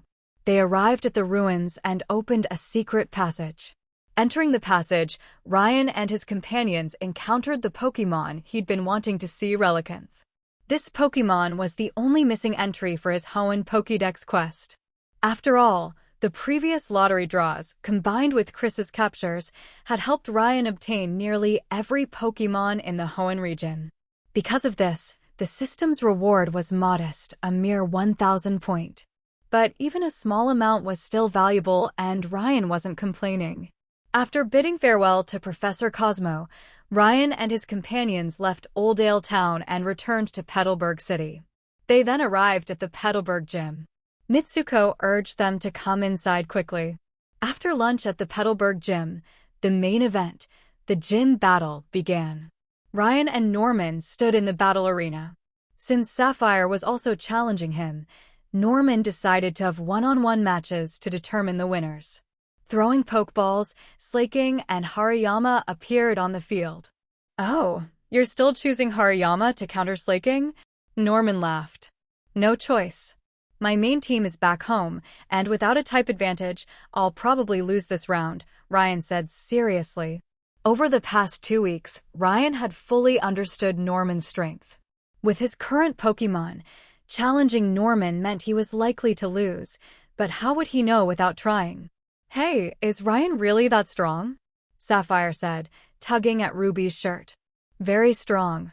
He recently fought Lorelei, one of the Elite Four, and the result was a draw," Ruby said seriously, pulling out her notebook and beginning to record observations.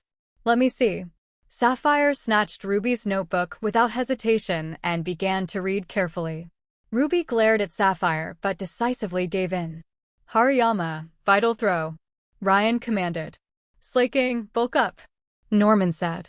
Hariyama hurled itself directly at Slaking.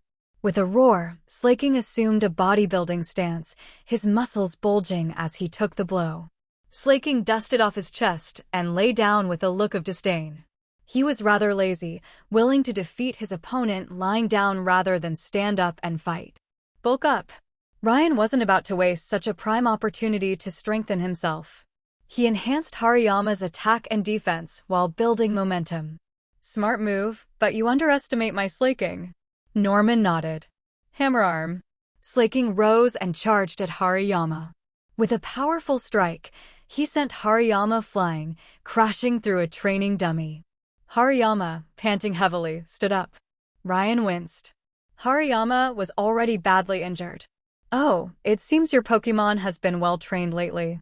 It didn't go down immediately, Norman said, watching Slaking lie back down and Hariyama struggle to its feet. I won't let your Slaking hit again. Hariyama, low kick. Ryan declared. Hariyama, with all his might, struck Slaking's knee. While dealing damage, his reversal energy instantly erupted, sending another wave of fighting energy blasting through Slaking's leg. Slaking had previously been unfazed by the kick, but the explosive damage from reversal at low HP instantly overwhelmed him, and he clutched his knee and roared in pain. Hariyama, another reversal. Ryan shouted. Slaking stood up. Despite the pain in his knee, he immediately launched a hyper beam at Hariyama. However, Hariyama's speed had increased significantly, and the reversal call was merely verbal communication. His real connection with Hariyama relied on bond power. Hariyama dodged Slaking's hyper beam with quick attack, then delivered a close combat, immediately following with reversal. A powerful explosion blasted Slaking, sending him flying and rendering him unable to battle. As Hariyama watched the incapacitated Slaking, it cried out. A glow emanated from its body, and it began to evolve. Wait, Hariyama doesn't evolve further. Ryan checked Hariyama's stats in confusion and saw that it had reached a new power threshold from the intense battle experience.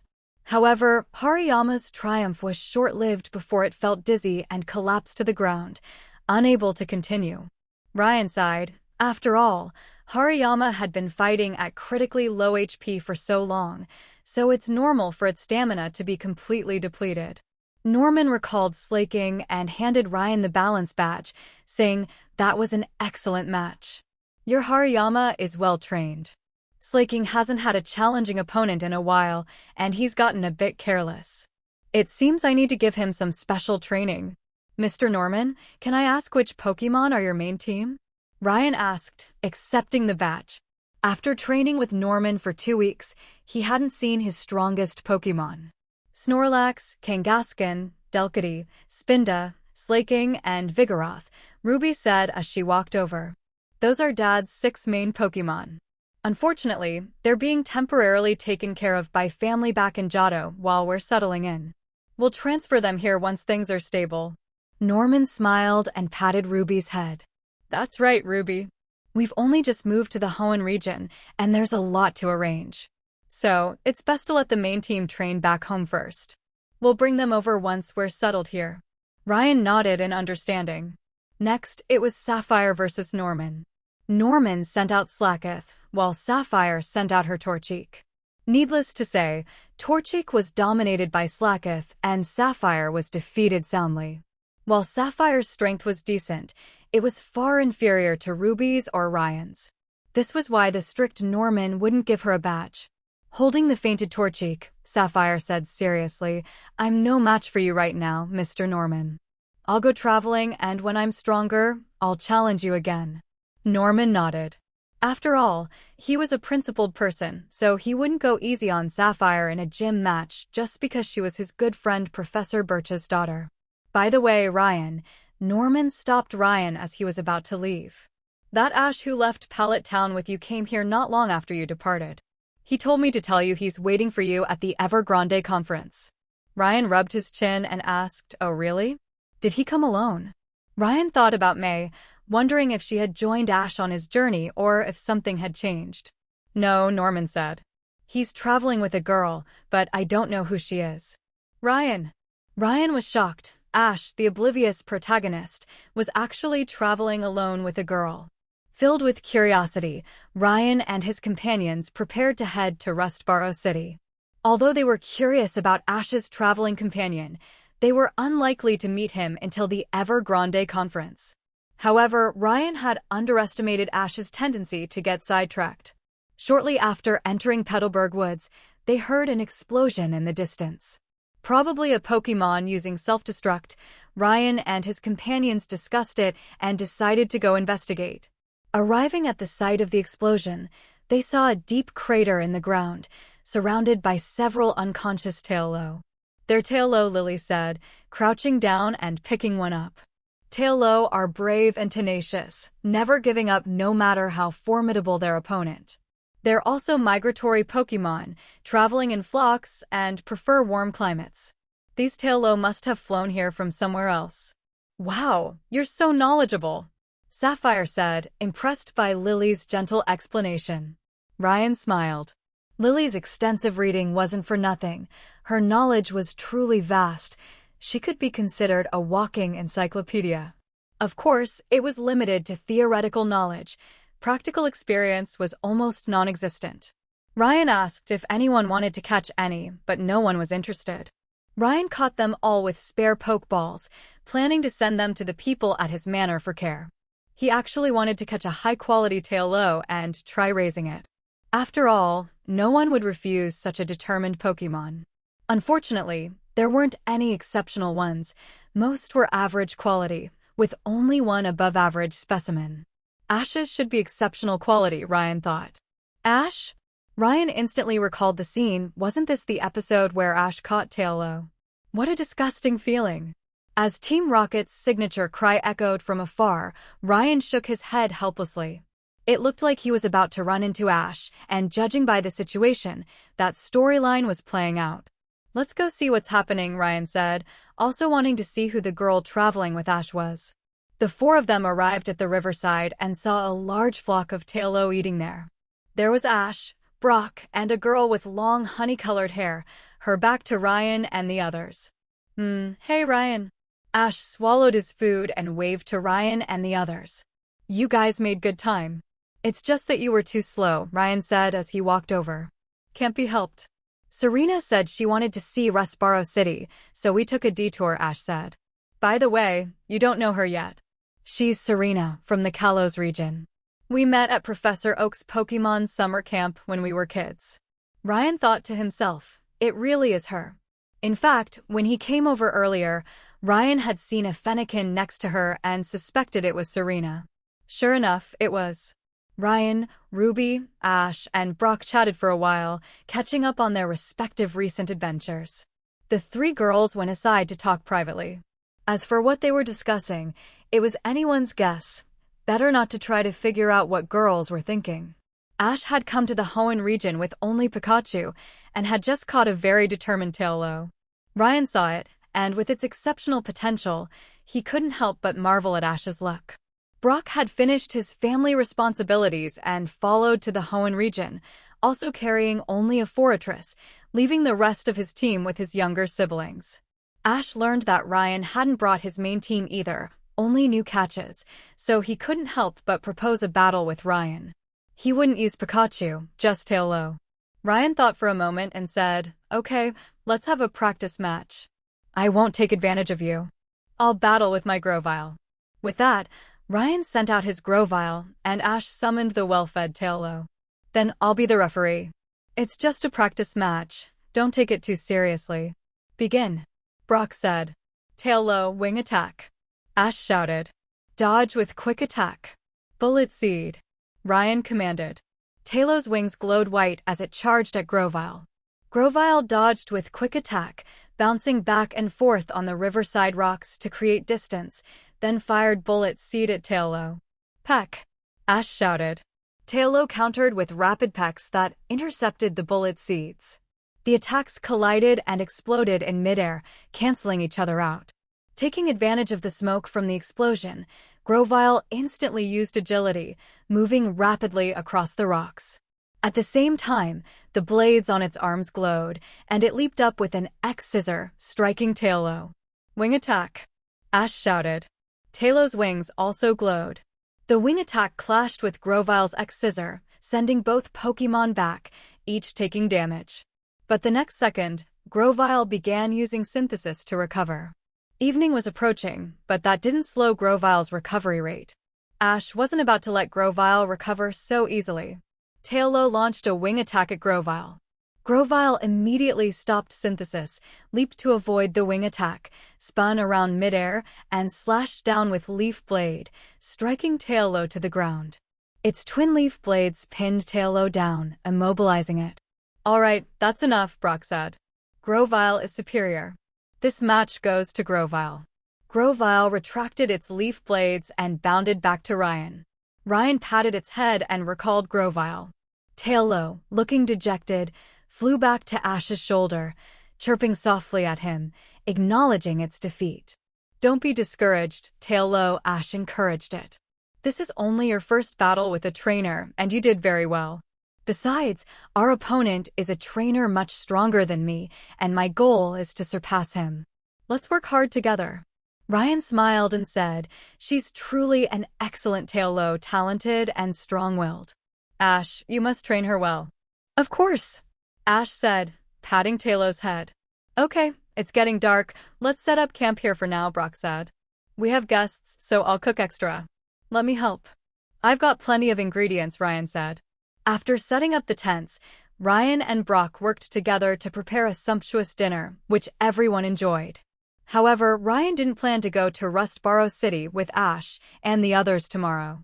Ash and the others planned to head directly to Rustboro City, though Ryan was skeptical about their ability to navigate there without getting lost. Ryan, however, planned to go to an abandoned manor on the other side of Petalburg Woods because the plate detector had activated and indicated the location was there, so he planned to search for it. The next day, Ryan and his companions parted ways with Ash and headed for the abandoned manor where the plate was located. Many trainers were catching Pokémon or challenging other trainers in Petalburg Woods. Along the way, Ryan and his companions encountered 3 trainers who offered to battle them.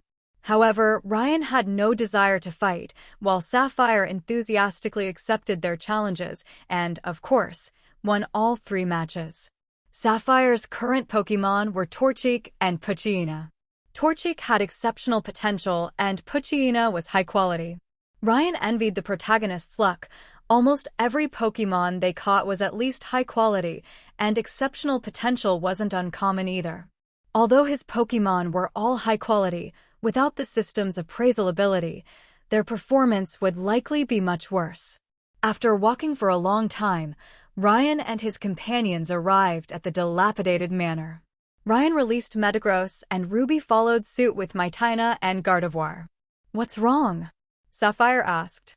Typically, dilapidated, uninhabited buildings become home to Pokémon, and most of them are ghost types, Lily explained. Psychic-type Pokémon can usually sense ghost types, and Mitina is a dark type, so it's particularly effective against ghost types. Sapphire nodded in understanding. The 4 of them entered the house. Ryan said, "Let's split up and search. Lily and I will check the back rooms, and Ruby, you and Sapphire search the front." "Got it," Ruby said. Ryan led Lily to search the back rooms. The rooms were badly damaged and covered in dust. The dust kicked up as they searched, making Lily cough. "Are you okay? How about I do it myself?" Ryan asked. "It's fine," Lily said. "Look, Ryan, it looks like a diary." Lily found a notebook while searching. They opened it and saw that it was indeed a diary. Although they didn't know who owned it, the handwriting suggested it was written by a child, a little girl. Sunday, sunny. Today, Mom bought me a beautiful dress. I love it, and Shiro likes me wearing it too. Wednesday, cloudy. The medicine tasted terrible, but luckily Shiro was there to keep me company. Saturday, sunny. Mom and Dad said Shiro was the reason I couldn't get better, saying it was cursed. They drove it away, and I'm so lonely. As the diary entries continued, it became clear that the little girl was ill, and as the diary progressed, it seemed she had passed away. Ryan was curious about the Shiro she mentioned. What kind of Pokémon was it, driven away by the adults and called cursed? However, the diary didn't mention what species it was, so Ryan and the others had no way of identifying it. He was, however, very interested in this Pokémon named Shiro. He wondered if he would encounter it again. After some thought, he put the diary into his backpack. He then searched several more rooms, but found nothing resembling the plate fragments. He did find quite a few Pokémon, but they were mostly ghost types, with a few grass types as well. Most of them didn't like sunlight like Shroomish or Paras. After searching the back rooms, they still couldn't find any trace of the plate. They reunited with Ruby and the others, who had also found nothing. At this point, we really need to call in an expert, Ryan said, rubbing his chin. Expert? Ruby and Sapphire asked curiously. Lily was also confused at first, but then she understood and nodded as each released their Togepi. That's right, can't find anything? The Super Luck Pokémon is your best bet. Lost and confused? Follow Togepi, and you'll definitely find what you're looking for. Whenever you're stuck, why not ask Togepi? The two Togepi hadn't played together in ages, jumping and frolicking in the air. Then, accidentally, they bumped into the wall, scraping off some dust and revealing a hint of blue. Ryan admired the blue hue on the wall and silently praised the original owner of this house. Using Arceus's plate fragments as wall tiles is incredible. He had Metagross float over and knock the plate fragment off with Meteor Mash. Ryan collected the fragment and said, "All right, retrieval mission complete. Next, let's head to Rustboro City." After recalling their Pokémon, everyone left the area and continued their journey toward Rustboro City. In Unova, a young man with long green hair, holding a Zoroark, smiled and said, "Ryan? He can understand the voices of Pokémon? It seems we are kindred spirits." The young man had a video phone in front of him. On the other end was a person in a black robe, but judging by the figure beneath the robe, it seemed to be a woman. She said in a muffled voice, "You can go meet him. After all, you said you might be similar people." The young man shook his head and said, "We're not the same, but I'd like to meet him." "He should be in the Hoenn region now," the black-robed woman said. "Well, consider it a vacation," the young man said. "I hope things will change," the black-robed woman said. "I hope so too," the young man said. With that, he hung up the phone and walked out. Two people wearing white uniforms and white caps were standing outside the door. When they saw the young man coming out, they said respectfully, "Lord N." That's right, that young man with long green hair was Team Plasma's figurehead N. Though crowned the king of Team Plasma, N holds no real power. He's merely seen as a symbol of Team Plasma's authority and unity, a puppet of Ghetsis. But for now, it seems Team Plasma hasn't yet taken action regarding the legendary dragons Reshiram, Zekrom, and Kyurem, and the Unova region remains relatively peaceful. "I'd like to go to the Hoenn region," N said indifferently. "But Sage Ghetsis forbids you from traveling freely." "Our plan must begin," one of the Team Plasma members said. "Is he the leader of Team Plasma, or am I?" N said with a cold glint in his eyes. "Lord N, I dare not presume." The two men immediately fell to their knees, begging for mercy. "Prepare a plane for me." "I won't say it again," N said coldly. "If Ghetsis has any problems, let him come to me." "Yes, Lord N," the two Team Plasma members said immediately, then quickly retreated and began preparing transportation for N. "Oomph." N exhaled heavily, touched Zoroark in his arms and said, "When will this kind of life end? I just want Pokémon to live freely and hope to build an ideal world." Zoroark nuzzled N's cheek and gave soft encouragement. No matter what difficulties he encounters, it will stand by him. In an open space in Petalburg Woods, Ryan and Ruby were freeing a group of Cascoon trapped in iron cages. Watching the slowly crawling swarm of Cascoon, Ryan called out, "Hurry up and leave. We don't want you to be caught by poachers again. These poachers are so shameless." "They're using guns against Pokémon," said Sapphire. "It can't be helped. Where there's light, there's darkness," Ruby shrugged. "I've already notified Officer Jenny. They'll be here soon," Lily said, putting down her phone. Ryan slowly restored the area back to its original state and said, "Let's set up an ambush here. Since the poachers have left the Pokémon here, they'll definitely come back to get them. We'll wait and see. If the danger isn't too great, we'll capture them. If it's too dangerous, We'll wait for Officer Jenny and the others to arrive. Sapphire nodded eagerly. Agreed. We'll absolutely defeat them. With that, the four of them found their own hiding places, awaiting the poachers' arrival. Ryan and Lily hid in a densely leafed tree, while Ruby and Sapphire took shelter in a bush. After waiting for nearly an hour, Ryan and the others finally saw an off-road vehicle, towing a large cage of cascoon, approach the clearing. The vehicle stopped in front of the camouflaged cage, and a muscular man jumped out. He was dressed in camouflage gear, with a bandolier draped from his shoulders to his chest, holding 6 pokeballs. He frowned, took 2 steps forward, then quickly stepped back and removed 2 pokeballs from the belt. Then, a Fiero and a Crobat appeared in the clearing. He immediately called out, "Crobat, supersonic. Fiero, go scout from the sky." Ryan thought to himself, this is trouble. Sure enough, the next second, the man pulled out a pistol from his waistband and fired directly at the treetops where Ryan and the others were hiding, and at the bushes where Ruby and the others were concealed. Ryan immediately jumped down from the tree with Lily, while Ruby, holding Sapphire, rolled to avoid the bullets. "My Tyana, roar!" Ruby yelled. "Metagross, Gardevoir, restrain him!" Ryan shouted, simultaneously unleashing his own psychic abilities. 3 sources of psychic power instantly restrained the man. "Sapphire, take his pistol and pokeballs," Ruby called out. Ruby and Sapphire then moved over and snatched the man's pistol.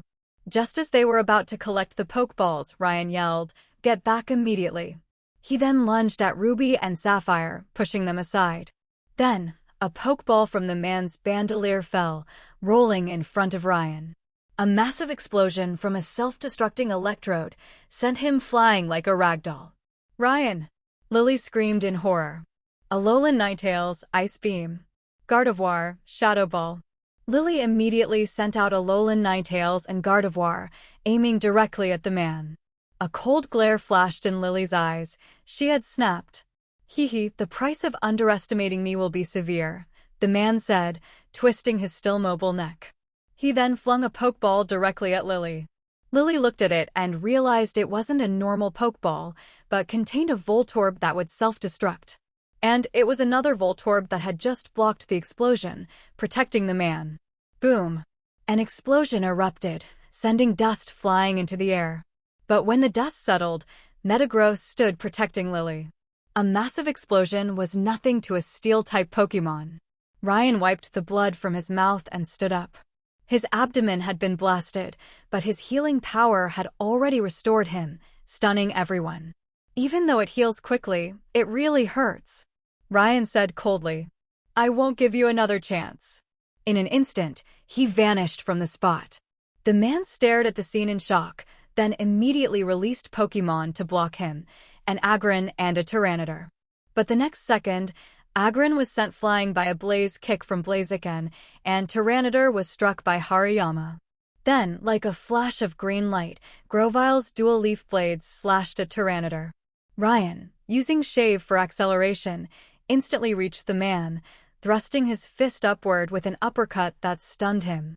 The shockwave from striking the jaw would instantly reach the brain, causing a momentary loss of consciousness. Ryan then grabbed his right arm and twisted it behind his back, dislocating his shoulder, which hung limply at his side.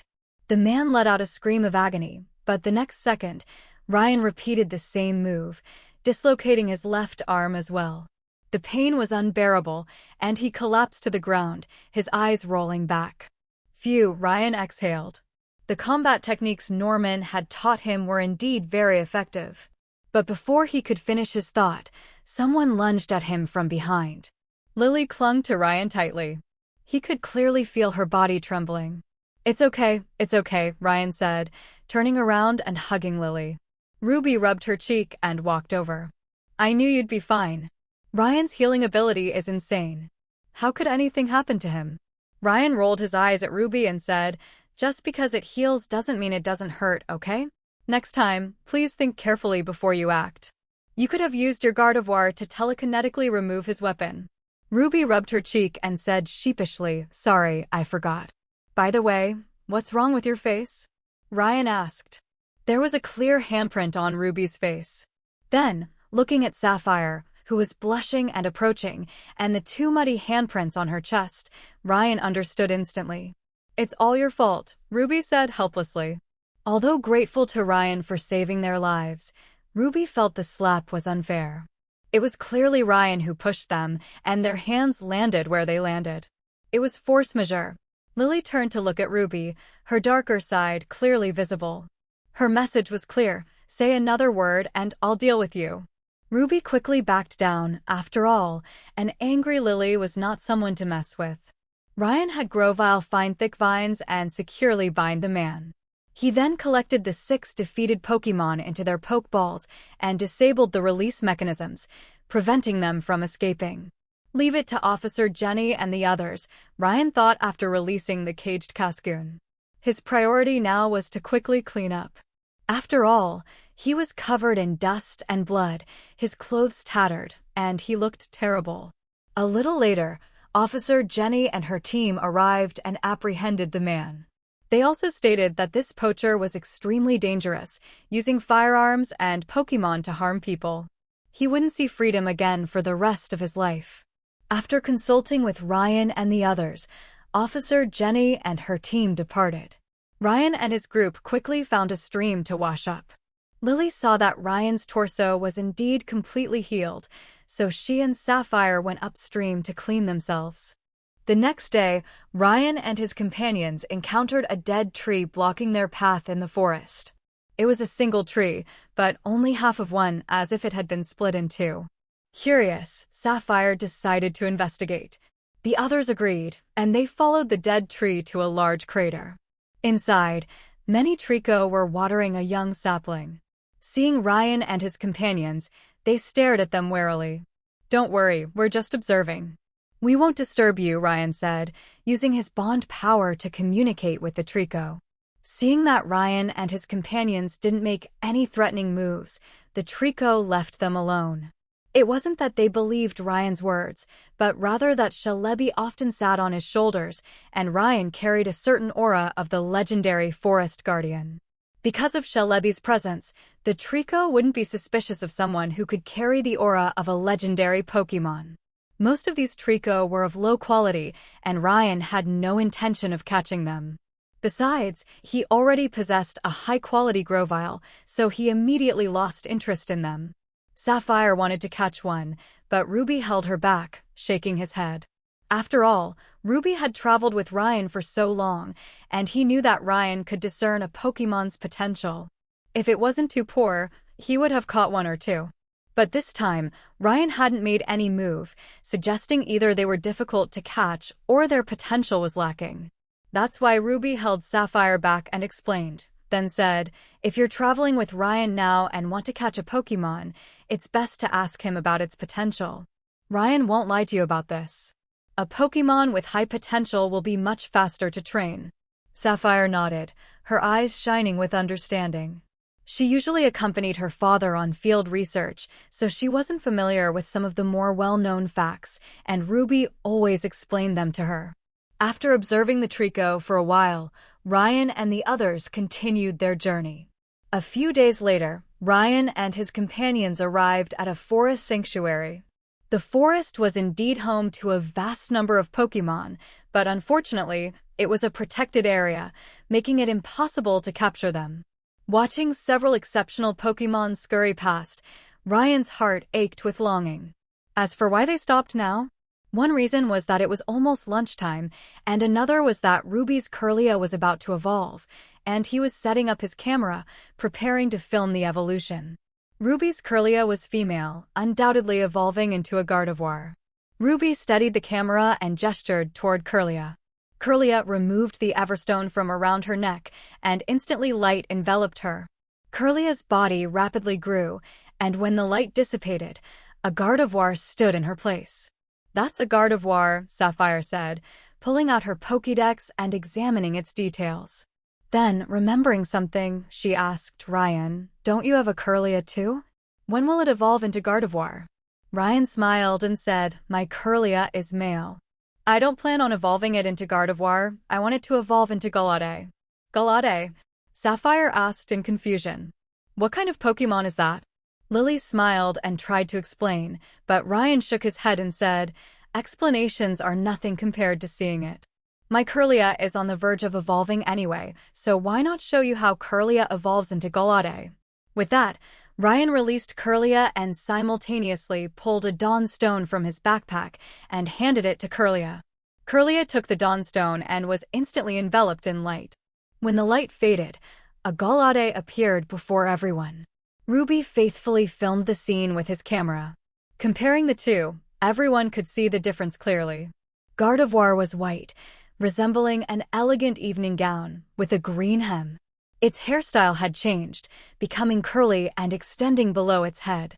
Its arms were green, with no distinct boundary between arm and hand. Gardevoir's fingers were long and slender, connected straight to its hands like gloves. The fin-like horns on its head before evolution had moved to its chest and back after evolution. Spikes appeared on the sides of Gardevoir's face, resembling a masquerade mask. A green band on its chest connected to the middle of its horns and to its glove-like arms, giving it the appearance of wearing a long dress. The lower part of Galade's body was white, with thick, rounded hips and powerful legs. Its torso was thin, combining the green of its upper body with the white of its lower body. Like Gardevoir, Galade had sharp red protrusions on its chest and back. Its arms were shaped like elbows, with retractable blades extending from them. Its head resembled a gladiator's helmet, with a white face and a light green crest. Like its counterpart Gardevoir, Galade had spikes on either side of its face. Ryan took this opportunity to evolve the Togetic as well. After all, their abilities were nearly mastered, and not evolving them felt wasteful. Ryan still had Togetic training to do. Once they evolved to Togekiss, it would be time to get serious about their training. Taking out 2 shiny stones, Ryan and Lily summoned their Togetic and gave them the stones. The 2 little creatures then evolved into Togekiss. The evolved Pokémon seemed calmer, less playful than when they were Togepi or Togetic. Who are you? A girl's voice called out, followed by 3 Mitina and a Poochyena. They seemed wary of Ryan and his group. The 3 Mitina growled and prepared to attack, ready to pounce at any moment. We're on our way to Rustboro City for a gym challenge, so we're passing through this protected area, Ryan said. Of course, we're following the rules and haven't captured or battled any Pokémon in the sanctuary. He then showed the girl the balance badge, which finally lowered her guard. It must be said that these badges were quite convincing. Generally, those who received them were registered trainers who had received the approval of a gym leader and were generally trustworthy people. Sorry, my name is Kelly, Kelly said. Because this is a protected area, there are often poachers around. The Mitina noticed the glow of evolution here, so I came to investigate. After everyone introduced themselves, Kelly said anxiously, by the way, since you're travelers, do you have any medicine? A group of Pokémon in the sanctuary is sick, and I need to go to the city for supplies, but I'm pressed for time. If you have medicine, I can pay you. Ryan shook his head, indicating that payment wasn't necessary. He had plenty of medicine and asked Kelly to take them there quickly. Kelly nodded, and the Mitina and Poochyena immediately led the way for everyone. They all followed, heading deeper into the sanctuary. Ryan and the others followed Kelly to a wooden cabin. The grassy area in front of the house was lined with fencing, and within it lay many injured Pokémon. Kelly led Ryan and the others to a patch of grass. Not far away, a large pile of white cotton-like creatures stood out. Kelly said, "We're here. These Pokémon seem to have food poisoning. I'm out of antidotes, and going to town to buy them would take too long." "They're Swablu, that's manageable," Ryan said. He then pulled a large supply of antidotes from his backpack and distributed them to everyone. Antidotes can cure poisoned Pokémon, and while using them for food poisoning might be overkill, Ryan had plenty to spare. The best thing would be to quickly restore the Swablu to health. Everyone split up. Ryan picked up a Swablu and fed it the antidote. After drinking the potion, the Swablu quickly regained its vitality. Ryan put it down and moved on to another. With the help of the antidotes, the flock of over 50 Swablu was relatively safe. From the Swablu's chirping, Ryan gathered a general understanding. It seemed their original nest had been occupied by a flock of Murkrow, forcing them to flee. The two groups had previously lived in peace, but a Murkrow had somehow found a Duskstone and successfully evolved into Honchkrow. This upset the balance of power between the two groups, and under Honchkrow's leadership, the Swablu were driven out. The Swablu, left without a home, were forced to seek new shelter and, after accidentally ingesting poisonous berries, ended up in this situation. Ryan shared his findings with Kelly, who was deeply troubled. Although she was a ranger at the sanctuary, she had no authority to intervene in interspecies conflicts. It's actually quite simple, Lily said.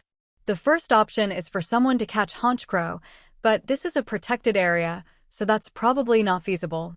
The second option is for one of the Swablu to evolve. If the Swablu had an Altaria leading them, they could easily reclaim their home. Ryan and Ruby nodded in agreement. This seemed to be the most effective solution. Even if Ryan and his team helped the Swablu reclaim their home, they weren't strong enough to defend it on their own. Kelly thought for a moment and said, "The second option is more reliable, but how do we level up the Swablu and evolve them?" "That's easy, leave it to me," Ryan said. "But I need to catch a Swablu first." "Is that okay, Kelly?" Kelly was troubled. Did she still have to sacrifice a Swablu? Ryan saw Kelly's hesitation and understood her concerns. He said, "Don't worry. I'll release the Swablu once this is over." "Is that acceptable?"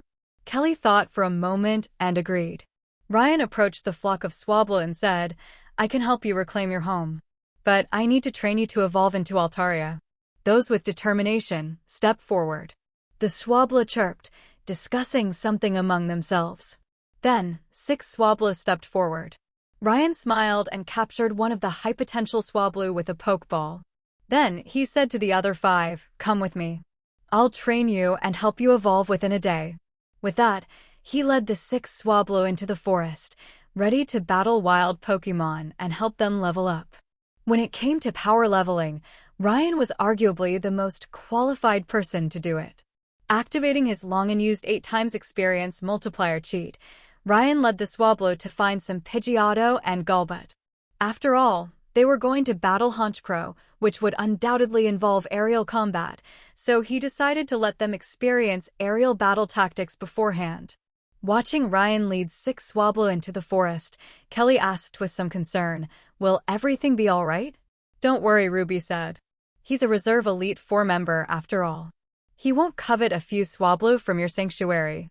Besides, he runs a Pokémon ranch too, so the Pokémon there are no less numerous than those in your sanctuary." Kelly felt reassured upon hearing Ruby's words. The scene shifted to Ryan. He watched the attacking Pidgeotto and Golbat, connecting with the Swablu through his bond power. The Swablu immediately chirped, unleashing Sing. The song made Pidgeotto and Golbat drowsy. The Swablu's expression grew focused, and it soared high into the sky, slamming into Pidgeotto and Golbat with Dragon Rush. After sending the two flying, the Swablu opened its beak and let out a loud screech, simultaneously unleashing Disarming Voice with pink, heart-shaped rays of light. The Disarming Voice struck its opponents, knocking Pidgeotto out of the battle. Golbat was also defeated by the subsequent barrage of attacks. Ryan walked over and fed the 2 Pokémon full restores. He watched them fly away and said, "Keep going. I'll help you all evolve today." After an afternoon of intensive training, and with an 8x experience boost, the 6 Swablu successfully evolved into Altaria. Upon returning, Kelly couldn't believe her eyes. All 6 Swablu had evolved into Altaria. "Next, let's deal with that Honchkrow," Ryan said. "Let's finish this quickly so we can have dinner soon." "Please hurry, I'm starving," Sapphire said weakly, slumped over the table. Ruby and Lily also slumped over the table. It was already past 6, almost 7 in the evening, and no one had eaten yet. Ryan had no choice but to have the 6 Altaria lead everyone and the remaining Swablu back to their original home. The Swablu's home was in a lush area with fruit trees, so it was no wonder the Murkrow wanted to take it over. It was already dark, and flocks of Murkrow perched among the trees, gathering fruit to fill their bellies. The Altaria set everyone down, then let out a loud cry, declaring war on the Murkrow. Suddenly, a swarm of Murkrow took flight from the trees, a black mass covering the sky. In the center of the Murkrow, Honchkrow commanded a large number of them, and they began to attack the Altaria and Swablu. Huh? Is that Honchkrow just directing its underlings to attack? Ruby asked, puzzled. It's much stronger, so shouldn't it be at the forefront? Honchkrow are said to be cold and ruthless, never forgiving the failure of their Murkrow, Lily explained. When fighting enemies, they basically just use followers. They only strike personally to deliver the final, fatal blow. Lily's description was accurate. Whenever a Murkrow lost its strength, Honchkrow would rush in to finish it off with a decisive strike. But it underestimated the Altaria. 6 Altaria surrounded Honchkrow, defeating the Murkrow around it until they were able to corner it. With Honchkrow incapacitated, the Murkrow panicked and were completely routed by the Altaria, completely driving the Murkrow from their homeland. We're done, let's get some food, Ryan said, watching the Murkrow retreat. Agreed, everyone shouted in unison. Early the next morning, Ryan and his group bid farewell to Kelly, preparing to continue their journey to Rustboro City. Kelly watched them leave and noticed an Altaria that had come to see them off. The Altaria circled hesitantly in the sky, looking from Ryan and his group to Kelly, its expression conflicted. Go ahead, Altaria, Kelly said. But don't come back inside the protected area. We have to follow the rules. Once you leave, you'll be a wild Pokémon. I can't interfere with what happens to you then. Altaria landed and nuzzled Kelly's cheek, then let out a long cry and chased after Ryan and his group. The Altaria and Swablu in the forest also chirped loudly, blessing their companion. Ryan paused at the call, then smiled and continued on his way. Once outside the protected area, he looked up at the sky. Altaria had descended and landed right in front of him. Training with me is exhausting, Ryan said, pulling out an Ultra Ball and holding it toward Altaria. Without hesitation, Altaria chirped, its wing tapping the button of the Ultra Ball, instantly being captured. The ball swayed and then stopped. I caught an Altaria, Ryan said with a smile. I'm so jealous. Why didn't any Altaria want to follow me? Sapphire cried unhappily. Don't be ridiculous. How much have you done for them? Ruby said, patting Sapphire's head. Then he was knocked down with a single punch from Sapphire. Lily watched the whole thing with a smile, without comment. A few days later, Ryan and his group finally arrived in Rustboro City. Standing on the city's highest observation deck, they surveyed the coastal city. Let's go to the Rustboro gym first, then take the boat to Dewford Town after the match, Ryan said. That's fine with me, Ruby said. But there's a Pokémon contest in Rustboro City tomorrow, and I plan to participate. Can we leave the day after tomorrow? Ryan patted his shoulder and said, You have your own goals. Just tell us and we won't stop you. Thank you, Ruby said. Sapphire and Lily had gone shopping at the mall. Ryan and Ruby, uninterested, sat on chairs at the observation deck waiting for them. They discussed their next itinerary, discussing Pokémon strategies and moveset modifications. A man with long green hair and a baseball cap sat down next to them. The next second, Ryan jumped up and took a defensive stance. What's wrong, Ryan? Ruby asked curiously, observing Ryan's reaction, which looked like he'd seen a ghost. Get away from there, Ruby. He's dangerous, Ryan said. Looking at the green-haired man sitting there, Ryan felt a constant warning. This man is dangerous. You must be Ryan, the man said, looking up. Only then did Ryan see his face clearly, and his pupils contracted. He knew this man and the king of Team Plasma. How could he be here? Was Ryan's first thought. And looked at the defensive Ryan and Ruby, who immediately stood up beside him. He smiled. Don't be so wary of me. I mean no harm. This smile immediately dispelled Ryan's sense of danger, but it also made him even more cautious of N. Who are you? Ryan asked, playing ignorant. Just call me N said. If you don't mind, would you have a battle with me? A Pokémon battle. I refuse, Ryan said. He knew N well. He was a formidable opponent, a self-proclaimed hero, and could use persuasive language to confuse his opponents, even causing their Pokémon to question their trainers. Furthermore, his arguments weren't typical villain rhetoric. Instead, he offered philosophical analyses based on observable facts, often leaving his opponents unable to refute him. So Ryan was deeply wary of N. It wasn't because his strength surpassed his own. It was because his convictions were too strong, possessing an intense idealism. When such a person became obsessed, he could be truly dangerous. While Ryan was still on guard, Ruby pressed the switch on the Pokeball at his waist from behind, releasing Phi-Ba and placing it in N's arms. "Ruby, what are you doing?" Ryan shouted. "I didn't do anything," Ruby said innocently. Ryan turned around and saw two Rubis staring at each other. He was momentarily confused. What's going on? But one of the Rubis immediately gave a mischievous grin. Ryan saw it, combined with his memory, and instantly understood. He gritted his teeth and said, "Zoroark." Ruby smiled and transformed into a small black fox.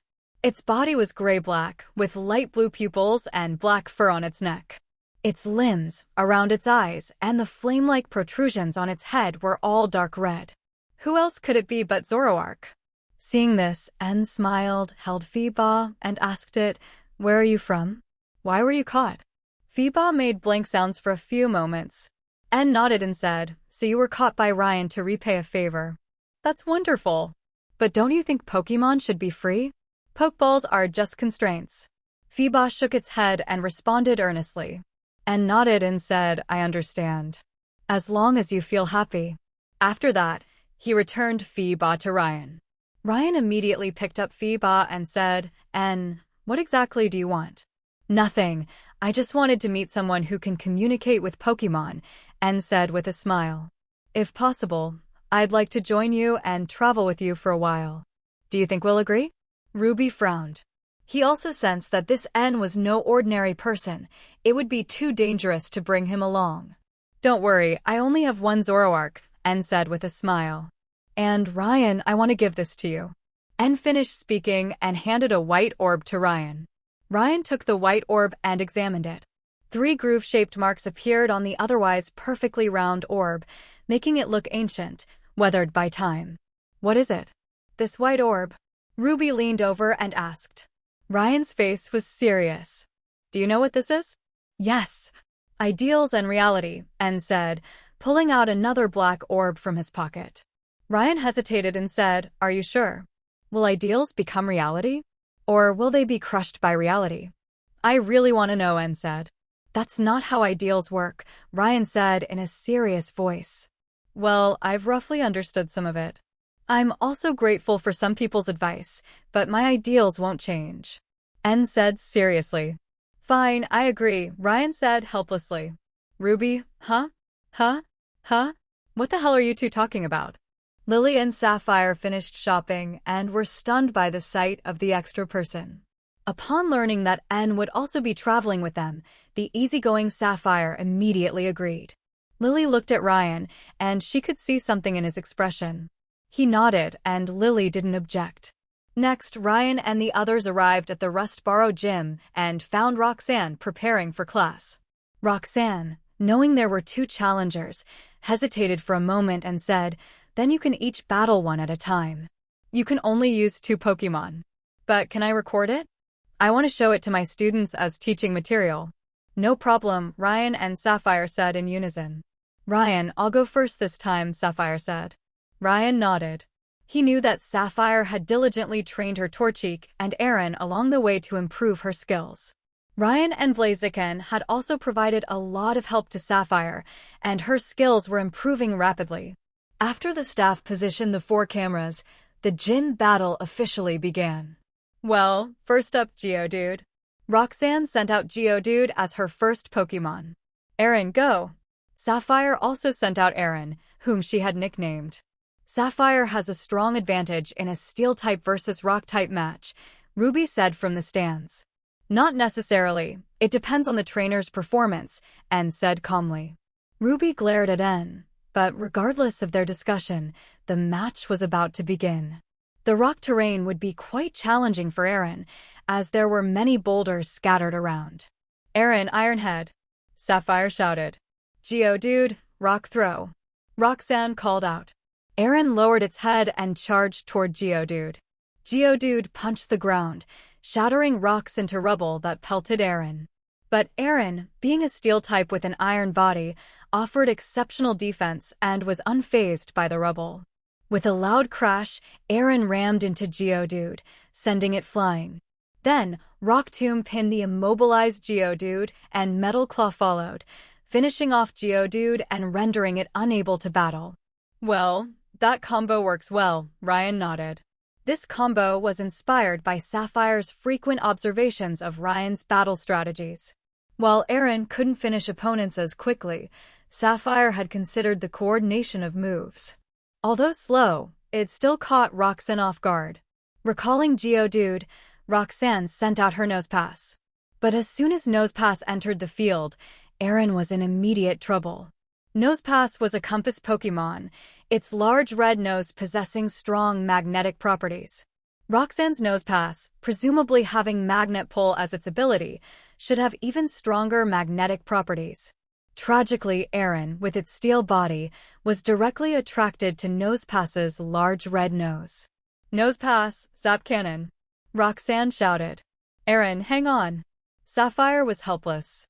Aaron was being pulled in, unable to even be recalled to its Pokeball. A Zap Cannon hit Aaron at point-blank range, but it endured the attack. Aaron was sent flying, only to be pulled back in again, and another Zap Cannon blast followed. Ryan facepalmed. This is truly unstoppable. After all, Aaron weighed less than Nosepass, so being pulled in was inevitable. Under the barrage of Zap Cannons, Aaron was rendered unable to battle. Sapphire, frustrated, recalled Aaron and released her Torchic. Torchic, get behind Nosepass, Sapphire instructed. After the previous battle, she had discovered Nosepass's weakness. Its nose could only point north and couldn't turn around. Torchic immediately used Quick Attack, charging behind Nosepass. But the next second, Nosepass unleashed Magnitude, sending a powerful shockwave toward Torchic. Torchic, jump onto Nosepass and kick it down. Sapphire's eyes lit up. Torchic leaped high. With Blaziken as an example, Sapphire had greatly strengthened Torchic's legs. With a high leap, it dodged the shockwaves and landed on Nosepass's head. Then, with another jump, it landed behind Nosepass and delivered a powerful double kick, striking hard. Ember showered the defenseless Nosepass's back until it was unable to battle.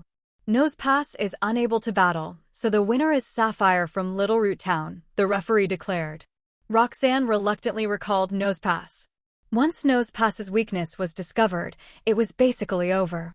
Unless it evolved into Probopass, with 3 smaller units for attack and defense, it would remain vulnerable. Sapphire happily accepted the stone badge and gave Roxanne a big hug. This was her first gym badge ever, so of course she had to commemorate it. Then Sapphire returned to the viewing platform.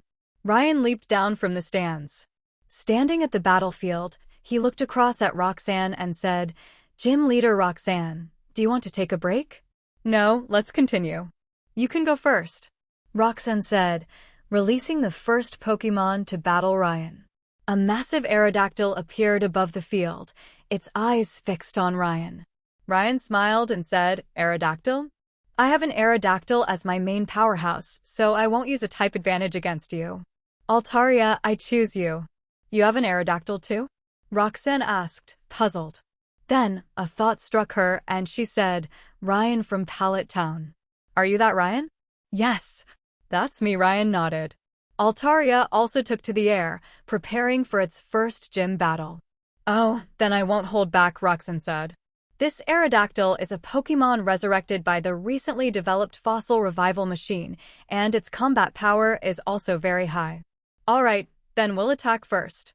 "Dragon Dance," Ryan said, then Dragon Breath. "Ancient Power," Roxanne commanded. Altaria flapped its wings and performed Dragon Dance in the air, increasing its attack power. At the same time, facing the rocks heading toward it, it released dragon energy from its beak, which collided with Ancient Power in midair, causing an explosion. Altaria instantly shielded itself with its wings, its cotton-like feathers immediately fluffing up, blocking the shockwave and debris. At the same time, the Cotton Guard greatly strengthened Altaria's defense. "Power Swap," Ryan commanded. Altaria instantly fired a beam of light at Aerodactyl, and the light then returned to Altaria. Ryan smiled, while Roxanne frowned. Dragon Dance, Cotton Guard, and Power Swap greatly enhanced Altaria's attack, defense, and speed while reducing Aerodactyl's advantages. Although Aerodactyl had the speed advantage, Altaria's cotton feathers were very effective at absorbing impact, making this a really difficult battle. Aerodactyl roar. Roxanne immediately came up with the best solution: force a switch. After a Pokémon is switched out, any stat changes in battle will return to their original state. Ryan was helpless. Roxanne thought this was the best solution, but she didn't notice what Ryan had said earlier.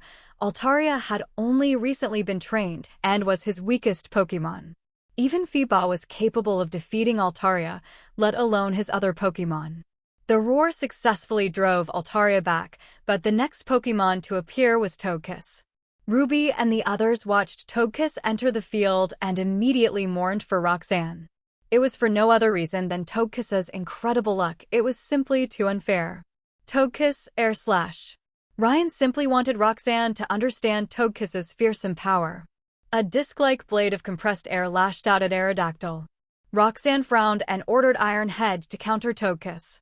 Logically, using Steel-type attacks against Flying-type attacks is advantageous, and Steel-type attacks also counter Togekiss's Fairy-type.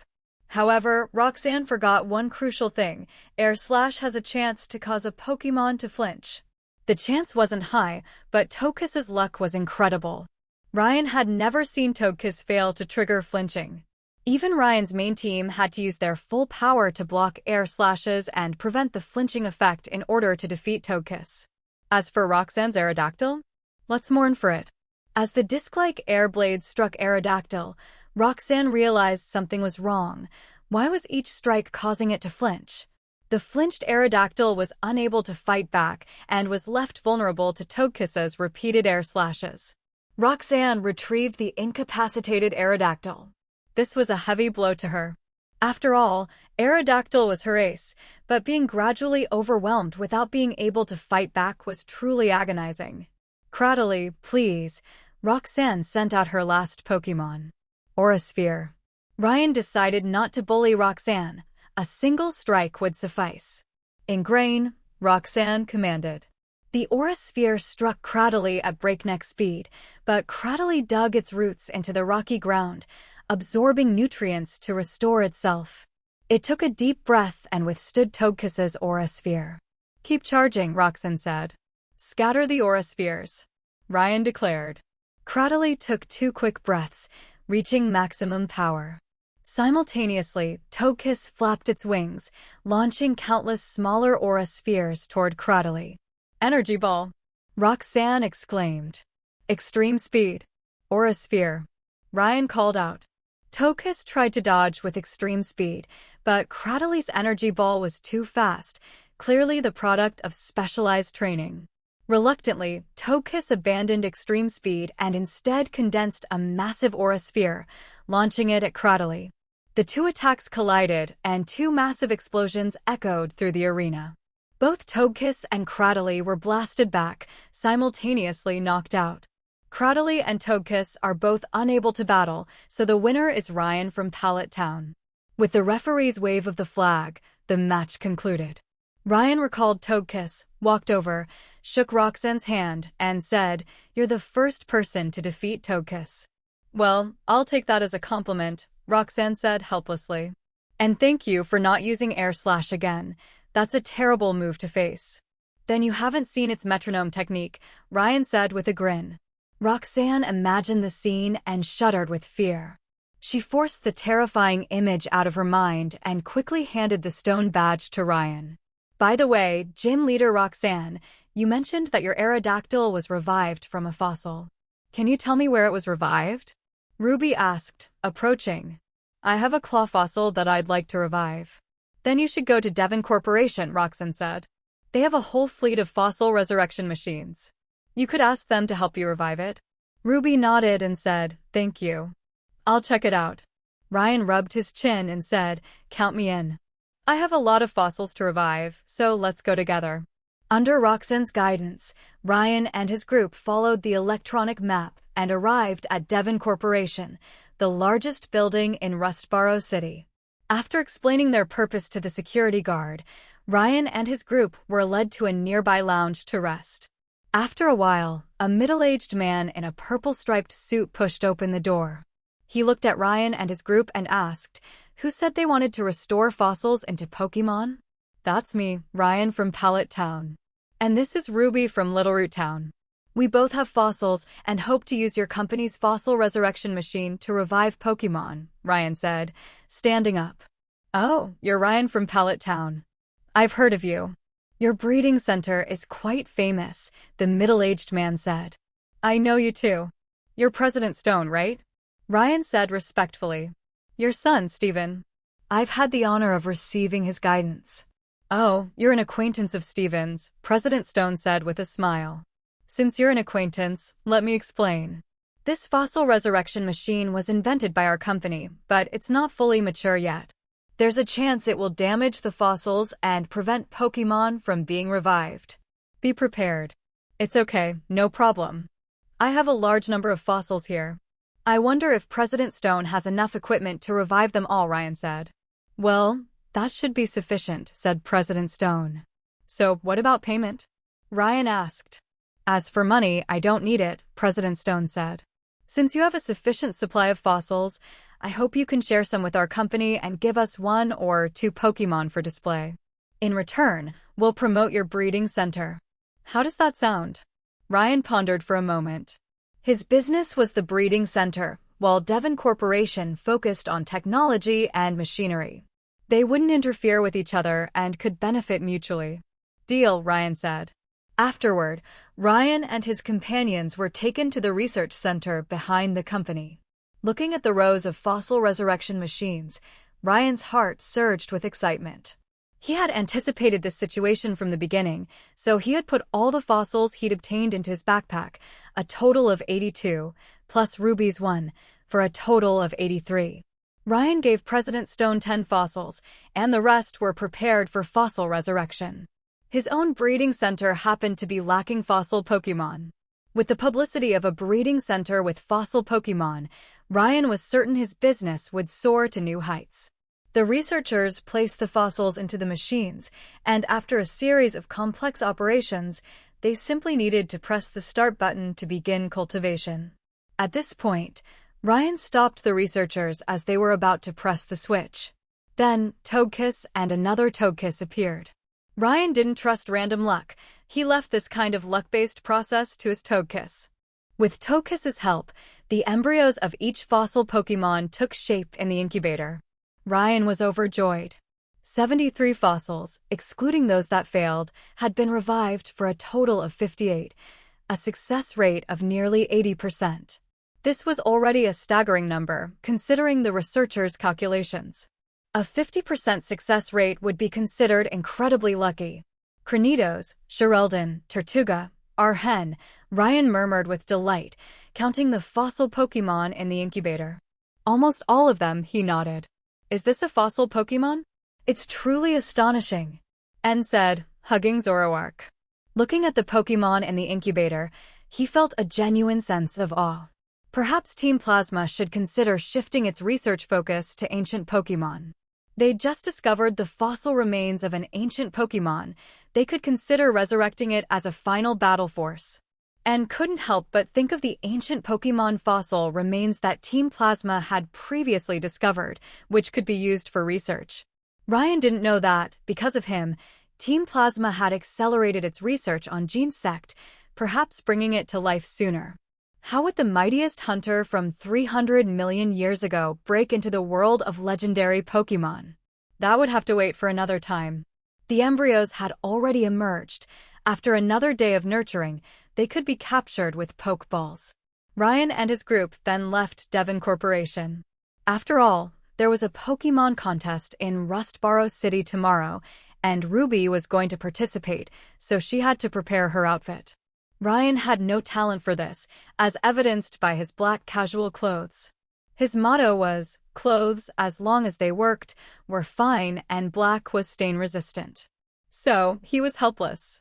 Lily and Sapphire, however, were excited to help Ruby choose her contest outfit. Watching the three excitedly leave and head to the department store to shop for clothes, Anne said, "Want to take a look around?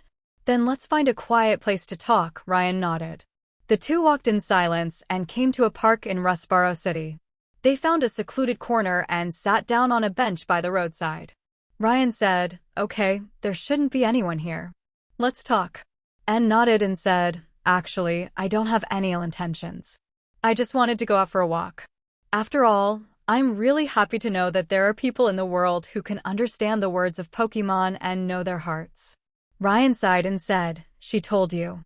"Well, it seems you know." Anne smiled slightly and said, "You don't have to blame her. She told me because she wanted me to be happy." "I know, I don't blame her." Ryan said, "But to be honest, I don't agree with your ideals." Anne shook his head and said, "But it agrees with my ideals.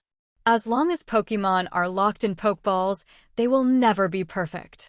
I want to turn this world into a world of Pokémon because they are my friends." "Then why did you give me the other one?" Ryan asked. "I want to see things no one else can, the ideals of the Pokémon in their Pokeballs, the truth behind the existence of trainers, and a future where Pokémon can fully exist." "Do you want to see that too?" Anne asked. "I don't want to," Ryan said. "Your perspective is completely different from ours. But you're a good person. A kind person who always prioritizes the well-being of Pokémon." "Thank you very much for your affirmation," Anne said. "Let me be clear, I'm the king of Team Plasma. I've been invited by Getsus to help him liberate Pokémon." "He's lying to you," Ryan said. "I know, but I can't stop," Anne said seriously. "I'm going to be a hero or a villain, so I need a villain or a hero to stop me. That's why I chose you. Because as long as you understand the language of Pokémon, no one will fail to sympathize with their plight. You're a gentle person, and entrusting it to you is the best choice. Ideals will eventually lose to reality." Ryan shook his head. "Even if ideals triumph, they become reality. Then is it still an ideal?" Anne fell into deep thought. After a long while, Anne shook his head and said, "I don't know, but this is the answer I seek." "I will stop you," Ryan said seriously. "If you lose, come to me." "Thank you very much," Anne smiled. The conversation ended there. They understood each other and could be considered friends, but in the end, there would be a battle that would define their lives. "When will you return to Team Plasma?" Ryan asked. "I'll walk with you to the end of Hoenn," Anne said. "As much as I want to stay, I'm sure the Shadow Triad are already on their way to find me. And the others will probably be worried and will likely be looking for me soon." "Then let's say goodbye in Dewford Town," Ryan said. "Dewford Island is a great resort, so enjoy your last bit of leisure time." "Yes, it really is my last bit of leisure time," Anne said, standing up. "Let's go and see how Ruby and the others are doing with their shopping," Ryan said. The two smiled at each other, their understanding finally reached. They then returned the same way, heading to the department store. Ruby had already finished her shopping, but the two girls were still browsing, which would likely take some time. By the time they were satisfied, they had finally left the store. Of course, it was already dark. They had settled down at the Pokémon Center, ready to cheer on Ruby for the Pokémon contest tomorrow. The next day, Ryan and his companions arrived at the venue of the Pokémon contest in Rustboro City. However, Ryan couldn't cheer for Ruby today because he had received a call from President Stone the previous night. Apparently, a criminal organization had set their sights on Ryan's fossil Pokémon and was planning to steal them from Devon Corporation. Watching Ruby and her companions enter the venue, Ryan tossed his Ultra Ball. "I want to see who has the audacity to try to steal my Pokémon. Prepare to face my wrath." Ryan arrived at Devon Corporation and, led by security, he entered the Fossil Resurrection Laboratory. President Stone was there, and he nodded, saying, "I'll leave the rest to you." "I'm counting on you," said President Stone. "Come out, Zeraora, Shalevi." Ryan released Zeraora and Shalevi. Ryan had teleported Zeraora and Shalevi from the breeding center as a precaution. Now that they were guarded by two legendary Pokémon, if those guys tried to steal them, they'd be courting death. Boom! Ryan had just thought this when an explosion ripped through the laboratory walls. "Tie them all up," a gruff voice shouted. Ryan's forehead throbbed with a vein. Talk about timing. Are there still such reckless idiots in the world? This is simply bringing down the overall level of criminal organizations. Behave yourself. Ryan kicked a Team Aqua grunt to the ground and tied him up with rope. Zeraora grabbed an incapacitated corfish and tossed it away with disdain. Using it against such a weakling was like using a sledgehammer to kill a fly. Shalebi directed the leech seeds to take root and sprout, tying up the Pokémon one by one. Ryan grabbed the muscular leader and said, "Are you really Team Aqua? Who taught you this mindless, brute force approach? It's shameful." Shelly was a little confused. How could this guy act like they were in cahoots? What was this feeling of disappointment? But Shelly considered the situation and confessed honestly, it was a man who suggested it to us. He said his name was Colress. Colress. Ryan threw Shelly down and frowned. After Colress had confronted him twice in Johto, there had been no further activity. But unexpectedly, this time, he had dispatched Team Aqua to harass Ryan. No, it couldn't be said to be harassing Ryan. It was simply a way to test his current strength. Ryan glanced at Shelly, lying on the ground, with a hint of disdain. What a cocky fool, thinking she was so powerful, but in the end, she was just a pawn in someone else's hands. He'd originally thought of her as a reckless grunt from the games, but now it seemed she was even more foolish. Such people are the easiest to manipulate, and they make excellent cannon fodder in crucial moments. Yes, she was just cannon fodder, a pathetic fool. He called the police and let Officer Jenny and the others handle the matter. Ryan quietly waited for the fossil Pokémon to mature, preparing to catch them and transfer them to his own breeding center. Officer Jenny soon led her team to take the entire Team Aqua squad away, and Ryan waited until the fossil Pokémon had fully revived. With Zeraora and Shalebi holding the line, Ryan easily captured all 58 fossil Pokémon. One of them, the Arhen, belonged to Ruby, so he left it for him. Ryan also gave President Stone 4 Pokémon Omanite, Kabuto, Archen, and Lileep to use for promotional purposes. The remaining 53 fossil Pokémon were transferred to the breeding center, along with Zeraora and Shalebi. With his business concluded, Ryan hurried to the Pokémon contest. Arriving at the contest hall, it was the finals and Ruby was using Gardevoir against her opponent's Roserade. Seeing this, Ryan already knew the outcome. Ruby's battle prowess was formidable. Unless she failed the initial appeal phase or faced an absolutely formidable opponent, she was a surefire winner in any regular Pokémon contest. As Ryan had predicted, Ruby used Gardevoir's Moonblast to beautifully dismantle Roserade's Petal Blizzard, effectively reducing her opponent's score to 0 and winning the competition. With the competition over, Ruby earned her first contest ribbon. Seeing Ruby's happiness, Ryan reminded them to get ready to head to Dewford Town. Yeah, the Pokémon contest showcases the beauty of Pokémon, which is great, and remarked. "Hey, aren't you thinking about becoming a Pokémon coordinator?" Ryan glanced at N. "Maybe.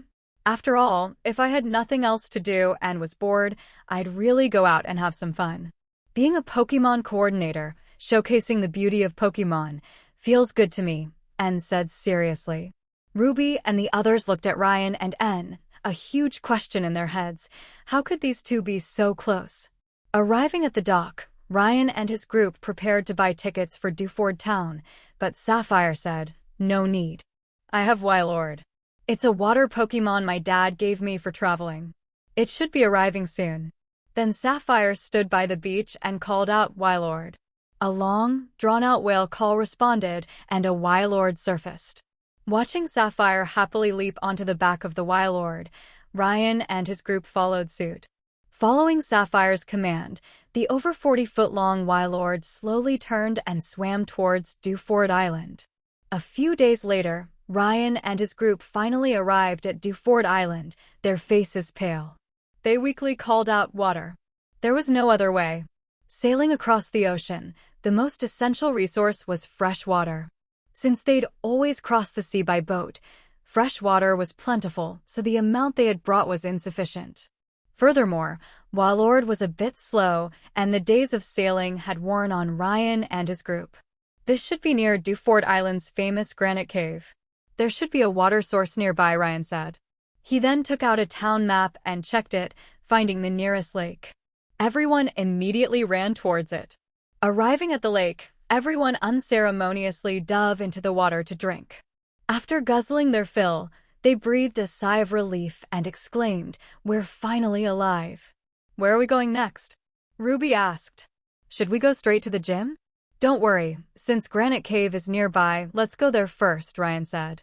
"Yeah, I'd like to capture a few Pokémon too. Right now, I only have Torchic and Aaron as my battle Pokémon, and I feel a bit overwhelmed for the upcoming battles," Sapphire said. "Then let's go check it out," Anne said. Lily also agreed, and everyone unanimously decided to go to Granite Cave first. When they arrived, they were greeted by a swarm of Zubats. "That seems a bit scary," Lily said, hugging Ryan's arm. "It's okay. This is a famous mining site after all." "It's not dangerous," Ryan said. "If you like, you can dig a bit." As he spoke, Ryan handed Lily the eye finder. Lily immediately became interested, eager to see if she could dig up something valuable.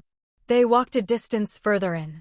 The cave had been artificially excavated, and the further they went, the more branches appeared, and the larger the space became. Some wild Pokémon, accustomed to the occasional miners, didn't bother Ryan and his group. "Hey, that's a group of Mawile," Lily said, looking at a group of Pokémon in a deep pit nearby. "Huh, they really are," Ryan observed. "I want to capture one," Lily said. "Wait for me, Togekiss. Take me down." With that, she sent out her own Togekiss, grabbed Togekiss's feet, and Togekiss carried Lily down. Then, she addressed the group of Mawile. "Hello, I want to capture one of you. Is there a Mawile that's willing to battle me?" Seeing this, Ryan smiled and said, "It's Lily's first time." "Huh? What do you mean?"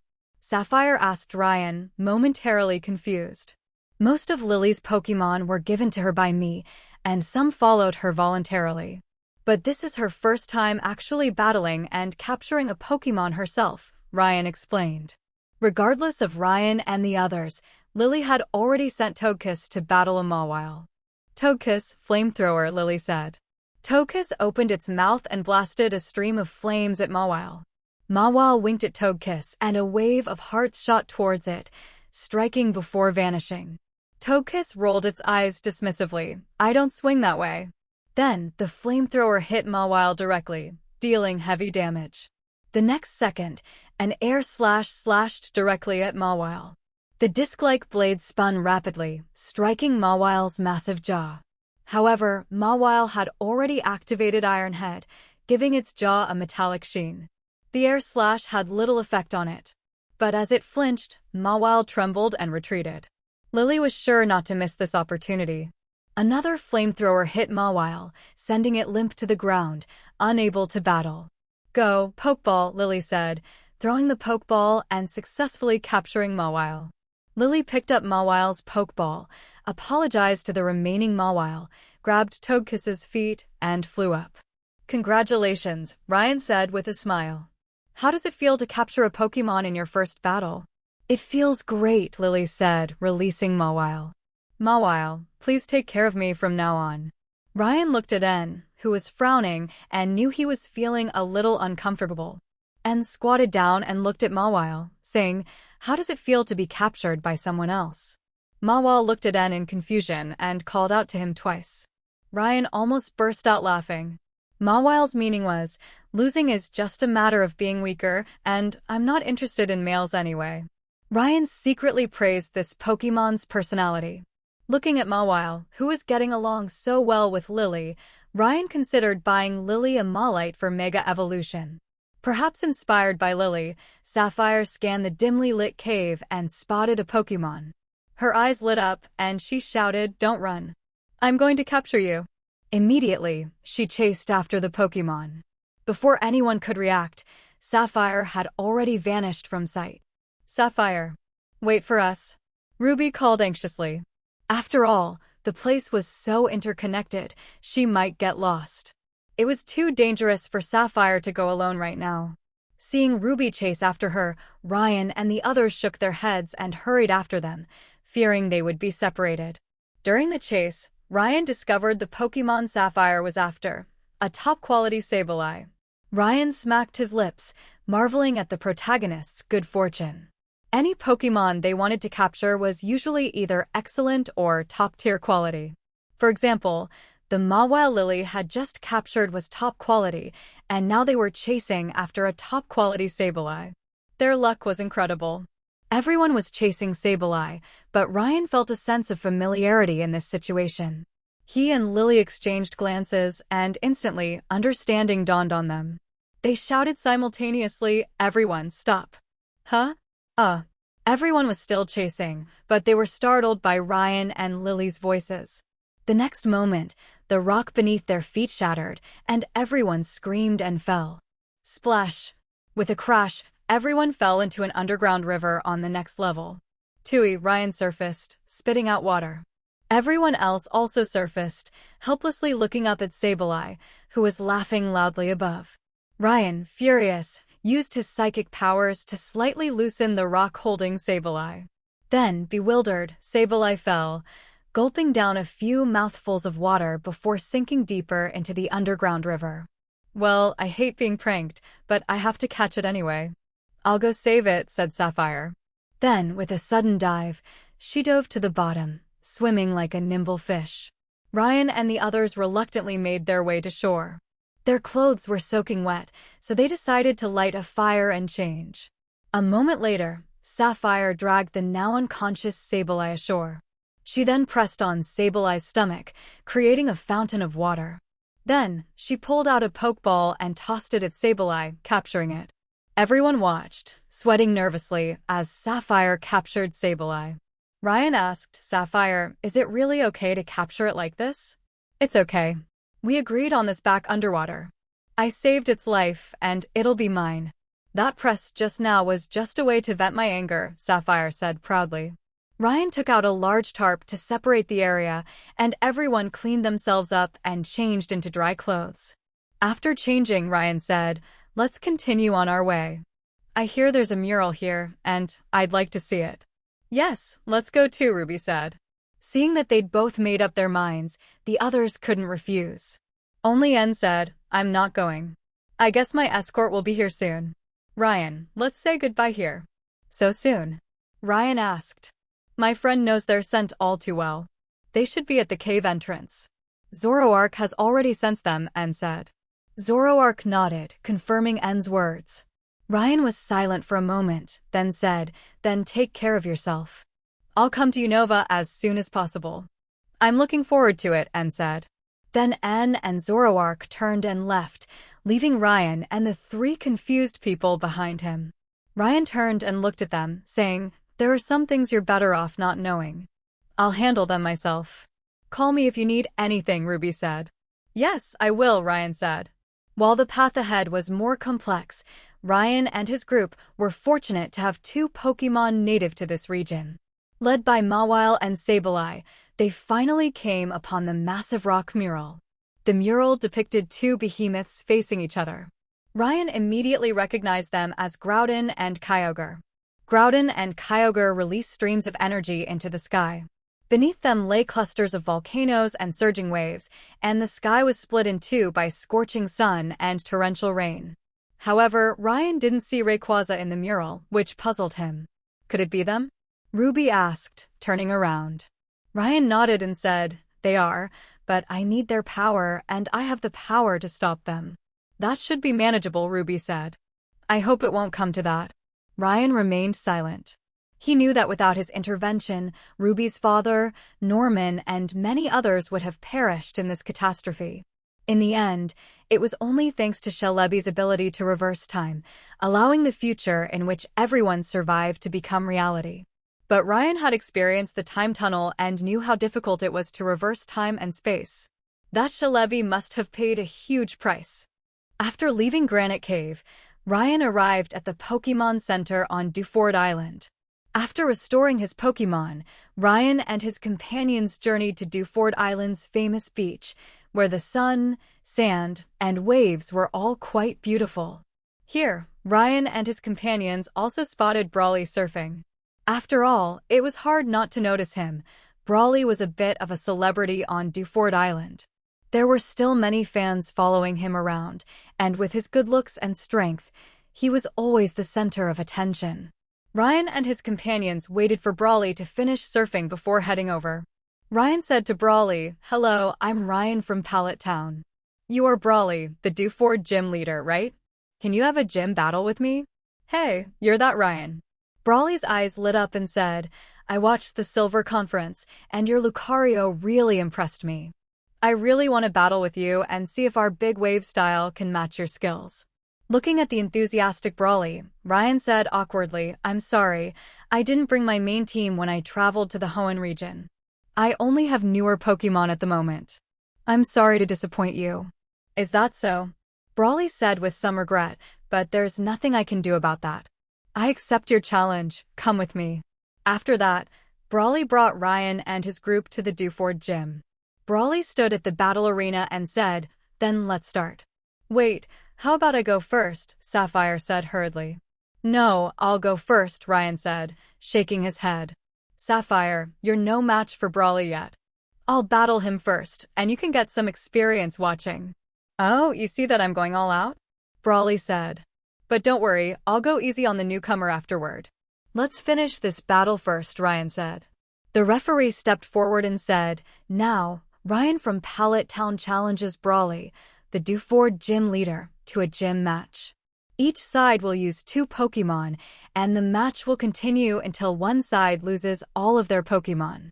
The gym leader cannot switch Pokémon. The match begins. Go!" Ryan and Brawly threw their Pokeballs simultaneously. Blaziken and Hawlucha appeared on the field. Ryan rubbed his chin and said, "Hawlucha, that looks a bit tough." "Hey, my idol is Bruno of the Elite Four," Brawly said. "So, through training, I've captured all fighting-type Pokémon that represent different martial arts. I've dabbled in Lucha Libre, which Hawlucha represents, but sumo wrestling is more my style." Ryan nodded. He had read similar reports before. Hawlucha represented Lucha Libre, Hariyama represented sumo, Throw represented judo, Sock represented karate, and his own Lucario represented general martial arts. That's why, when Ryan obtained his Lucario, he said it was the perfect fighting Pokémon for him. "Let's battle then," Ryan said. Blaziken, low kick. Ryan looked at Brawly, who was serious. He wasn't going to hold back, so Ryan was going to battle with full intensity. Blaziken charged forward with a low sweeping kick at Hawlucha, but Hawlucha blocked it with a karate chop. Hawlucha then leaped into the air, soaring above Blaziken, its form outlined by white energy. Then, Hawlucha swooped down on Blaziken. Blaziken delivered an uppercut with Sky Uppercut, and it collided with Hawlucha's Flying Press. Blaziken triumphed in terms of power, but suffered a slight loss in terms of damage. Flying Press was unique, the only move with dual types when calculating type effectiveness, and its combination of fighting and flying was super effective against Blaziken. Furthermore, Hawlucha skillfully followed Blaziken's punch momentum, flipping through the air before landing lightly, miraculously neutralizing most of the Sky Uppercut's damage. "Haha, the art of redirecting force," Ryan said with a laugh. When it comes to redirecting force and using the opponent's momentum against them, Lucario's aura techniques are superior. Ryan connected with Blaziken through their bond, and Blaziken abandoned his traditional fighting style, unleashing flaming fists and kicks in rapid succession, each one delivering tremendous force. Hawlucha tried to redirect the attacks, but the next second it was sent flying, slamming heavily against the wall, struggling to its feet. Brawly was a little shocked. He said, "What's going on? Those attacks should be easy to counter. My Blaziken's ability is Speed Boost. Its speed increases during combat," Ryan explained. "And if you want to redirect force, you must first be able to track the movements." Blaziken, Blaze Kick. In an instant, Brawly lost sight of Blaziken.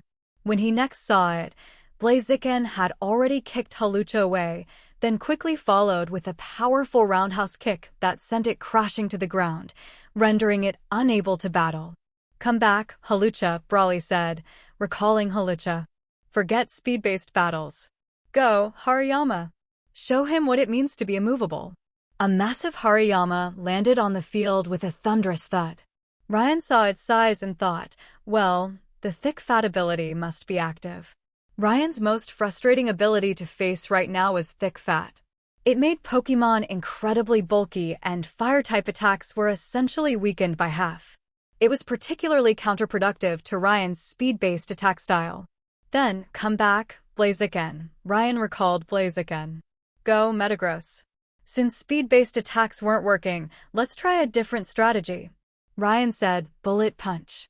The floating Metagross's arms glowed with metallic energy, and its body spun, repeatedly striking Hariyama with its arms.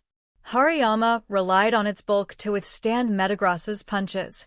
It then grabbed Metagross's 2 front legs, ignoring the blows from its 2 rear legs.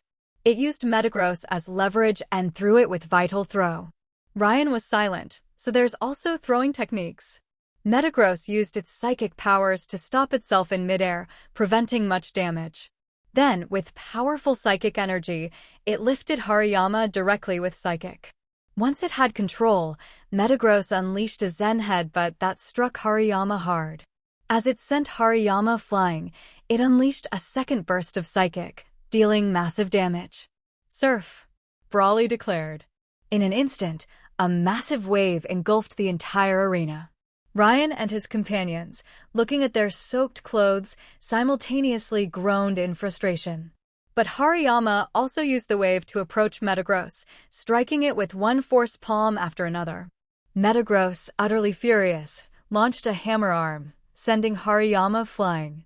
Then, moving at high speed, a Zen Headbutt sent the defenseless Hariyama flying, smashing through the arena's walls and leaving it lying outside, unable to battle. Come back, Hariyama. Brawly recalled Hariyama, saying helplessly, still a bit short. Brawly handed the knuckle badge to Ryan, who thanked him, took it, and said, It seems your Hariyama isn't very good at redirecting force. Well, while its thick fat gives it strong defense, it makes it difficult to master agile techniques, Brawly said. This made sense. After Ryan understood what he wanted to know, the next step was Sapphire's gym match. With Ryan as a reference, Sapphire understood the power of Brawly's force redirecting abilities. She first caught Brawly off guard with her Sableye, successfully defeating Hawlucha in the first match. However, she was then defeated by Makuhita, whose fighting-type attacks could hit the ghost-type Sableye with foresight. Her subsequent victory with Torchic was also a close one, and it was only after Torchic evolved into Combusken at a crucial moment that she managed to defeat Makuhita. Sapphire accepted the badge, knowing that if Ryan hadn't fought the first match, allowing her to gain a firm grasp of Brawly's abilities, she would have never won. Ruby noticed Sapphire's disappointment and approached to comfort her, saying, Don't worry about it. Ryan is already champion level. You're just feeling bad comparing yourself to him. Besides, he's been traveling 2 years ahead of us. After we've caught up in experience, we'll definitely match him. TSK, you don't need to comfort me, Sapphire said stubbornly, blushing. Ryan and his companions bid farewell to Brawly and prepared to cross the sea to Slateport City, where the next Pokémon contest would be held, and Ruby wasn't going to miss it. As for how to cross the sea, it was up to Sapphire's Wylord to handle the task. It wasn't that Ryan and his companions didn't want to take a boat, but the fastest ferry wouldn't arrive for 3 days, and they didn't have time to waste waiting. So, after restocking themselves with fresh water, Ryan and his companions boarded Wylord and headed towards Slateport City. 2 days later, Ryan glanced at the town map and said, There's an abandoned ship not far ahead. Let's stop there to rest and then make some hot meals. These past 2 days of living on preserved food are really unbearable. Agreed, the other 3 cheered excitedly. With motivation, Sapphire diligently urged Wylord to speed up, swimming towards the abandoned ship. Deep within the abandoned ship, a petite figure suddenly froze. Its lifeless eyes finally lit up. It murmured a few times, then tightened its grip on the object in its hand, then floated into the air and drifted out. As it passed through the abandoned ship's passages, the surrounding water Pokémon panicked, as if they had seen a monstrous predator, desperately struggling to escape its presence. The petite Pokémon secretly poked its head out the door and watched 4 people on deck discussing something. A young man was chopping vegetables, preparing lunch for the day. It looked toward the boy, or rather, the backpack he had placed nearby. From that backpack came a familiar, heartbreaking scent, leaving it in a trance. As it floated forward, it noticed 2 Togekiss had spotted it. Panicked, it flew toward the cabin. As it flew, a voice reached its ears. "Hey, isn't that Floette? Why is it in this form?" Yes, it was a strange-looking Floette. Ever since it was born as Flababy, and after picking up this strange flower, its life had been filled with misfortune. After evolving into Floette, it could spread misfortune to others, bringing disaster upon them. It was responsible for that child's death. It was responsible for its clan's destruction. It was what made the surrounding Pokémon fear it, hate it, and dread it. Floette reached the depths of the familiar cabin and hugged itself. A feeling of despair filled the entire cabin. Countless water Pokémon were instantly terrified and frantically fled outside. Just as Floette was in agony and despair, she felt a pair of warm hands embrace her. She saw the young man again, and he smiled and whispered, "It's okay, don't be afraid. Come with me, I'll show you a different world." Floette's heart, which had been suppressed for years, instantly collapsed. She hugged the young man's hand and burst into tears, as if venting all the pain and helplessness she had accumulated over the years. Yes, this young man was Ryan. He had only caught a glimpse of her appearance, but he was also momentarily stunned. After all, Floette only had 5 colors: red, orange, blue, white, and yellow. How could it be holding a black flower? Furthermore, Floette's body was usually green and white, with yellow highlights, while its eyes were blue. He had initially thought it was a shiny Floette, but shiny Floette's eyes were a different shade of blue, while these eyes were distinctly different, a complete mismatch. But the next second, the system's information shocked Ryan. Floette, sublegendary Pokémon, origin, Calamity. As soon as this information appeared, Ryan immediately thought of something: the Eternal Flower. That's right, Floette's Eternal Flower form. Ryan immediately realized this and called up the system to read the description of Floette's Eternal Flower form. Floette, a single Pokémon. The flower it holds is currently unopened. It is believed to contain terrifying power. That ominous flower holds terrifying energy, yet it wields it innocently. This was the system's detailed description, and from this, Ryan understood why it had reached sub-legendary status. The Eternal Flower granted Floette near-eternal life. Of course, this was an exaggeration, but it certainly granted her an extraordinarily long lifespan. Over time, it wasn't impossible for her to reach the power of a sub-legendary Pokémon. Furthermore, according to the system's predictions, when Floette evolved again and became Florges, she would be able to transform her essence into laws, reaching the power of a legendary Pokémon. If left unchecked or uncontrolled, she would likely unleash a catastrophe.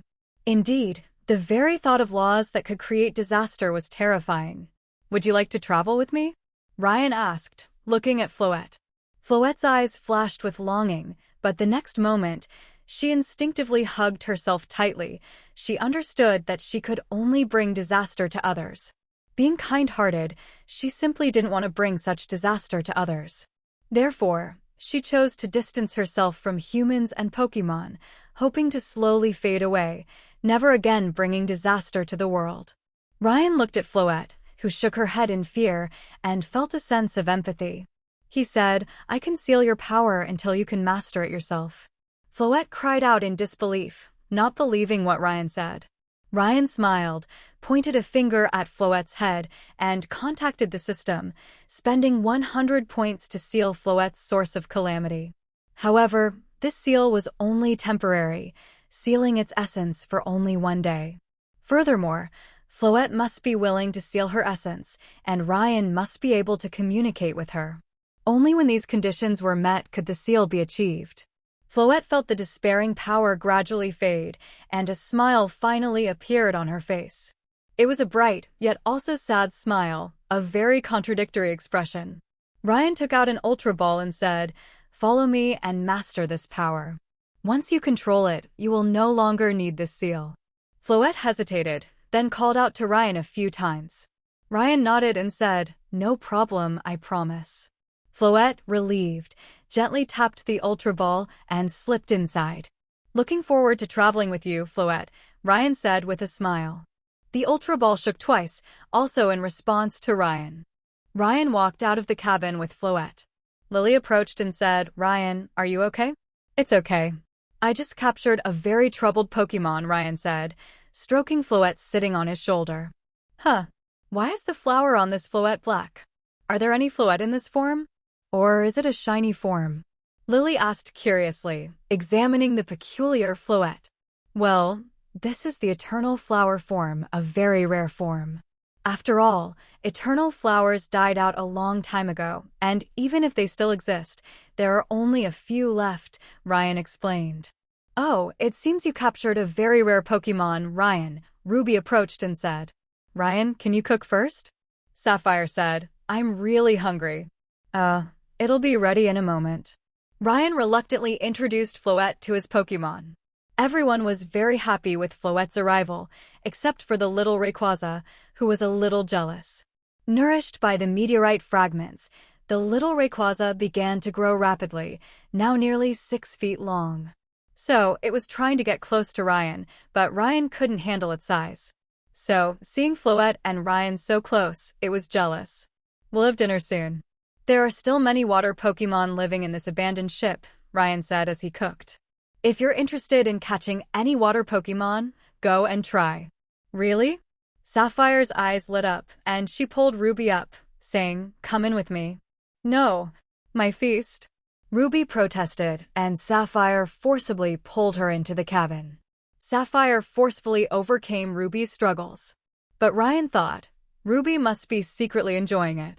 Watching the two disappear, Ryan shook his head and quickened his pace. After all, he was a little hungry. Meanwhile, Lily had also prepared Pokémon food, which was very popular with the Pokémon. After a while, Ryan finished preparing the meal, but Ruby and Sapphire still hadn't emerged. Lily said, somewhat worriedly, "Why don't we go check on them?" "I'm a little worried about them." "Okay, let's go check on them," Ryan said. Just as they were about to enter the cabin, Ruby and Sapphire emerged, their faces flushed and wet. Ruby had a noticeable slap mark on her cheek. Ryan and Lily exchanged a glance and said, "I feel like we missed something interesting." "Nothing," they said in unison. Ryan rubbed his chin, feeling as if they had grown closer. There must have been some hidden moment between them. Sapphire's attitude towards Ruby had also improved, no longer resorting to violence like before. "Let's change your clothes first," Lily said. "We'll have dinner later." "Did you capture any Pokémon?" "Yeah, I captured a Chinchou and Sapphire caught a Carvania," Ruby said. After saying that, Ruby hurried to change. Ryan smiled. It seems their relationship has taken a step forward. "You're so observant." Lily rolled her eyes at Ryan, taking a sweet berry from her salad and popping it into his mouth. "Did you notice the sky?" Ryan asked, chewing on the berry. "What's wrong?" Lily looked up at the sky and said, "Yeah, it's beautiful." "Not as beautiful as you," Ryan said, looking into Lily's eyes. Lily blushed and playfully slapped Ryan in annoyance. Ruby and Sapphire came out, looking exasperated. Sapphire said, "By the way, can you guys keep your displays of affection to a minimum?" "Right?" Ruby said, in complete agreement. Ryan smiled. "Let's eat first." The four of them ate and rested for a while, then Wylord, carrying them, continued their journey towards Slateport City. A day later, Ryan and his companions finally sighted the coast of Slateport City. After their seafaring journey, Ryan and his companions arrived at the Pokémon Center, somewhat exhausted, and handed their Pokémon over to Nurse Joy for healing. Of course, Rayquaza and Floette wouldn't be healed at the Pokémon Center, as it was still directly connected to the League. While there weren't many rooms available, many Pokémon coordinators were present due to the Pokémon contest. After inquiring with Nurse Joy, Ryan and his companions learned that Wallace would be participating in the Pokémon contest. Ruby said helplessly, "Why is Master Wallace joining?" "It's over. There's no hope of getting the contest ribbon now." "Don't be so discouraged," Ryan patted Ruby on the shoulder. Look at these coordinators. Which one of them is afraid of Wallace? Even if they lose, being able to compete against him, or even just watching him perform, is a huge learning opportunity. Ruby looked around at the eager coordinators. There wasn't a trace of discouragement in their eyes. They were filled with excitement at the prospect of facing the champion. Ruby, lost in thought, said, "Ryan, I've decided. I'll use Feebah for this contest. Do you need my help?" Ryan said, "I can help evolve Feebah into Milotic." "No, I have prism scales too," Ruby said seriously. "But Feebah can evolve into Milotic by maximizing its beauty condition. Didn't you and Lily's Feebah evolve into Milotic through trade with prism scales?" Ryan nodded. He had consulted the system on this point. While evolving into Milotic easily through prism scales, the difference in power compared to evolving into Milotic through maximum beauty would be significant. Therefore, Ryan also suggested to Lily that she cultivate Feebah's beauty condition. Lily herself felt that if she could evolve an ugly Feebah into a beautiful Milotic through beauty, it would be a testament to her status as a breeder. "Since you've thought this through, I won't interfere. Good luck at the Pokémon contest," Ryan said, patting Ruby on the shoulder. "Yes, I understand," Ruby said. "By the way, where are Sapphire and Lily?" "They went to buy swimsuits," Ryan said. "Due to Wallace's arrival, the contest has been postponed by a month. We have no choice but to find a place to stay and wait.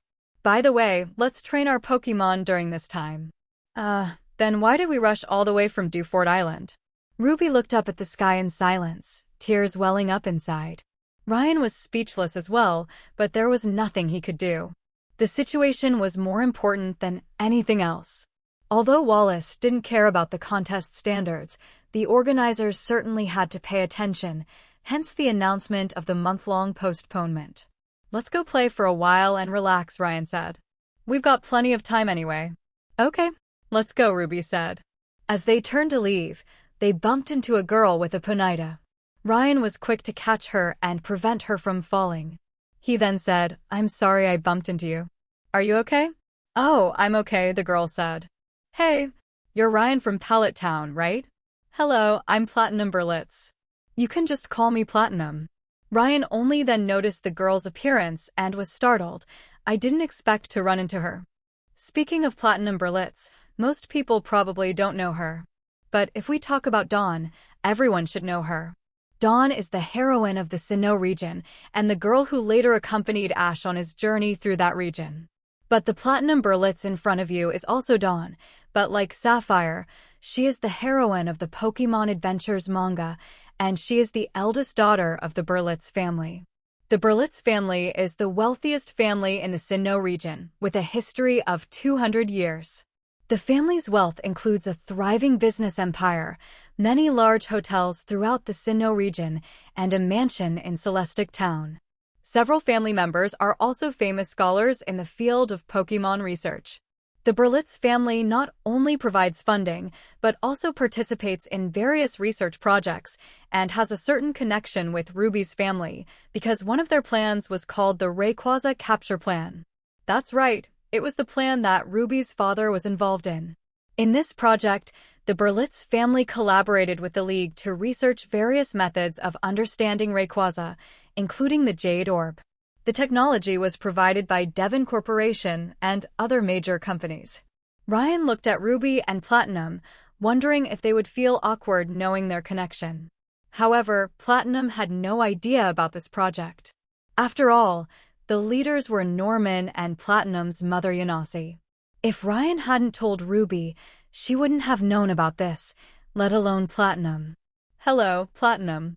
You should be from Sinnoh, right? Why are you in Hoenn?" Ryan said. "Well, I'll be 10 in a few days, and although my starter Pokémon has already been chosen, I'd still like to visit your breeding center to see if I can find a compatible partner," Platinum said. "Plus, our family has a tradition of young members ascending Mount Coronet to collect minerals for the family crest, so I'm hoping for a stronger partner. I learned about your breeding center from my father, so I'm planning to visit. As for being here, I heard Wallace was participating in the Pokémon contest, so I came to watch." Ryan nodded, understanding Platinum's explanation.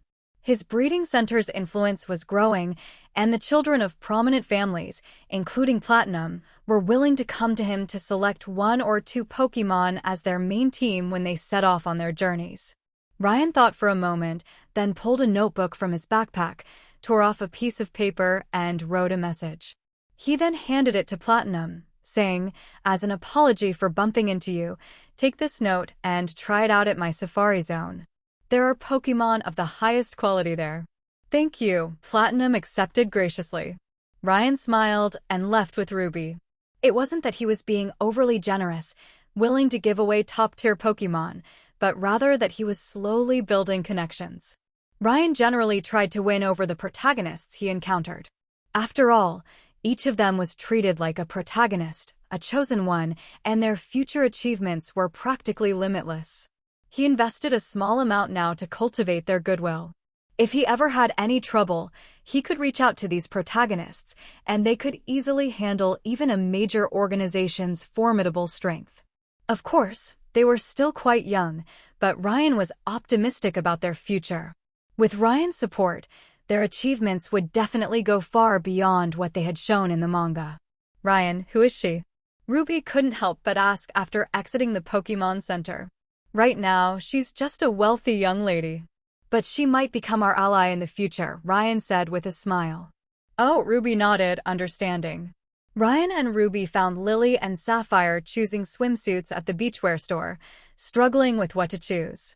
Seeing Ryan and Ruby approaching, they instinctively hid the swimsuits in their hands behind their backs. Ryan kept his thoughts to himself. They're still young girls, nothing developed yet. What's there to be embarrassed about? Ryan could only think this. If he actually said it, he probably wouldn't be able to leave the store alive. He helped Lily choose a pure white two-piece swimsuit, and for himself, he just picked out swim trunks and a rash guard. After buying the swimsuits, the group went to the beach for a while. Ruby was then dragged away by Sapphire to train, and Lily met an elderly man who was skilled in making poke blocks and went to ask him for advice. Ryan could only find a beach chair, open the umbrella, and doze off peacefully. Just as he was dozing off, Ryan felt a soft body leaning against him, and a kiss was placed on his forehead. Ryan was startled when a familiar voice rang out, "We meet again, innocent boy." He instantly broke out in a cold sweat and opened his eyes, only to be greeted by Courtney's familiar face. Seeing her attire nearly made Ryan's nose bleed. Her fiery red bikini exposed Courtney's voluptuous figure. Accustomed to Lily's petite frame, seeing something so curvaceous made Ryan's blood pressure spike. But a sense of wariness washed over him, and Ryan said unhappily, "You from Team Magma are showing up so openly. Aren't you going to get caught?" "Haha, I usually never show my face during missions," Courtney said. "Only you and that other boy have seen my face during missions. So, you want to silence me?" Ryan stretched. "Haha, I want to join you," Courtney said, "or rather, join the organization you're planning to start. How about that? I can be very useful." Ryan's eyes turned cold. He now felt threatened by this woman. She was too perceptive. "Oh, how did you figure that out?" Now that he had been exposed, Ryan wouldn't hide anything. After all, she was just an admin of a villain organization, and he was the champion candidate favored by the League. Ryan was not at a disadvantage at all. "Woman's intuition," Courtney said, "though I know you won't believe that." "Obviously not." Ryan rolled his eyes at her. "I told you before, you're very special," Courtney smiled. "I can see that you won't be content with the status quo. And I've gathered some information about you. After analyzing it, I can roughly guess what you're planning. So, I'm very curious about what kind of strength you have to challenge the establishment." Ryan remained silent. This woman was truly formidable, her analytical skills so sharp that if the information hadn't been incomplete, she would have been able to deduce Ryan's intentions perfectly. "Let me guess. Could the one backing you be what our Team Magma is pursuing?" Courtney asked. "If that's the case, I'd be very interested." "You're very clever," Ryan said. "I'm not sure if it will succeed, but there's a chance." With that, he casually raised his right hand to the sky and then lowered it. Courtney, thoughtful, smiled. "Then I think there's potential, but it requires certain conditions." "I have what's needed," Ryan said. Then let me meet my new boss properly, Courtney smiled. Wait. How can I trust you won't betray me? Ryan frowned. That depends on your performance, Courtney said. No matter what I say, it's just words. Only if you can demonstrate absolute strength, making it impossible for me to resist, will I remain loyal to you. With that, Courtney stood up and left. Ryan looked at her back, shook his head and said, "What a shrewd woman." Combustion, flame charge. Sapphire called out. Grovile, use leaf blade, Ryan said. Facing the charging Combustion, Grovile's blades instantly glowed green and extended, like two scimitars. Grovile didn't attack aggressively, merely wielding its leaf blades to parry the strikes, essentially sparring with Sapphire's Combustion. After a brief clash, Combustion, exhausted, sat on the ground, panting heavily. Looking at Grovile, which still had energy left, Sapphire said helplessly, "What a huge gap." Combustion tried so hard, but it's still difficult to match Grovile. Ryan smiled and was about to say something when Grovile radiated with light. When the light faded, a Sceptile stood on the field. "Oh, it evolved already?" Ryan asked, pulling a wristband from his backpack and handing it to Sceptile. Embedded in it was Septilite. Ryan hadn't had much to spend his resources on lately, so he'd used his savings to buy Mega Stones for his Pokémon. Of course, he didn't dare buy them all at once, he had to be strategic about it. Helping his Pokémon master their abilities would be another significant expense, so for now, he could only save as much as he could. Sceptile put the wristband on its wrist and walked to the side to get accustomed to its new body. Ryan then said, "Sapphire, your current battle style is a bit similar to my friend Ash, very aggressive, relying heavily on instinct. You could ask Ruby for some tips from Pokémon contests. I mainly use a speed-based attack style, which might not be right for you. You're definitely lacking some technical skills right now, so ask Ruby about them." "Oh, I see," Sapphire said thoughtfully. "Of course, you can learn from all kinds of battle styles. But you have to find a path that suits you, not just blindly imitate others. Your style isn't set yet, so you can develop it," Ryan said. "Yes, I understand," Sapphire said. Clap, clap, clap. A round of applause echoed, followed by a gentle voice. "Excellent analysis." As expected of Ryan, who has reached Elite 4 level at just 15. Ryan and Sapphire turned to look. A man in an elegant white cape, clapping and smiling at them from the cliffside, was standing there. Surprised, Ryan asked, "Wallace, why are you in Slateport City so early?" "I heard my student is also participating in this Pokémon contest, and since I have some time off, I decided to come see them early," Wallace said. "And I'm also very interested in you. Steven also told me you're a very talented trainer, and you'll definitely reach champion level within 3 years. I thought he was exaggerating, but seeing you, I think he was being conservative." With an elegant leap, Wallace jumped from the 20-foot cliff, landing effortlessly without any discomfort. Ryan was stunned. He hadn't expected Wallace's physical prowess. Wallace walked over, looked at Ryan, then at Sapphire, and said, "You must be the Sapphire that Ruby keeps mentioning, right?" "Hello, I'm Wallace." "Hello," Sapphire said confidently. She was quite bold and open-minded, fearless. "How about a sparring match? Let Sapphire see a high-level battle." "It's the most direct form of instruction," Wallace said. Ryan smiled, thinking, it seems Ruby is really concerned about Sapphire's development, asking the champion to teach her. However, this was also a good learning opportunity for Ryan, so of course he wouldn't refuse and agreed to the sparring match. Ryan and Sapphire's training spot was a very remote location. After 2 weeks of training, there were almost no people coming. Here, there was no need to worry about Wallace being discovered and surrounded by fans. "Take the stage, Clampearl." Wallace sent out his Clampearl. Ryan smiled and said, "Do we need to be so serious?" "Go, Sceptile." Sceptile approached, looking warily at the small Clampearl. Yet, Sceptile sensed a deep threat from it. Sceptile was not mistaken. Clampearl was a Pokémon that had challenged the Hoenn League alongside Wallace in the past and had been instrumental in helping Wallace win the title of champion. While no longer considered Wallace's main team, its power was certainly not to be underestimated. "Then, let's try Mega Evolution, Sceptile." Ryan said. Sceptile nodded. Ryan pressed the keystone on his wrist, and Sceptile instantly completed Mega Evolution. Mega Sceptile appeared. Low kick. Ryan went all out. Mega Sceptile instantly charged forward at high speed, gliding towards Clamperl, its tail blade erected, ready to deliver a decisive blow. That's a bit too hasty. Clamperl, cool it down with Whirlpool, Wallace said with a smile. Clamperl cried out, and a massive whirlpool formed on the beach.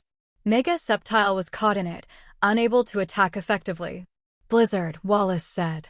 Clamperl instantly unleashed a blizzard, and the massive whirlpool instantly froze into an ice sculpture, which then shattered into pieces, inflicting immense damage to Mega Sceptile.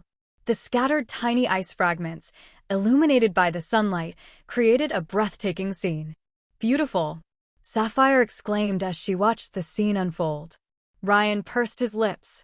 Wallace's battle style was a blend of competitive battling and contest performance, resulting in stunning combat displays. Mega Sceptile recovered instantly through photosynthesis, but Wallace would not let Mega Sceptile recover freely. He directly had Clamperl use Surf from the sea towards Mega Sceptile. Ryan laughed, checkmate. What? Wallace said, stunned, but then a thought struck him, and he shouted, Clamperl, stop. But the waves had already crashed over Mega Sceptile. The next second, Mega Sceptile vanished. It was a substitute, and countless vines instantly sprouted from the beach through Frenzy Plant, tightly binding Clamperl. Mega Sceptile burst through the sand, leaping high into the air. Then, with both hands together, a massive energy ball struck the immobilized Clamperl, instantly knocking it out.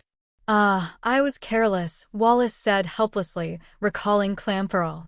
Ryan smiled, and Sceptile returned to its normal form. The trainer and Pokémon high-fived in celebration. Sceptile had become familiar with its evolved body after the battle. Sapphire, watching the match end, also felt inspired. In the distance, Ruby ran towards Ryan and the others and said, "Oh no. The Oceanic Museum has been attacked by Team Magma. Ryan, Master, let's go check it out. Lily is still inside. Return, everyone. Metagross, let's go." Ryan was alarmed when he heard this, jumped on Metagross, and immediately flew towards the Oceanic Museum.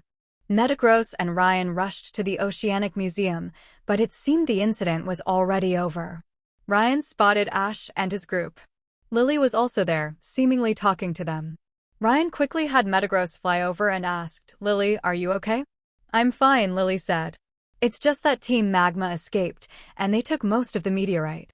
"Yeah, Team Magma is really despicable," Serena said bitterly. "It's okay. There's still some meteorite left, so we can continue our research," Director Kusunoki said, picking up a small piece of meteorite from the ground. "Did they only take that meteorite?" Ryan asked, frowning. "There were also some very strange bluestone tablets, but we haven't discovered anything significant about them yet. Let them take those." "It's not a big loss," said Director Kusunoki. "The most important thing is that meteorite. I hope Officer Jenny can recover it." "Bluestone tablets?" Ryan muttered, glancing at Lily beside him. Lily shrugged, indicating that she hadn't seen anything either. Ryan was just about to contact Courtney to see if the tablets were actually splash plate fragments, but then his phone buzzed with a message. Ryan opened it and saw it was from Courtney. "Dear future boss, the blue tablets have been placed in your hotel room. It's my token of loyalty. As for why I know you need them, guess? Here's a hint. The Team Aqua you encountered last time." Ryan smiled. This woman was clever and very good at reading situations, but he was also wary of her. A woman too smart might sell you out while making you thank her for it. Officer Jenny was like a cop in a movie. Once the incident was over, she appeared. After taking statements, she promised to help Director Kusunoki retrieve the meteorite.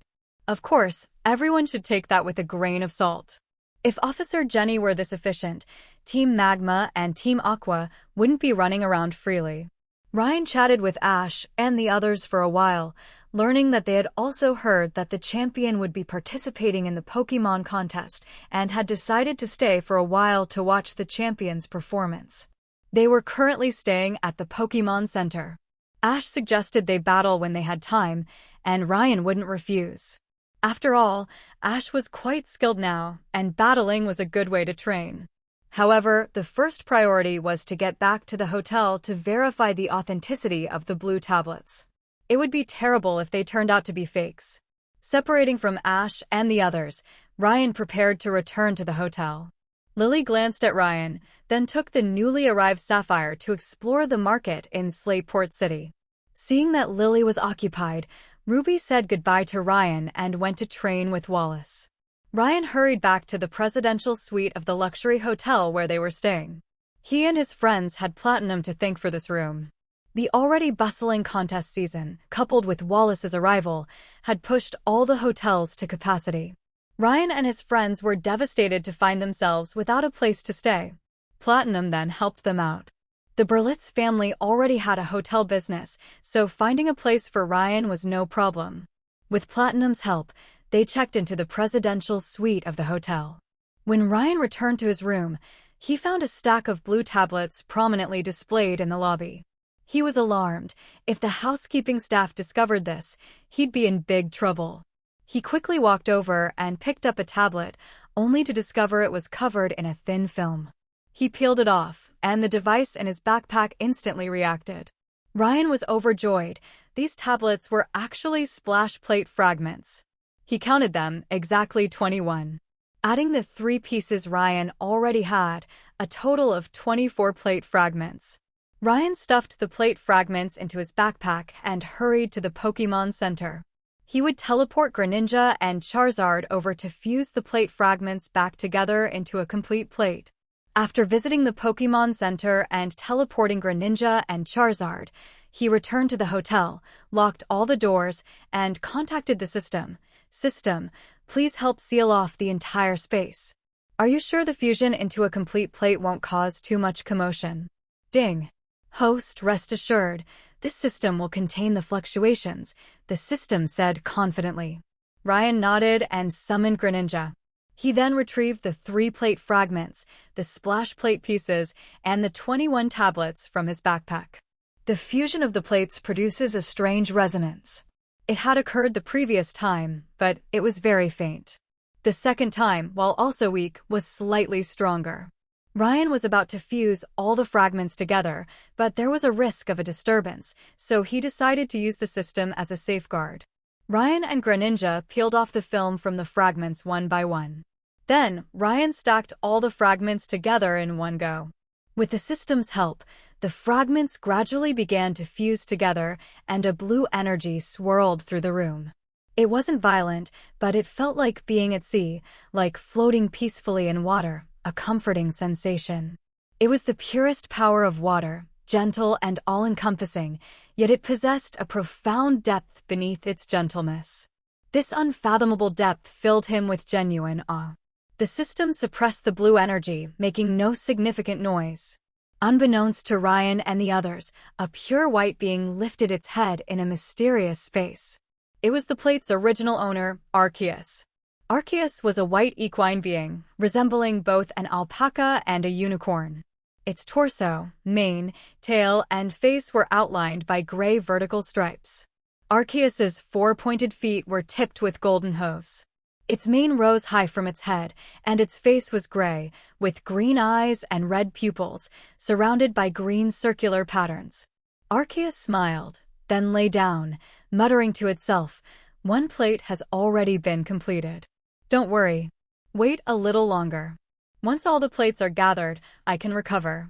Ryan was completely unaware of this situation. He was staring in astonishment at the properties of the plate. Splash Plate, complete the power of the Pokémon's water-type moves, is increased by 500%. This item contains the most fundamental water power in the world. Highly gifted Pokémon can comprehend this fundamental power and have a high probability of mastering their origin. When all the plates are gathered by Arceus, creation and destruction are at its command. Seeing this, Ryan couldn't help but shudder. Arceus truly was the creator. Although it's often portrayed as vulnerable in the games, in reality, few would dare to challenge Arceus when it possesses all the plates. Ding! Complete the side quest, find Arceus's plate fragments. Reward: 1 Origin Enlightenment. with a 10% chance of allowing a Pokémon to master its origin. Ryan smiled. What he'd been searching for had finally arrived. Ryan handed the splash plate to Greninja. Greninja shuddered and immediately entered a state of deep meditation. It sat cross-legged, quietly comprehending its own origin. The reward for the origin enlightenment was a strange orb of light. After Ryan confirmed receipt, an orb radiating various colors appeared in his hand. He released Charizard and handed it to Charizard. Charizard carefully took the orb of light. As if sensing something, the orb instantly transformed into a red orb of light, like a blazing flame. Charizard carefully held the orb against its chest. The light gradually merged into Charizard's body, and Charizard's entire body emanated a red glow. Charizard, lying on the floor as if in deep sleep, began its comprehension. Ryan also sat down on the sofa, released Celebi and Blaziken, and held Celebi, quietly waiting for their comprehension to complete. Time passed, and after an unknown amount of time, Lily and Sapphire opened the door and walked in. Lily saw Charizard and Greninja and asked curiously, "Ryan, why did you teleport Charizard and Greninja here?" "Huh? These are Ryan's Charizard and Greninja," Sapphire said curiously. "They look so powerful." "Shoo. They're at a critical moment of their breakthrough. Let's wait until they wake up." Ryan gestured for silence. "You can release your water and fire Pokémon to observe. They'll learn something." The two nodded and put their shopping away. Lily released her Feeba, and Sapphire released her Combuskin and Carvania. Lily said to Ryan, "I'll go prepare some Pokeblocks. They'll definitely be hungry when they wake up." Ryan nodded, agreeing with Lily. Sapphire also sat on the sofa, holding Carvania and Lily's Feeba, and observed Charizard and Greninja intently. Combuskin walked over to Blaziken and sat down, carefully observing and absorbing Charizard's state. After a while, Lily brought out the finished Pokeblocks, and Charizard opened its eyes. A burst of flames instantly ignited around it. Charizard took a deep breath, and the flames were instantly absorbed back. Its piercing eyes seemed to burn with inner fire. "Did it work?" Ryan asked with a smile. Charizard nodded. It had finally grasped the true nature of combustion, and its flames were greatly enhanced. Now its flames could burn anything, even the water that normally resisted it. Greninja, as if inspired by Charizard's awakening, opened its eyes and moved its hands through the air. Water streams appeared out of thin air, forming two water blades. Greninja swung its two blades twice in the air, then called out to Ryan with satisfaction. Then the two water blades dissipated, leaving Greninja standing there like a sharpened blade, its presence so keen that even Charizard couldn't help but take notice. Ryan rubbed his chin and smiled. "I didn't expect you'd comprehend that." "It suits you perfectly." Greninja had comprehended the sharpness of water. Perhaps influenced by the modified techniques Ryan had taught it, Greninja's origin power was also leaning in this direction. If you were to ask what the sharpest blade in the world is, it would undoubtedly be water. A water blade is essentially created using high pressure to rapidly project water through a concentrated point to create a cutting edge. Honestly, the concept differs from a traditional blade. Ryan wondered how Greninja had the insight to combine the two concepts, truly comprehending the sharpness of water. "Thank you for your hard work," Lily said, bringing over 2 bowls of Pokeblocks. Recently, Lily's Pokeblock crafting had gotten better and better with the guidance of the Master Crafter. Charizard and Greninja caught the scent and immediately devoured the Pokeblocks with eager appetites. "Well, the next step is to master the use of origin power," Ryan said. "In the next period of time, Wallace will be here, so we can train with him." Sapphire was confused and pulled Lily aside, saying, "What is Ryan talking about? What origin power?" Lily looked at Ryan and Ryan nodded. Then Lily explained to Sapphire, "Origin power is the power possessed by every legendary Pokémon. Only by mastering origin power can Pokémon truly enter the realm of legendary status." "What?" Sapphire exclaimed in surprise. "So Ryan's Charizard and Greninja have become legendary Pokémon?" "No, comprehending the origin is only the first step toward becoming a legendary. Ryan calls this stage quasi-legendary. Only when you truly master origin power can you be called a legendary. Ryan divides legendary Pokémon into major legendaries, sub-legendaries, and minor legendaries according to their mastery of origin power. Only by mastering origin power and applying it skillfully can you distinguish the strength of legendary Pokémon. Lily explained. So that's how it is, Sapphire nodded and said, Ryan, you know a lot. Just now, you let Combusken and Carvania watch Charizard and Greninja realize their origin. This means they could eventually attain higher combat power, preparing for their future origin realization, right? That's pretty much it, Ryan said. Afterward, Ryan called Liza and told her that Charizard had realized its origin, so they wouldn't be going to Cherasific Valley. Liza expressed her understanding and congratulated Charizard on this achievement. After hanging up, Ryan pondered whether he should invest in technology research to develop holographic projection technology as soon as possible. Using a phone to communicate always felt a bit limited. Instant messengers and holographic communicators would appear in the Pokémon world eventually, but that was a long way off. Ryan considered developing a holographic communicator directly to replace outdated phones. Ryan made his decision.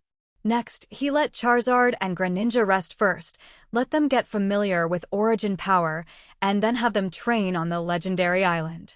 Charizard missed Ryan and insisted on traveling with him for a while before returning. Ryan thought about it and agreed. After all, Charizard had been training alone in Cherasific Valley. Besides, Ryan had already unlocked 20 Pokémon slots, so one more wouldn't hurt.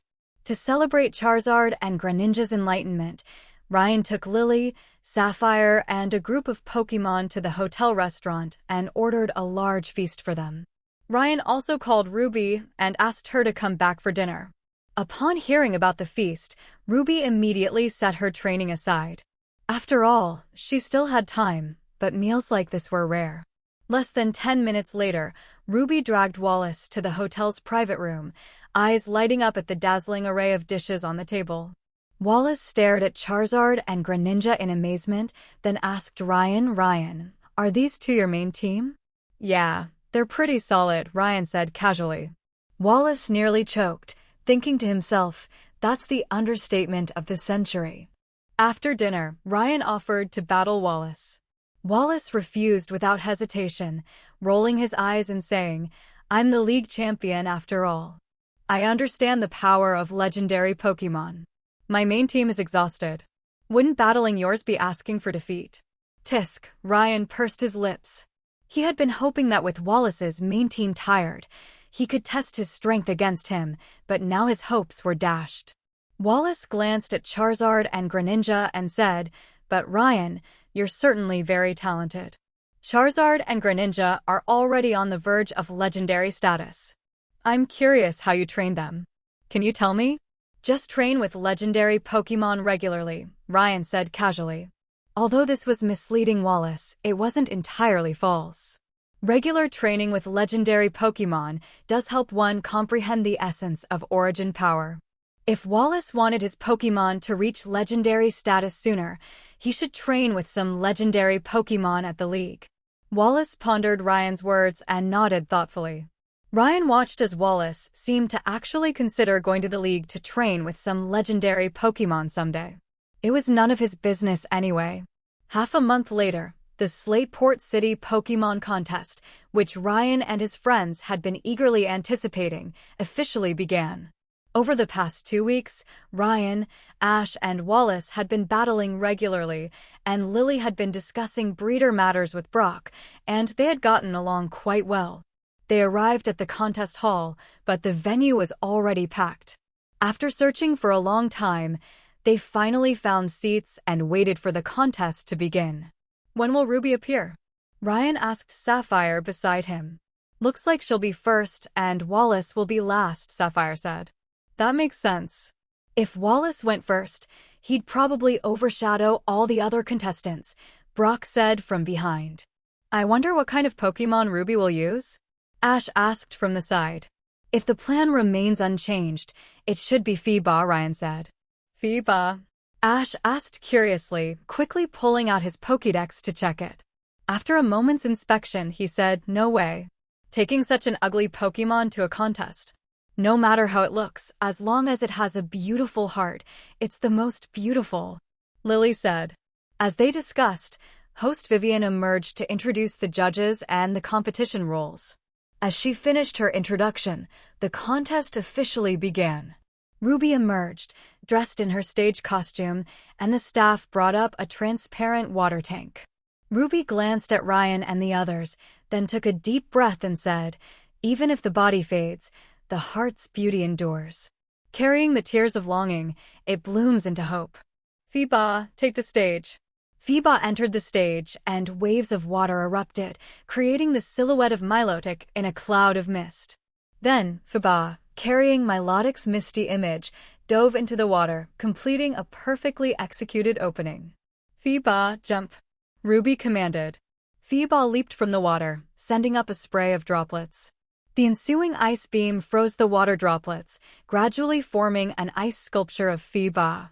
Phoeba, wearing a crown of ice, landed on the ice sculpture and struck it with Iron Tail, shattering it. A lifelike ice sculpture of Milotic appeared before everyone's eyes. White mist slowly emanated from Phoebe's mouth, giving the Milotic sculpture an air of mystery. So that's the concept. From beginning to end, the emphasis was on the beauty of evolution, and the combination of moves was beautiful, showcasing both Phoebe's beauty and its strength. "A high score is guaranteed," Ryan said, stroking his chin. He also appreciated Wallace's excellent coaching. After all, Wallace's signature Milotic was once a Phoeba, so coaching Ruby's Phoeba was certainly effortless for him. "Now, let's see how the first contestant, Ruby from Little Root Town, scores," Vivian said. The three judges each gave their scores, each with a perfect score of 10 for a total of 30. "Oh, a perfect score right from the start," Vivian exclaimed in surprise. Following the judges' explanations, Ruby's Phoeba truly deserved the high score. Next came the performances of the other Pokémon coordinators, but there weren't any standout performances, with the highest score being around 29.5, until finally, Wallace took the stage. Wallace sent out his love disc, offering the audience a beautiful spectacle. Ryan watched the love disc perform and couldn't help but admit that Wallace's performance truly was exceptional. Ruby and Wallace were still far apart in skill. If Wallace had gone first, it's likely that none of the others would have scored highly. The love disc performance concluded, undoubtedly earning a perfect 30. Next came the rankings, and the top 8 coordinators would proceed to the second round, the battle stage. The computer assigned the matchups, with Ruby seeded first and Wallace seeded fourth. The two would potentially face off in the finals. The second round of the contest was timed, with each match lasting 5 minutes, depending on point reduction. For Ruby, the battles weren't a concern. She could usually defeat her opponent's Pokémon in a couple of minutes, never dragging it out. Wallace was in a similar situation, but to give the other coordinators a chance to shine, he always extended his matches to 3 or 4 minutes. The finals, just as Ryan and the others had predicted, pitted Ruby against Wallace. Time flows by, yet this bond remains strong. It charges forth like a tidal wave, its power surging to the heavens. "Go, Marshtomp." Ruby sent out Marshtomp. "Huh, did Ruby's Mudkip evolve?" Ryan asked in surprise. "Yes, it evolved a while ago," Sapphire said. "But she didn't mention it, so she wanted to give you a surprise." Ryan nodded, then looked at Wallace, who had sent out a Seaking. Type-wise, they were both water types, so there was no advantage either way. But the level gap was quite significant. Wallace was also very considerate of Ruby, extending the match until the 5-minute mark. There was no avoiding it. Whether it was move selection or timing, Ruby and Wallace were vastly different in skill. Still, it was an entertaining match for the audience. With the match over, Wallace accepted the contest ribbon as expected. "I'm heading back to the league now. What are your plans?" Wallace asked as the group met at the hotel entrance after the contest. "Master, we're going to Malville City next. Ryan and Sapphire are going to challenge the Malville Gym," Ruby said. "Malville City?" Wallace said. "There's an abandoned power plant on a small island near Malville City. There are many wild electric-type Pokémon there. If you need any, you can catch a few. If you're lucky, you might even encounter Zapdos. You're okay with that? Aren't you afraid I'll catch it? Ryan asked. I'm not one of those old-fashioned people in the league. Go ahead and catch it if you can, Wallace said. Okay, I'm leaving now. With that, he got into his car and drove off into the distance. Then, let's go too, Ryan said. Destination: Mauville City. Yeah, the other three exclaimed. The four of them smiled at each other and continued their journey.